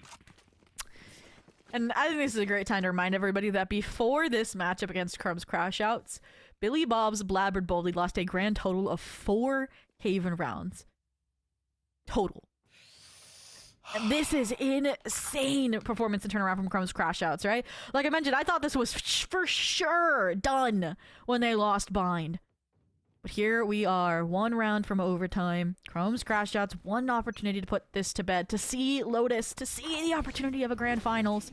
Ikyo trying to punish early A aggression, but they haven't really done that, right? They're not even playing a duelist over towards A. They're relying on the retake ability of Bong Bong, of Fam, and it's been working. And the fact they're going A here is beautiful because it's all a fake, right? They are so committed to this A site and the rotations. Sadil is going to be at the crux of calling the troops back. And look, they've gotten there in time. But the Rolling Thunder for post-plant's going to be crazy, Sadil. Okay, I like this. You're going to be able to pull up the wall. It's still... Oh, wait a minute! No, Sadil, I said it! Shout, Garage! And Garage! Unseen, unheard of, Paranoia. Chrome is just going to fire in the dark, but truly, up to his name, it is dark inside of there. MVD is going to have to be the one to play it. Back Richie, from don't the do dead. it. Chrome. Richie! Richie got away in time, but Chrome is running out of time. They need to go in with a classic.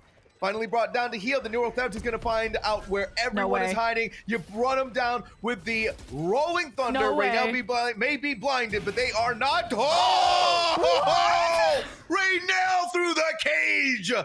One more player. Bong, 2 HP. Bong with 2 HP. No way to heal themselves. A curveball, a 1v3, and a spike to be defused. It is all written in blood. Chrome's Crash Outs has denied the map victory of Haven to Quad B. And now we go to Lotus. 13-10, 13-11. Map 3 is going to overtime, Sam. I'm sorry to curse us to it, but that's just... If it's a stomp on map 3, like, that's not the way I want the semifinals to end. That's what we were getting, right? We haven't checked back in, but it was 8-1, right, for the map 3 of the other semifinals, like, on a map 3. Like, whew, we're headed to Lotus next. All right, breathe. All right. Both of these squads, I'm double checking. We have a win 13-9 for the side of Chrome's Crash Outs, and we have a win 13-10 for the side of Billy Bob's Blabbered Boldly. So, again, I think I'm justified in saying this is going to go the distance, Sam. It's crazy to think about, right? It's everything that we have for the grand finals here at the Creator Cup. You think about this, right? You think of the tournaments that we've casted, like the tier 2 and the tier 3 scene that we've been a part of. This is starting to feel like we're kind of at that level almost with some of the coordination that we're getting from our creators.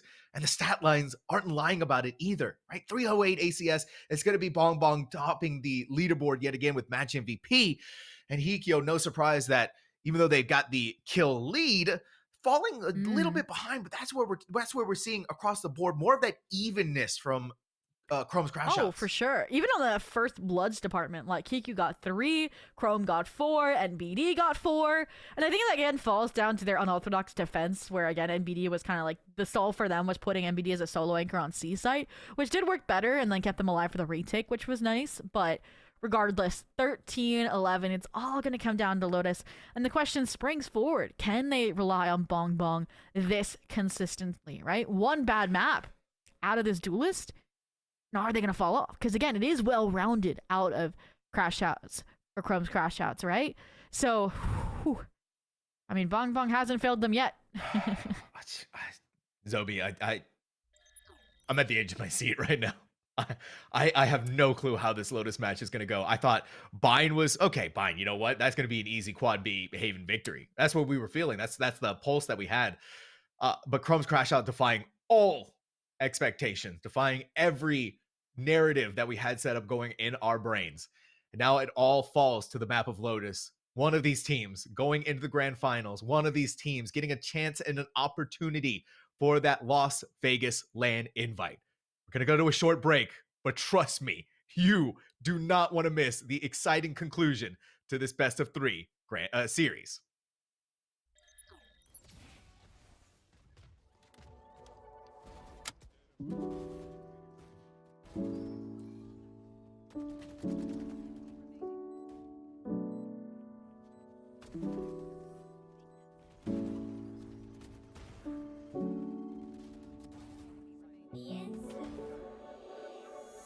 It's you and me. I hope to be all that you need and more. All you're asking for tonight. Oh, tonight. I'll be all yours if you be mine. Can I be yours for just tonight? Just tonight. I don't want love from anyone else. Baby, you're all I need tonight. I wish you knew how I really feel. Baby, you're all I need for life. Baby, you're all I need tonight.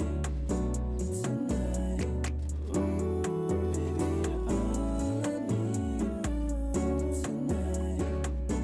tonight. I don't want you to let go. I want this to last forever. This moment together. I just wanna let you know that in my eyes you shine so bright. I'll be all yours if you be mine. Can I be yours for just tonight? Just tonight.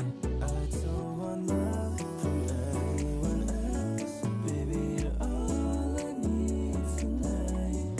I wish you knew how I really feel. Baby, you're all I need for life. Baby, you're all I need tonight. Tonight. Baby, you're all I need tonight. Tonight. What's gonna happen? Artificial chlorine.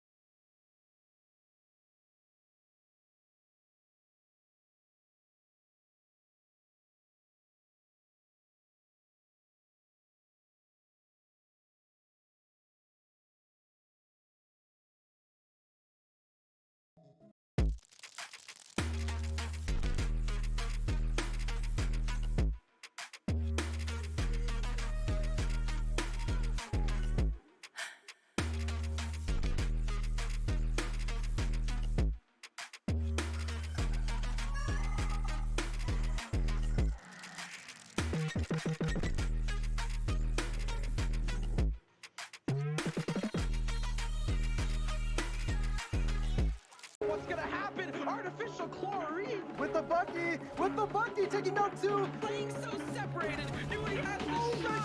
Dashes away! The final map of the semifinals between Billy Bob Blablard Boldly and Chrome's Crashouts. It has been a long series. Both of them going, what? It was 13-10 first map of Bind, 13-11 Haven. Now it all comes down to Lotus. Another 3-site map, another opportunity for both of these teams to get into the grand finals, but it can be only one, Zobi. Yeah, and I mean, an 8-4 half the first map, 6-6 the second. We're headed into another 3-sider attack-sided map where I'm expecting the comps just to be as aggressive. And again, we try to look at differences between the two maps, changes, and it definitely felt like they were locked in map 2 for Chrome's Crashouts after losing their pick. They've stolen each other's. It all comes down to this. And Sam, whew, for that grand final spot, for that trip to Vegas.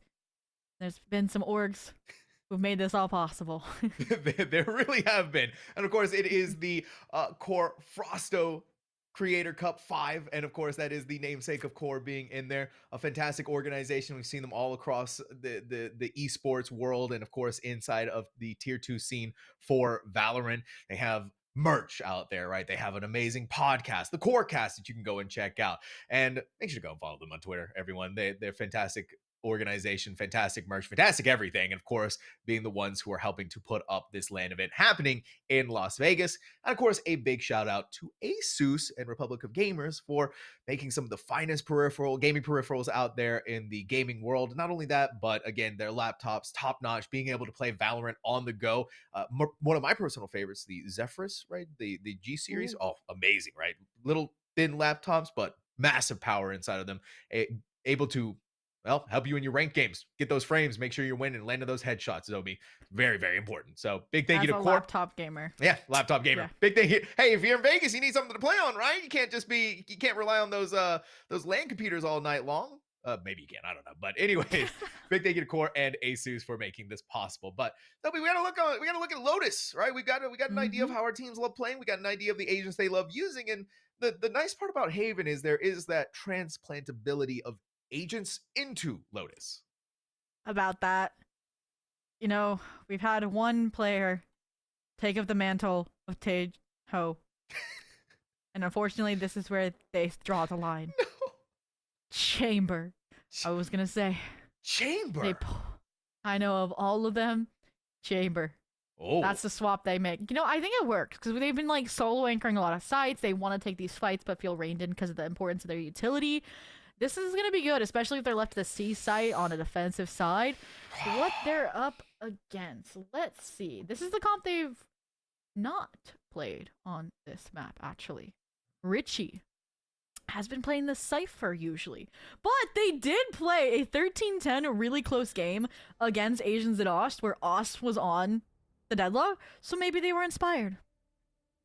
Listen, I'm inspired about something right now. Deadlock is Bong Bong. Not on Duelist. Wait, whoa. Yeah, that's a big one, right? That we haven't mentioned. Bong Bong got off of the Duelist role, occupying that breach spot. They were on Sky, too. They were still top frogging. It was 23-12 in that last game, but this is craziness across the board for our last map. Yeah, I'm nervous about the chamber. Okay, maybe I shouldn't be so nervous about the chamber. You may not have landed the killing blow, but you did get a shot, and that's going to take away some of that regrowth from Caliber Sky. Fam is going to go in quick and dirty, regrouped and re-potential back in contention here. Oh. How Raynell is alive, a miracle yet again. I mean, we were both freaking out from the initial peak, just locking down. Entire team about to swing, and they still have strong-handed their way into the site. Look at the flank of the flankers. Richie, usually a deadlock lurking is not what you see on this map, but it's what you're going to see from Richie. Trigger discipline almost goes awry. They find the first. Now they pinch with the second. The net is almost great. Oh my god! Oh, he slowed down! Thankfully, they avenged their fallen Hikyo, but it's not going to be good enough because now you're all by, you're a little lonesome. Pop off all of the utility. put 2 inside of smoke, and the second that NBD walks in, they're gone. And I'm sorry, but like 40 chests with that net, right? Like they don't expect the flash swing when the net's coming at them at a 90-degree angle. Like it ended up landing. It's like the net had a mind of its own. It's like, hey, I got you, Richie. And they get at least 1 additional kill to take down with them. So I would say that's a successful flank of the flank that developed on a pistol round, mind you. And I'm surprised that then the switch up here for the next round of Billy Bob's Blabbered Boldly is to hit A, because those flankers had to come from somewhere when your Deadlock was lurking through B, and clearly that was heavy aggression A, that this time they aren't doing. Maybe this is a red herring. Maybe they thought it's heavy C, and are not going to expect the 4-player stack here. Ooh, okay. The wall's gonna open. Hikyo! Oh my god! How is Hikyo? Wait, they dashed away, but they may not have seen them. They think they're gonna be on the inside. A double kill for the Jet. They finally realized that, okay, they didn't actually escape through the cloudburst, but walking away with a double kill is insane while you've been stuck there that entire time. And the stun was from their own teammate, because they just killed the breach. Windbeater, great attempt. Another role change, right? No more Sage onto the Gecko. So still playing that ever-important plant agent, whether it's from the security of a wall or whether it's from the security of a wingman. But Billy Bob's Blabbered Boldly, after that 2-piece from Hikyo, great rebound. Just, this is insanity from both rounds being as chaotic as they have been. Coming to this next round, it's not really a true to life buy from either squad here. I didn't see, guys, wait, did Chrome buy Stinger? I wasn't watching, no! Chrome says Stinger, who needs it, right? Hardly know her. All right. We're gonna see Billy Bob's Blabbered Boldly attempt to take the bonus round. Chrome edging by with their life. Oh, right now, beautiful shot. Yeah, didn't even need to buy a body shot. Go that next level, get the headshot. Okay. Richie trying to sell the consistent B presence here, but Spike's still in spawn. This is still a default from from Billy Bob's Blabbered Boldly. And they lost a player in the process. Right now, looking for more. Trademark dangerously dropped, now destroyed. Maybe again vying that this could be a B rotate. I'm worried. If they go A, what gun does Hikyo have in this situation? Is it another outlaw? They're holding like it is. Okay, all right. Blinded, but again, no follow through, right? You're dumping all of this utility if you're quad B, but no one is walking inside of that, and so that's gonna make this A side exec much more difficult. Yep. Hikyo. It wasn't even an outlaw. It was a vandal. I mean, I knew they were confident, but that's for a whole different reason. Vandal in hand, they shut down the A pivot. You talked about that consistency, the lack of a follow-up on the B site. That's what kept Hikyu anchored down. And now that places Caliberry in a 1v5. First shot, crisp. They're not gonna let them have another clean fight. Look who's developing on the flank. Look who's pinched with 15 seconds to go. And now you just play time here. If you're the rest of the squad, take your swing through. Win beater. Emboldened, knowing what's on the line for their team. Not going to take this sitting down. The best part about that is they get to exchange that Phantom for a Vandal and for Chrome's Crash Out. That was brilliantly well done. You didn't lose very much to get into this, to get through that bonus round from Quad B. And now, I mean, even looking at the buy for Quad B, Zobi, this isn't good. I mean, we're going to take a listen in with them just because that economy is so scatterbrained. We might see some creativity. You never know, Sam. So let's throw it over to them. They one-wayed C. They didn't throw any other util, though. Can you... When grabbing orb... Wait, grabbing orb C. Can you guys stun the line? And I'm going to smoke C main. An open door, if you guys can. Did you know? Hello? Wait, can we open door and stun it? Or flash it? I want to re-clear C main. Yeah. Okay. Open door. I'll flash door. Opening door. Okay, thank you. Huge. Close. Nice trade, perfect. Okay, you guys don't have to take C after that. Wait. I have it though. A. Now you guys rotate A. A. There's a gun down. Doing. I can smoke C for fake. Okay. One's on side. Holy shit. Okay, you guys should be running. Sky and everyone. Yo knows. Yo, I'm gonna play main. Heaven. Never mind. Not peeking ever. Freaking classic. Yeah. You glad down? Deadlock has. Yeah, we have ult. We have Deadlock ult. I'm still close up. I have my stun. It might stun you. Maybe. Other cross. Sending off your contact, fam. Okay. Going around me. Drop. Close to me.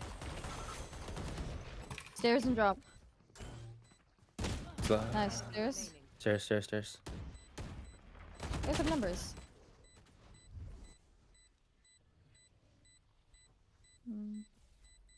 Saving. Yeah, it could be stairs.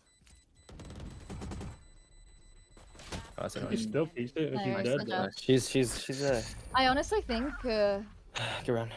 like, we keep playing slow, we'll win this. Yeah. Let's do what we normally do. Okay. First off, Sadil, I agree with your conclusion there. Again, they're playing like really slow for an attack side map for an aggressive composition like this. But second, that slowness allowed them to get the A site, so that was a really nice late pivot. But the other two things to point out: one, the lack of communication there towards the beginning of the round scared me. Yeah, right? It's getting late. It's a map 3. We understand, but you need to be on par with a coordinated comp like this. And number 2, Bong Bong, 0-4. The faded line, it might stun you maybe. They've already stunned their teammates once. It's like, it's so difficult being on agent like this suddenly. Yeah, you've been playing Duelist all evening, and now all of a sudden you're having to make that initiator role swap. It's difficult to make that transition sometimes for a lot of players, and we know what Bong Bong's capable of, right? They've been showing it time and time again, and now we might be seeing what Hikyo has to be capable of in getting out of dodge. Only 20 HP, no way to get their health back. This is a tenuous moment for Chrome's crash shots already starting off on this round. All right, but there's no follow through. No heals on the side of Chrome's crash outs either. No Sky in the mix. Look at this though right now. Again, pushed up heavy. Guardian in hand. The jump peak evades it. Sadil aware. Now the little trap play. We talked about that micro communication, micro coordination. Well, it's come to a click. Here we go. You got Seekers. You got Annihilation. You still have your Deadlock lurking up. Are they going to clear out Chrome? They have to, right? Surely they clear that up. Nope, they don't. Chrome gets away with it, fam. As that showstopper online, they're going to clear through with the Seekers, knowing someone has to be here, right? But a little too far away to gain value more off a frag from that showstopper outside of the site clear potential. Oh, and Fan pushed up again. The distraction enough from that Deadlock over towards the A side. Kept the players fixated, allowed for this outpost, but Hikyu dismantling it 1 kill at a time. Sadil, the last to stand, both low HP, but if you track them down, it's a 4-piece for Hikyu. 20 HP, What Sophie. just happened? Yeah. 20 HP. Oh, one shot, you sneeze on them with any weapon, a classic. It would have been gone. I know Sadil, I said I like the aggression, but no end to get out, right? They took 2. They had the numbers advantage firmly. That's when you disengage. That's when you play back. Oh my goodness. All that work for it to be dashed the last second, and you use the Clove Hold on top of it? That's dangerous. Look at the buy. And we also had to give credit over to Chrome QT, right? They had to flood in through Waterfall and take that fight, where Hikyo didn't have to risk any more of their life and say that 1v1 with only the 20 HP to their name. And that also kind of had a moment for Sadil when they popped their ultimate. It's like, okay, well, where do we go from now? Where do we go now? We got to try and throw off the aim of Hikyo. Oh, we talked about Chrome QT. She was spotlit last round. She's going to have a lot to do here. Unless, okay, wait, they have the trust in the trademark. Confirmation there. Do you pop the revolving door and stun through the beeline if this trademark makes contact? That's what in my mind is set up here. Let's see if they follow through. It seems to be the case. The stun, good. Delay factor found. Here we go. Wait. Okay, all right. It's a tour de force. Oh, they've seen the hand of Caliber. Caliber. Yeah. Reynell is not letting go of that angle. They are holding on to that for dear life, and it pays off in dividends. Spike planted, but you're losing players one after another. Dominoes falling off to the wayside. It's the 5v3. Slow going. Oh, wow, a wall bang. Bong Bong is annihilated. Final player left to go. It may not have been a singer, but it is that Spectre. Brought back from the dead. Chrome QT alive. Wait, why did you... Oh, was a 1v4 and they ult. Now the realization, trying to get a gun They at live? least, keep the economy strong. They should live, yes, but at what cost? You're not gonna have that for another round. And to me, I think that entire retake was ping-ponged off the fact that ChromeKT did have the ult. And then we go throw back to those comms right over on Haven where it's like, you go first, you have your not dead yet, right? And that round, that's exactly what happened. She made so much space for the team to then like Hikyu filter in, finish it off, get the job done, get the wingman on the spike. That was a really nice retake to equate things here 3-on-3. Hikyo having the game of a lifetime, by the way. 12 and 6. Doubling up on the amount of frags per rounds that we've been through already, Zobi. Masterclass performance from them and a showing that says, hey, yeah, we're going to Vegas. Don't worry. I got us, everyone. And right, we talked about the defense. We talked about where you kind of want to be on this map. When we saw it in the previous series on Lotus. 8-4. That's the magic number. Caliber's gonna dog through. They're gonna spot out Chrome. I like this idea, right? You're gonna try and break the trademark over clearing out that corner, and you get the frag then. But it's not gonna go the way you were hoping. Spotted out. The util somehow evading all of it. The annihilation though. No way you survive that. Yep. Oh, reeled in. Wait, Rolling Thunder though. Look at this. Billy Bob's Blabbered Boulder is gonna have a retake strat. The only Unless? thing... Yeah, okay, Sadil falls. Bong Bong's getting their HP back up the middle. Not interfering with him anymore. Close away from the mosh pit. Fam blinded by the flashbang. No? There's still so much of a fight back left to go for Quad B. The spike not planted yet either, though. So Chromes can slow things down and play to their own pace until that spike does get planted. They're going to ping it out for a couple of seconds. Off your feet. Here comes the Rolling Thunder. Secures the plant. May have even secured the round. Ooh, interesting choice, right? To use it to secure the plant. Because now there's nothing stalling this retake other than the players just fixated on sight, but that's what they're confident in. Hikyu, a life game, but can you get this clutch through? Windbeater falls. It's all down to you, and the shots don't align onto Caliber. So there we go. 2 ults straight it up for a round. The lead for Billy Bob's Blabber Boldly. And you mentioned 8-4, we're a long way from that prospect. Chrome's crash outs as well. Should still have a buy, I would like to say. Yeah, kind of half there. But that's where you supplement it, right? With a Blade Storm. I want Hikyu to hand off that rifle to Wienerbeater, right? I think, yeah, maybe even to Raynell here, because they're way too far off, I'd say, from their tour de force. And then you pop the Blade Storm. Play a retake off the Thrash, off the Rolling Thunder. And that's where, again, we talked about how and praised how Chrome's crash out had this macro level planning down to a T. It felt like it's really deteriorated over the evening. Like, nothing against it, it's a creator squad, but still, it's night and day compared to what we saw in the group stage. Ikyo. Waiting for those doors to open, knowing what's on the other side of it. That's to take these fights here and now. Like you said, though, the Blade Storm is online, so opportunity to use that next round in the back pocket if they need to. Fire through the wall, maybe find some advantageous frag that they weren't quite expecting. Here's the fault line, though. It's going to push the Jet away and give forward momentum for Quad B to waltz onto site. He's still looking for more opportunities and headshots like that, but Richie holds the line, goes for a quick crouch spray, lands the headshot. Hikyo is gone. It's still 4v4. Rolling Thunder is going to come back around. Denies the plant, allows the scale back up. Nice stun as well to keep the players in tree at bay. Somehow it doesn't align, but the sonic sensor does. NBD had to deliver, and they did the flank from Raynell as well. That's what happens when you have a deadlock over a Cypher. Speaking of that deadlock, Richie, the last to fall. We tie things up 4-4. That broken by converted into a round. It's round after round, Zobi, right? It's 2-1-1, 2-1-1. I'm noticing a strange theme going on, and you know what? At this point, for map number 3 of Lotus, it's whatever. It's what we expect. Yeah, it's what we expect. Quad B, though, this is, yeah, they've decided that this is the time where we need to make sure that our economy is good. So let's take a listen in on Chrome's crash out and see if they can stop the... Does anyone have fun?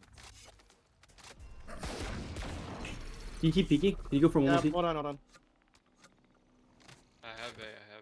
Bomb drop outside of B. Stay stuck. Yeah, I am.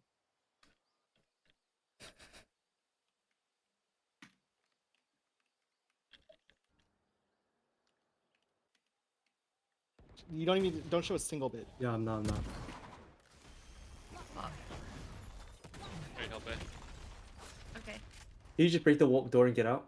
Get it. Can you go through? Nice. I shot. Another B. Another B. Dead. Nice. Don't peek that, bro. I'm not. They could totally go B main right now, so I'm just gonna go link with you. I have all of C. We have everything covered. Close. Jiggle peeking. Nice. Probably one more. Nice Nice. shot. Nice. Just chill now, chill now. I'm clearing out everything. I'm clearing A main. Don't peek. Could be rebel. Reloading. Yeah. 30 seconds left. Are you kidding me? Shut up. Or stuck. Nice. Oh my Nice. god, Oh bro, my did you get one tap? Bro, I should have peeked. Sam, I think we just learned why this team is named Chrome's Crash Outs. It's not like the teammates are Chrome's like crash outs. It's Chrome's individual crash outs. Like we saw it like, okay, when Bong Bong lurked as the Phoenix and dropped them on the B side, we just saw it there where Fam shuts down what was a beautiful Twitter clip. That was like, because it was so like concrete comms, trap plays askew, right? You have your jet to positive rubble, you had this chamber breach dynamic C, and then that, I almost pulled my headphones off. I can't believe it. Followed up by the shut up. Oh, NBT. Okay, you did lend a headshot at least onto Caliber, so they can't regrow their health back up. Right now.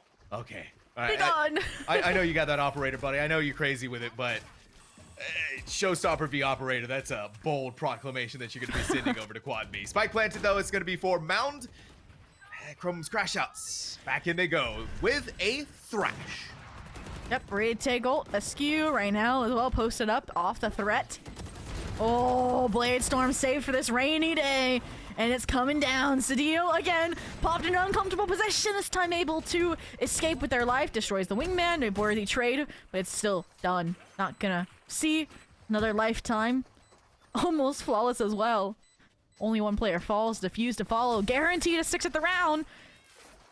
They can't get an A4 anymore. No, This can't. defense ironclad for Chrome's Crash Outs.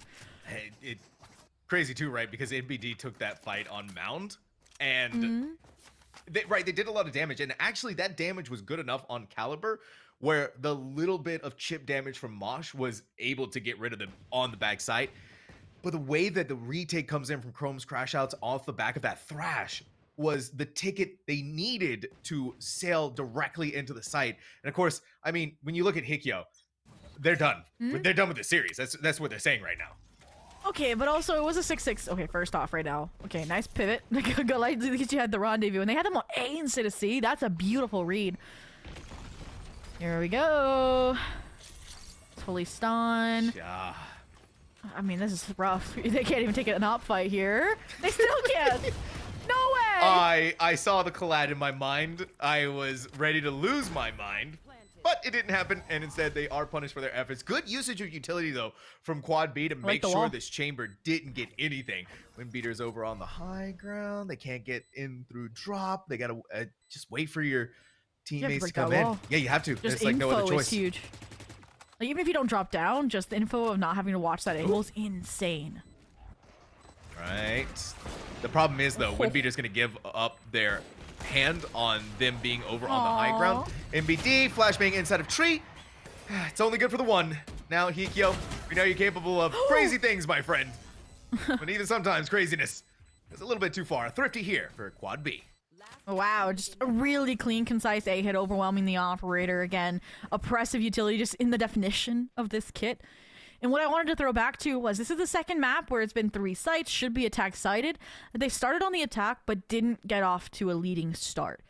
And they're about to be, again, probably ending with the 6-6 half when you look at the ults, look at the weapons. And that's insane, right? To show that Chrome's Crash Outs, even when it's 6-6, it can be a close battle affair towards overtime. This is different, though. I was gonna say, maybe both off battle towards C off this flash. Oh, if that hit, right now would have been like, oh my goodness. All right now. Get yourself over. Get yourself an opportunity to finally get this operator some mileage out of it. In comes sailing the paint shells over the top. Slow them down with a slight metal from Chrome QT. Smoke is finally going to dissipate away, but right now it's not going to go too crazy with it. Surely not. Yeah, no, right? You're looking for an opportunity on top of Mound. That Seekers is going to be the one to push them off. They missed the shot. You got to rely on the whole Shorty now, but you've been blinded by the Seekers, and they're coming in your direction. Chrome QT is doing a phenomenal job. Oh! But then Sadil fights back. The punches are all over the place, Zobi. I gotta hear the comms from that from Chrome QT. Like, saves the life of right now and then still falls. It's all down to NBD and Ikyo in this case scenario.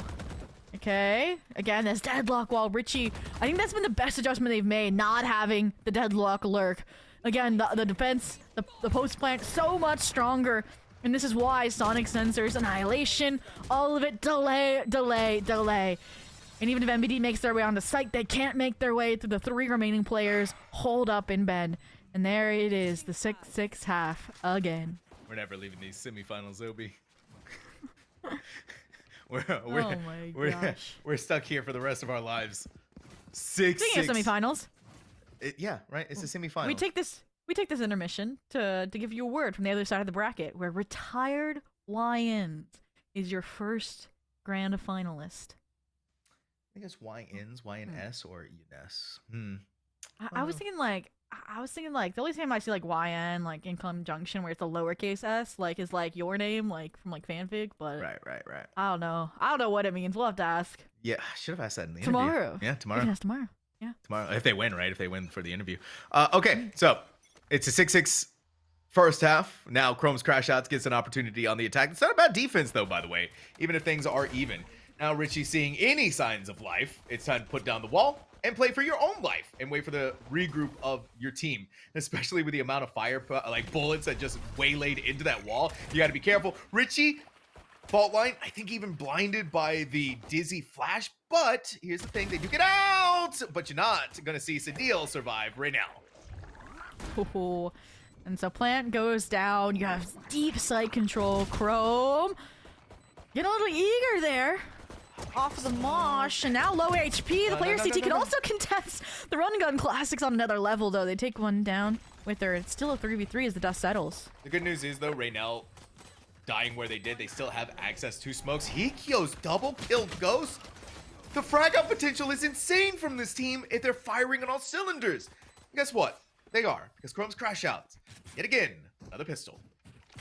Wow, great improvement after map 1. In terms of the pistol department, find them when it most matters. I think the 2 pistols they found, right, have been these like 6-6 half, right? That's insane to see here. And we see that heavy buy up here yet again. Chrome, I go for the Vandal. Yeah, I see you. Like, you've been hitting some insane shots. They are also locked in. The captain trying to steer their ship in to the grand finals. Here we go. A hit, Pain Shell trying to get the damage done. Otherwise, it's respected, right? Play back sight, play for the retake. Give up that space. Don't take any duels. You don't have to. Center tree we go. Or at the very least, open the door. We're finally going in there. Even if you are Chrome's Crash Outs, even if you have been a scary prospect to go up against if you're quad B, you're not going to go too crazy. Planting Wingman out in the open is going to cause it to eventually fall. Chrome! How crazy are you feeling with that Spectre? Well, may not be a stinger, but you are still feeling pretty crazy. The classics are still going insane. Ooh, Chrome! Wonder what Crash Out sounded like there. No way does this classic get another. No way, surely not. Please! My heart can only take so much. Sadil's still alive, gonna place down 1 smoke. Helps give them enough cover to survive. Oh, again. Did you get the Vandal back? Okay. Even then, the damage that was done that round onto the economy for Chrome's Crash Outs, how many rifles did they have? Was it 2 or 3? Regardless, like, that is damaging. Also for the mental. I mean, there's 2 rounds separating these squads, but Billy Bob's blabber boldly. Full rifles, full arsenal. This is a great opportunity to take that listen in, because again, look at the force up also coming out from Chrome's Crash Out. So let's see what happens in this make or break round. I'm just gonna smoke though. They smoke, they dash right away. Chamber and Jet here, 100%. There's no one B. It's 4. Yeah. There's a lot there. They set up a trip. Sadil, should I come back with you? Oh no, you're good. Do what you want. Okay. Yep. They're smoked stairs. They're coming up. They're opening trees almost. They're opening tree. One's in the smoke. Entry. Nice.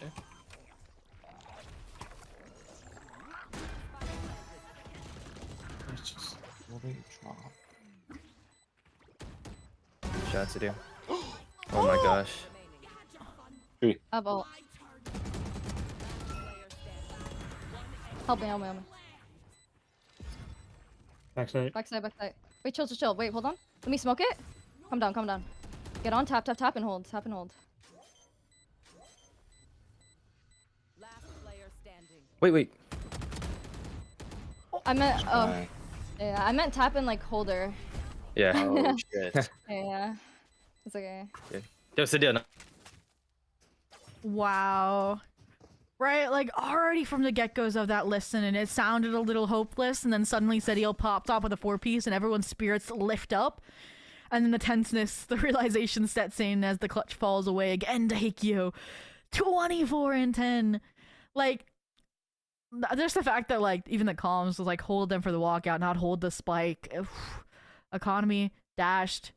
Chrome's crash outs, brink of double digits here, Sam. It's getting dire. I'm gonna be honest, Obi. I think it might just be my gold brain, but I also would have held the spike. No, I would have too. Like I think 9 out of 10 people would. But again, that's my gold brain speaking. I'm not very intelligent. Hey, plat right now? Come on. Hey, you know what? Right now, you should see the games I played earlier today. I'm gold bound very soon. All right, Richie, backside.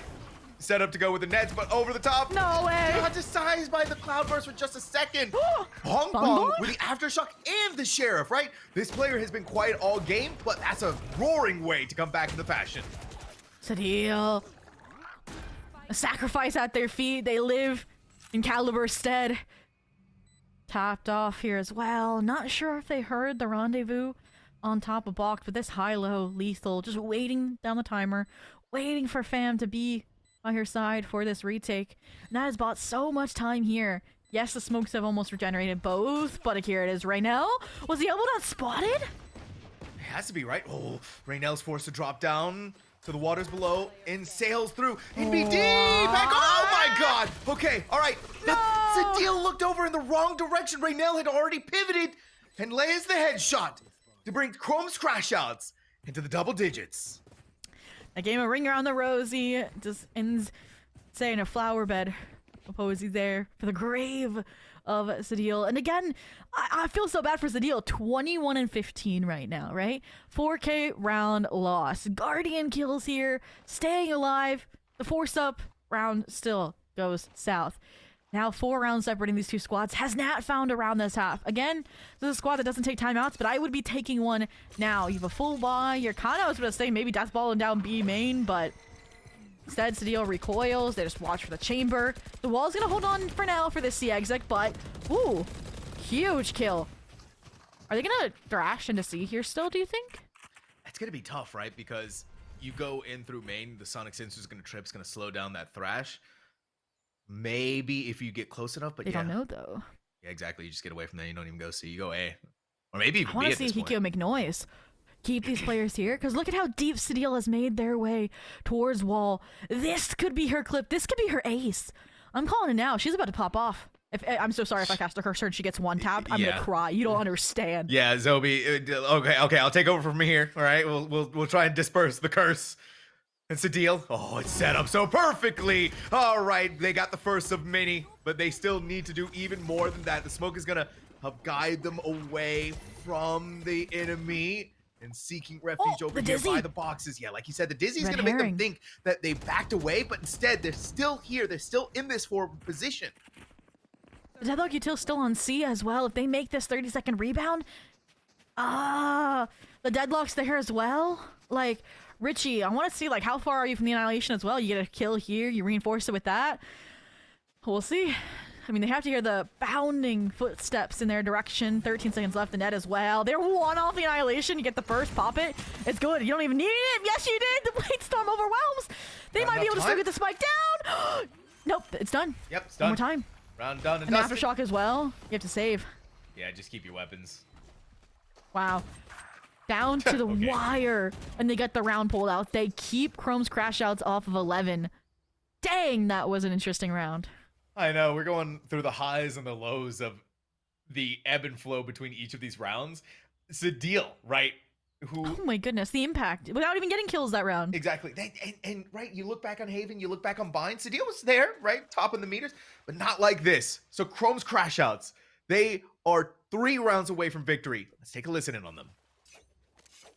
Sorry, what? Ult that wind. Oh, come here and ult. Oh my god. Ult. Brook baby door, A-Link, A-Link. Yeah. I'm gonna TP Can out. you smoke? Can you smoke for us? Just spam that, just in case. Yep. I didn't see anyone. Oh, I can't go through? Going out. See Link. Yep. We should. Dead. Oh, I don't like that. Break me. Cannot. Oh no. Oh my Nice! Oh my god! No, you did great! Skill, okay.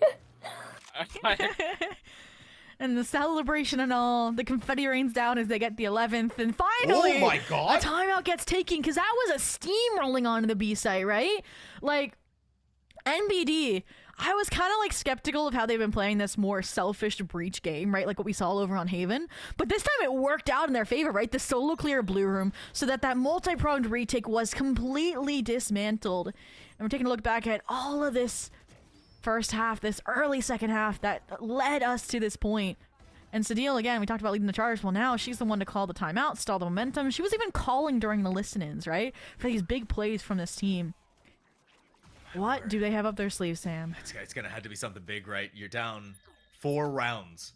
What's the economy look like, too? Yeah, right. We need to. We'll be taking a look at that, but we're 2 rounds away from Chrome's crash outs going into the grand finals and sending Quad B, Billy, Bobs, Blabblerd boldly out of here. This team is, and I mean, just even listening to the communications, it felt like they won the map already. They are at Cloud 9. Let's just hope they don't play like. Oh my god, no, Sam! Why'd you do it with them? I mean, yes, this roster maybe also was formed kind of late. We don't talk about it. But, I mean, look at the economy. Like, this is an eco strat, right? Forcing up what you can. Doing everything you can to keep Chrome's crash out off of a 12th, because then that would be 5 rounds that you need for OT. And again, I love how slow Chrome's crash out took that towards spawn, towards C, and look at the immediate reaction to probably the call. Like, we hear 3 players, we see the nade, the one way the stun, towards C site, we're out. And they're going C, they're going into Richie, Sonic Sensor. Oh, it is disrespected. Yeah, Raynell had that on lockdown, dude. Now we're seeing the fault line trying to clear back side. Richie has been popping off. Huge. No way. Right? That timeout was perfect. It gets the mood back in order for Quad B. It takes away the momentum from Chrome's crash outs. That celebratory victory, the sail taken out of their win now. Quad B, that looked so clean. And now on top of that, you have the Rolling Thunder, you have Sadil's ultimate as well online for that. There's so many different ways that Quad B can take these rounds. And I'm just wondering, who was it that overheated into backside alone? Because that's where that round... I mean, okay, Hikyo, I feel like you're warranted. I mean, take a look at the scoreboard, right? Like, but maybe, like, play off of your teammate there. Because they were ready to push backside with you. They had to go for the late trade out, and, like, somehow the deagle shots also go south. Like, it's such a difficult position, right? You feel so close. You just wanted to get it over that finish line. And now you're in the danger zone, right? Like, look at this economy. Like, Billy Bob's blabbered boldly, I want to say, like, dangerously, guaranteed a 9th. I mean, Tour de Force is online, but that's on the attack, right? So, hopefully you can play around it. I'm nervous here. Oh my gosh. The nade. The nade? Right now, Tour de Force is going to have to... Yeah, it hasn't really gone too crazy with it. I feared there for Caliber's life for a moment that this Tour de Force could have done something. But yeah, it's just going to back away. It's, again, the poking and prodding from Chrome's crash out to see where the weak spots are on this map. You know the Deadlock is playing A, and you know how crazy Richie's been. Sadil has been gone. Whoa. Hikyo. Okay, I respect the plays there, my friend, but you got to be cooling it down just for a second. Ooh. I like that they use the Cloudburst to clear out that corner. Sadil now as well wants a piece of the action. Spike down DB main. You smoke the ladder so you can keep line of sight on this objective. And the players are so splintered, the remaining ones for Chrome's crash outs, right? Like, you haven't even tried recovering it yet. And now they've like a high-low setup for multiple degrees, multiple tiers on hopefully what could be a comeback cake. And, I mean, I am sensing some danger here. Caliber gun barrel spotted by Hikyo. But even then, look, Sadil aware. Right now, the distraction. Oh, this is splintered it. This is Hikyo's opportunity. Yeah, just gotta be able to take it here. Go for the fast swing, but Quad B is not leaving anything away or up to chance. So this team is back in control of their destinies off the back of that timeout. Things have never looked better for this team, but it could be even more so if you can close the gap with those 2 rounds. Yeah, I'm nervous for Chrome's crash outs. Like, I see why they're going for these defaults, right? Like, I mean, look at the ults. Those are scary to have to play in a post-plant scenario. But they're not winning those individual duels. Because it does feel like every player's locked in, right? We talked about how Fam, Bong Bong, those top frags maybe, you know, having a little bit of a rough patch here, whether it be the roll or, again, the lateness of the matches today. And, I mean, it's just every other player stepping up here. And Richie, it took them an adjustment period, right? They swapped really last second from the Cypher on this map to the deadlock. I mean, they were in a lurking deadlock for the first part of this match. And now they, like, mastered her kit. It's all just coming together right now. And how can Chrome's crash out stop it? They're gonna have to figure it out here and now, right? Orb right in front of them is gonna be taken away. The slowdown from Chrome's crash out, that one smoke, enough to completely stall them in their tracks, and good for them too, because on the other end of it, so many players ready to lop off somebody's heads. Not only on top of that, right? You gotta identify kind of where the breach is too, because over that plant, you're gonna be slowed down by the Rolling Thunder. You have the Annihilation online from Deadlock. You just fast pivot into B. You take your chances here, but the second do, you're gonna go into Sadil's hands. But Sadil, in a rare form from them, takes the whiff. You're gonna be able to get away, but not quick enough.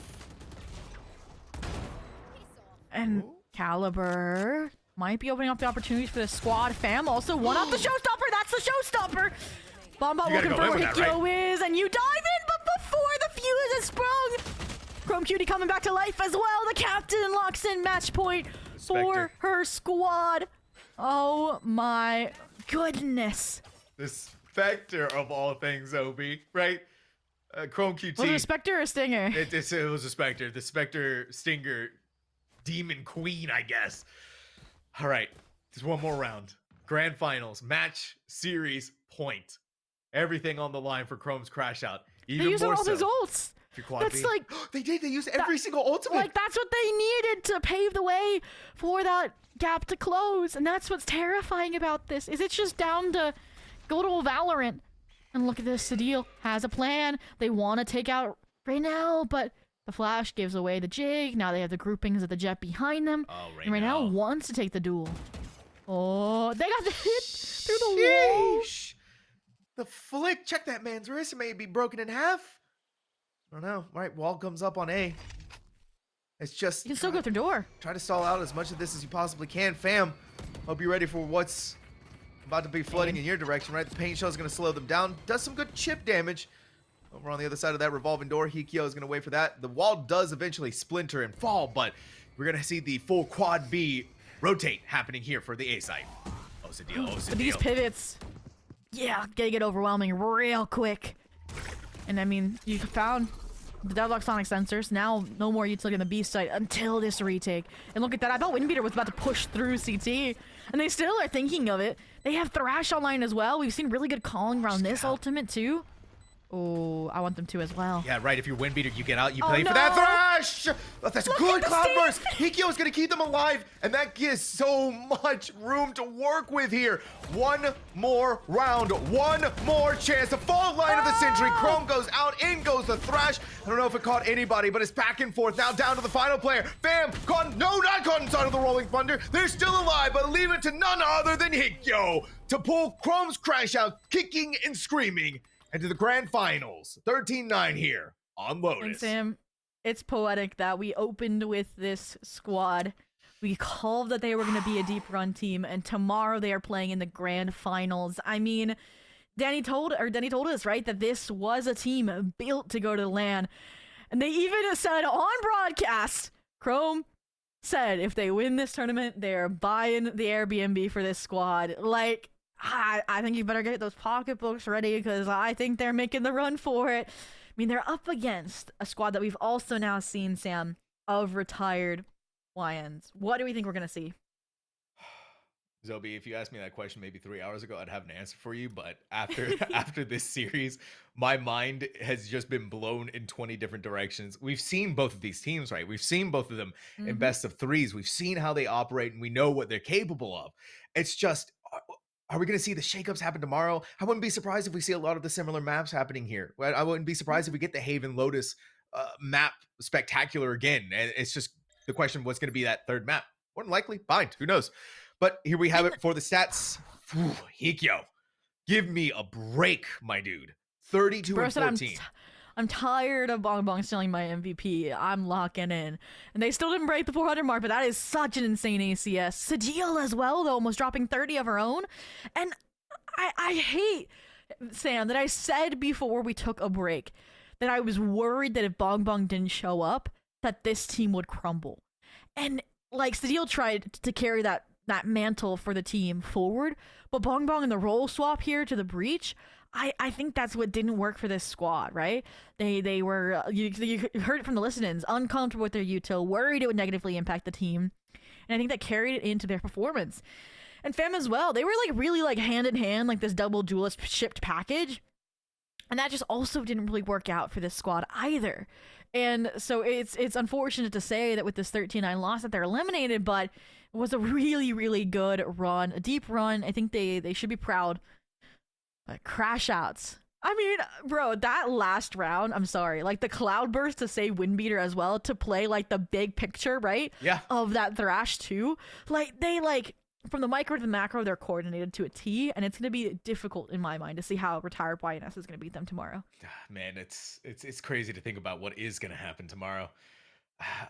And for Chrome's crash outs, a long road that might be finally coming to an end in the grand finals, leading to Las Vegas. They just need to take down one more opponent to make that happen. So we are going to do something a little special. We're going to go grab an interview opportunity. Maybe someone out there from Chrome's Crash Out wants to come and talk with us again, Zobi. Hopefully they do. I'd love to get and be able to pick their minds before we hear what happens to them in the grand finals and see how that plays out tomorrow. So don't go anywhere. We'll come back with an interview from Chrome's Crash Out after this break.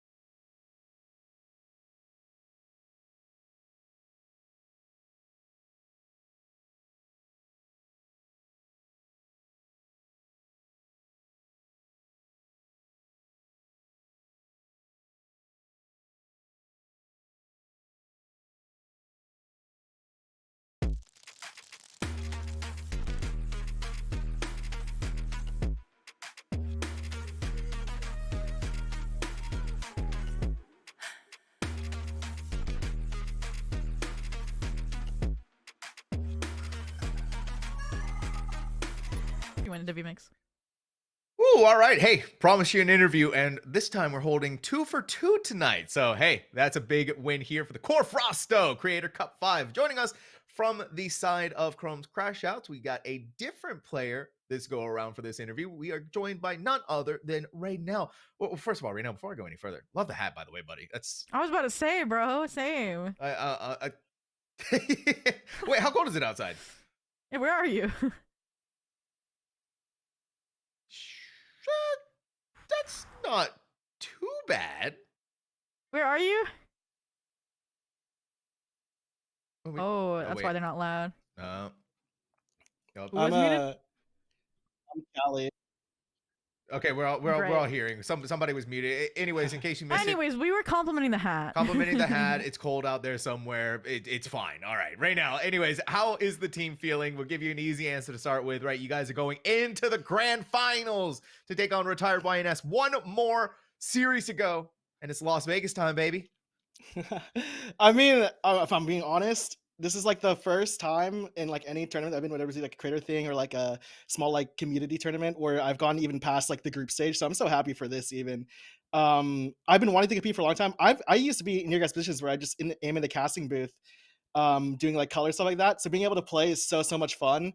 So yeah, I'm feeling what good. I'm hearing Go ahead. is you're casting tomorrow and I'm playing for you. I'm down. Deal. If the team's down, I'm down. I'm sorry, I cannot play Tejo in chamber like you do. Hey, yeah. So you know that goes into our well, at least my first question at the very least, Go for right? it. You swap roles, right, in between Haven and Lotus. You go from the Tejo, Unbind, and Haven onto the Chamber for Lotus. What was the Chamber decision though, right? Because Chamber is that unorthodox pick for Lotus, where you're really relying on that aim to be the sentinel to stop the push. Unless you're gay. Unless you're gay. That's all thanks to Cavern from Lemonade Stand. He had we like have a little like practice team for like something I can't really like too much, but I remember like the comp involved like a chamber, it involved a breach, it involved a gecko, and we've been scrimming Lotus for so long, not with this team, not with the crash outs, but like with like a separate thing. So I understood a lot of the chamber stuff, and also I'm like I was an ex-chamber main. I went from like Astra to chamber to like whatever now. And the tail stuff is mostly just because I'm like Hikyo is too good. I cannot go duelist over him. I can't lie to you. So I was like, I'll just play Phil. Let me know what you guys want. In particular for chamber, it was because we had a scrim against one of the teams previously where I ran the deadlock and it just felt so awkward for a lot of us. And I think we need like some form of like hard info. And I thought like, why not just chamber, get me on lines? I had the chip for like certain exits and info and things like that. And then worked out for us. Yeah, it looked very, very clean. And now I got to go back to the team dynamic, the team name, because we did get to listen in throughout that. And I think we got to witness one of Chrome's crash outs. So is that where the namesake comes from? Because that was a lot of emotion towards the end of that match. Yeah, I mean everything got really tense because Denny or NBD, like our any like Flash any player, he's super into like the calling style and things get really chaotic at some points. So that's why he'll say certain things to like try to get like calm down just a little bit. And then like in the pre-rounds, I'm kind of there to also kind of ease things just a bit more. But we're all here, like we're having so much fun. And I told him like, let's not overthink this, because the more we overthink this, the more it's like in our heads and we're not gonna have fun, and then we're gonna actually crash out like for real. Yeah. Okay. Yeah. Obviously, the proof is in the pudding, though. You guys were 2-1. But even before that, when we were taking a listen in on you during the 11th round that your team won, it was like you guys had already won the game, right? It was like you guys had already won the series. It's just like you have that in your mind that your team is going to win this. The timeout then happened. Things got a little shaky there, right? We saw the quad B 9th round victory. Was that when worry was starting to set in for you guys? Were you just like, no, we got this. We believe in the team. We're good to go. Yeah, I mean, we stuck with the same game plan. We didn't really necessarily like the timeout there. If you listened in on me, at least the first like 15-20 seconds, I'm like, guys, just take a deep breath. Don't overthink this. The more we overthink about like what we want to do, because I've been in situations where in like other tournaments where I've called we've called timeouts before, and then we kind of do a bit too much. So I in this scenario, I was like, let's just not think too much about it. Let's figure out what they're gonna do, and then we either just try to run the same things that we do, or just play our game. And I mean, yeah, we got a little hump in the road there, but some moments there got really funny. Like I think it was Hiki who got deadlock ulted and then somehow still got 1 kill at the end there. That part really loosened it up for me, and I was like, okay, cool. I think we still feel the same. We're ready for whatever. A true to life vibe merchant in the timeouts. You heard it here first, Raynell. But I gotta talk about the vibes too, because we had listening over on Haven, and it was a roller coaster, right? Because it was this reverse sweep. So how did the dynamic change, you know, after losing your pick and then going into bind and it being really tense at like a 6-6 half, right? Yeah, it's all about like I think it's all about the mental game. It's just like take a deep breath before like the round like actually like the barriers up and everything. When we go into a new map, treat it like it's 0-0. We're kind of there to like really just like play like relax and try to play to our own game. Sure, mistakes happen, but then we have people like Denny, we have people like Chrome and Wind, even Hikyo and myself to just kind of like relax everything and like lessen the tension on all of us. So I think that's a huge thing. Like I think both of our games we were down 1 map and then we come back fully. So I think it was just like today at least, the full resets were like there for us. Heck yeah. Heck yeah. We do have a special question being inserted by Frausto themselves. We need to ask if your dad is named Raymond? No. No? Okay. My brother's right. named Raymond. You said who is? My brother. Oh, your brother? Close enough. My name. Sorry, my name is a combination of like all like my parents and my brother's names, because I have a double first name, That's but cool. I go by Raynell everywhere History. else. Yeah. Hey, we got the history lesson. Okay, I dig that though. Thank you for that, Raynell. That's really cool to know. Zobi, any more questions from you? I think I just wanted to say, do you have any message for your opponents in the grand final tomorrow, retired YNS? And is there anyone you want to shout out? I'll say the message afterwards, but shout out to especially Zhao and Wukong. Wukong is supposed to be here today, but like he some stuff happened, so we had Hikyo sub in. He's been great for us. Zhao originally was on this team. I would have been the sub here, but Zhao was really adamant about me playing instead of him. Aww. So I like shout out to both of them. Shout out to like all my friends and even my teammates and things like that. And then for my opponents, I don't want to say too much. Just leave it in the server. Let's have some fun. Ooh. All right, I dig that. Well, you know, wait, Raynell, the vouch for you really did show up tonight. There were some moments where we were losing our minds on the desk, wondering how you're getting away with some of the things that you did. So a big pat on the back for yourself, buddy. That was a phenomenal performance, and I cannot wait to see what you do tomorrow. Raynell, it's been a lot of fun talking with you, man. Thank you so much. Ooh, hey, right back at you. Boom. Zobi, it's been a long night. Been a long evening. That last series, right? 2-1 every single map.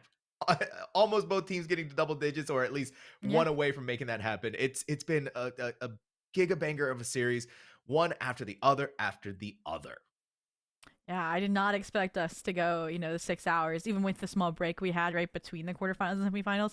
But that even showed how competitive, like, the first stage of playoffs was for these these squads, these teams. Because, again, stakes are on the line, $1,000 prize pool, and the Vegas LAN spot. So let's take a look at the teams that have been narrowed down from 8 to 2 to see who our final contenders are for tomorrow's grand finals that you, Sam, and Echo will actually be taking us through. No, I'm very sad that you're not going to be able to join us here, Zobi, but glad to also have Echo come in and take witness to the insanity that has been the QoR Frausto Creator Cup. Speaking of which, I do want to take note of the Team Patua versus Retired YNS. That was a map 1 loss for Retired YNS. But then the next 2 maps were 13-5 victories. Sheesh, by Retired. Talk about momentum shift. Yeah, right. Incredible performance, and again, another reason why we're seeing them here in the grand finals. But to have both of our semis, Zobi, be 2-1s, that can only mean one thing for tomorrow, right? We're going all the way. We're going the entire distance. And Chrome's Crash Outs, too, is the only team that went 2-1 in the quarterfinals. So they had, like, a full day, right? Like, that's the match we were waiting on versus Silly Squad to finish. So they've definitely been through the ringer. They've definitely grown. Like, this squad, I think, had the most in-depth, like, trialing and preparation and scrimming for this tournament. So it shows that the hard work has paid off as well, Sam. It really has. It really has. However, that's going to be it for us tonight here on the broadcast. Zobi, you know what? I gotta give you gotta give you a big shout out here, right? You've been here with us for Friday and Saturday, but you're not gonna be here with us tomorrow. So I need to get some of your closing thoughts before we close out the show. Ooh, it's just been a pleasure, right? To see like the different creators that are playing in this one, the consistent creators across multiple tournaments, and just again, the varying degree of how seriously these squads are taking it. Like everyone's trying to play to win. But again, I mean Chrome QT crashing out live in the listen-ins, the concrete calling from Sadil. Like it was just I feel like the listen-ins today especially showed how locked in people were during the semifinals because they wanted those grand finals. I mean, it's one thing, right, to play games online with people, but then to get the opportunity to meet them in person at a LAN in Vegas. Like, I'm not gonna lie to you, my first esports LAN was in Vegas. I took the time to fly out and meet my production friends, and it was like probably one of the reasons why I am still at esports was getting to build those real life connections with people. So it's more than just the money, the prize pool, the LAN competition on the line. It's getting to meet people you might not that live across the country. And Sam, a few people have made that dream a reality by funding the Frausto Core Creator Cup. We got Core Gaming, who again, I mean, giving back as a tier 2 esports like organization is huge, right? At least in Valorant. They also I know have like a fighting game community is really big for them in Vegas. They have a podcast, they have merch, so make sure to check them out. And Sam, what's our other sponsor? Well, you love them. I do love them. None other than Asus, Republic of Gamers, right? They're out there. They're making phenomenal peripherals, phenomenal laptops, all different kinds of ways to enhance your gaming experience. So make sure to go and check them out. We're very, very thankful for their support here in the QoR Frausto Creator Cup 5 as well. So lots of big thanks out there to our sponsors and to our organizations who are giving us the support to make these a reality. Make sure, seriously, to go and check them out, especially Core Gaming. Go and check out their merch. That's one of the big ways that these organizations are able to make money. And it's also really good merch too. So you're not going to be missing out. It's coregaming.com/shop. So go and check that out. Also want to say a big thank you to our behind the scenes production staff for the phenomenal job that they did. You can see them all right here. Chippy, Rare Adam, the two casters that, very, very beautiful people. Who are they? Yeah, who knows? Reached at Omi, Heejin for the graphics, and of course, Frausto, our tournament organizer, and our resident KJ Whiffer. But make sure that you can we get a replay of that before stream ends? Like, dang, Adam's already gone for the night. No replays. Dang, all right. Well, you know what? We'll get that loaded up for tomorrow. Time. But again, thank you all so much for watching. Make sure you hit that follow button so you get notifications to when this stream goes live tomorrow, because you do not want to miss the grand final of Retired YNS versus Chrome Crashouts. We'll see you then.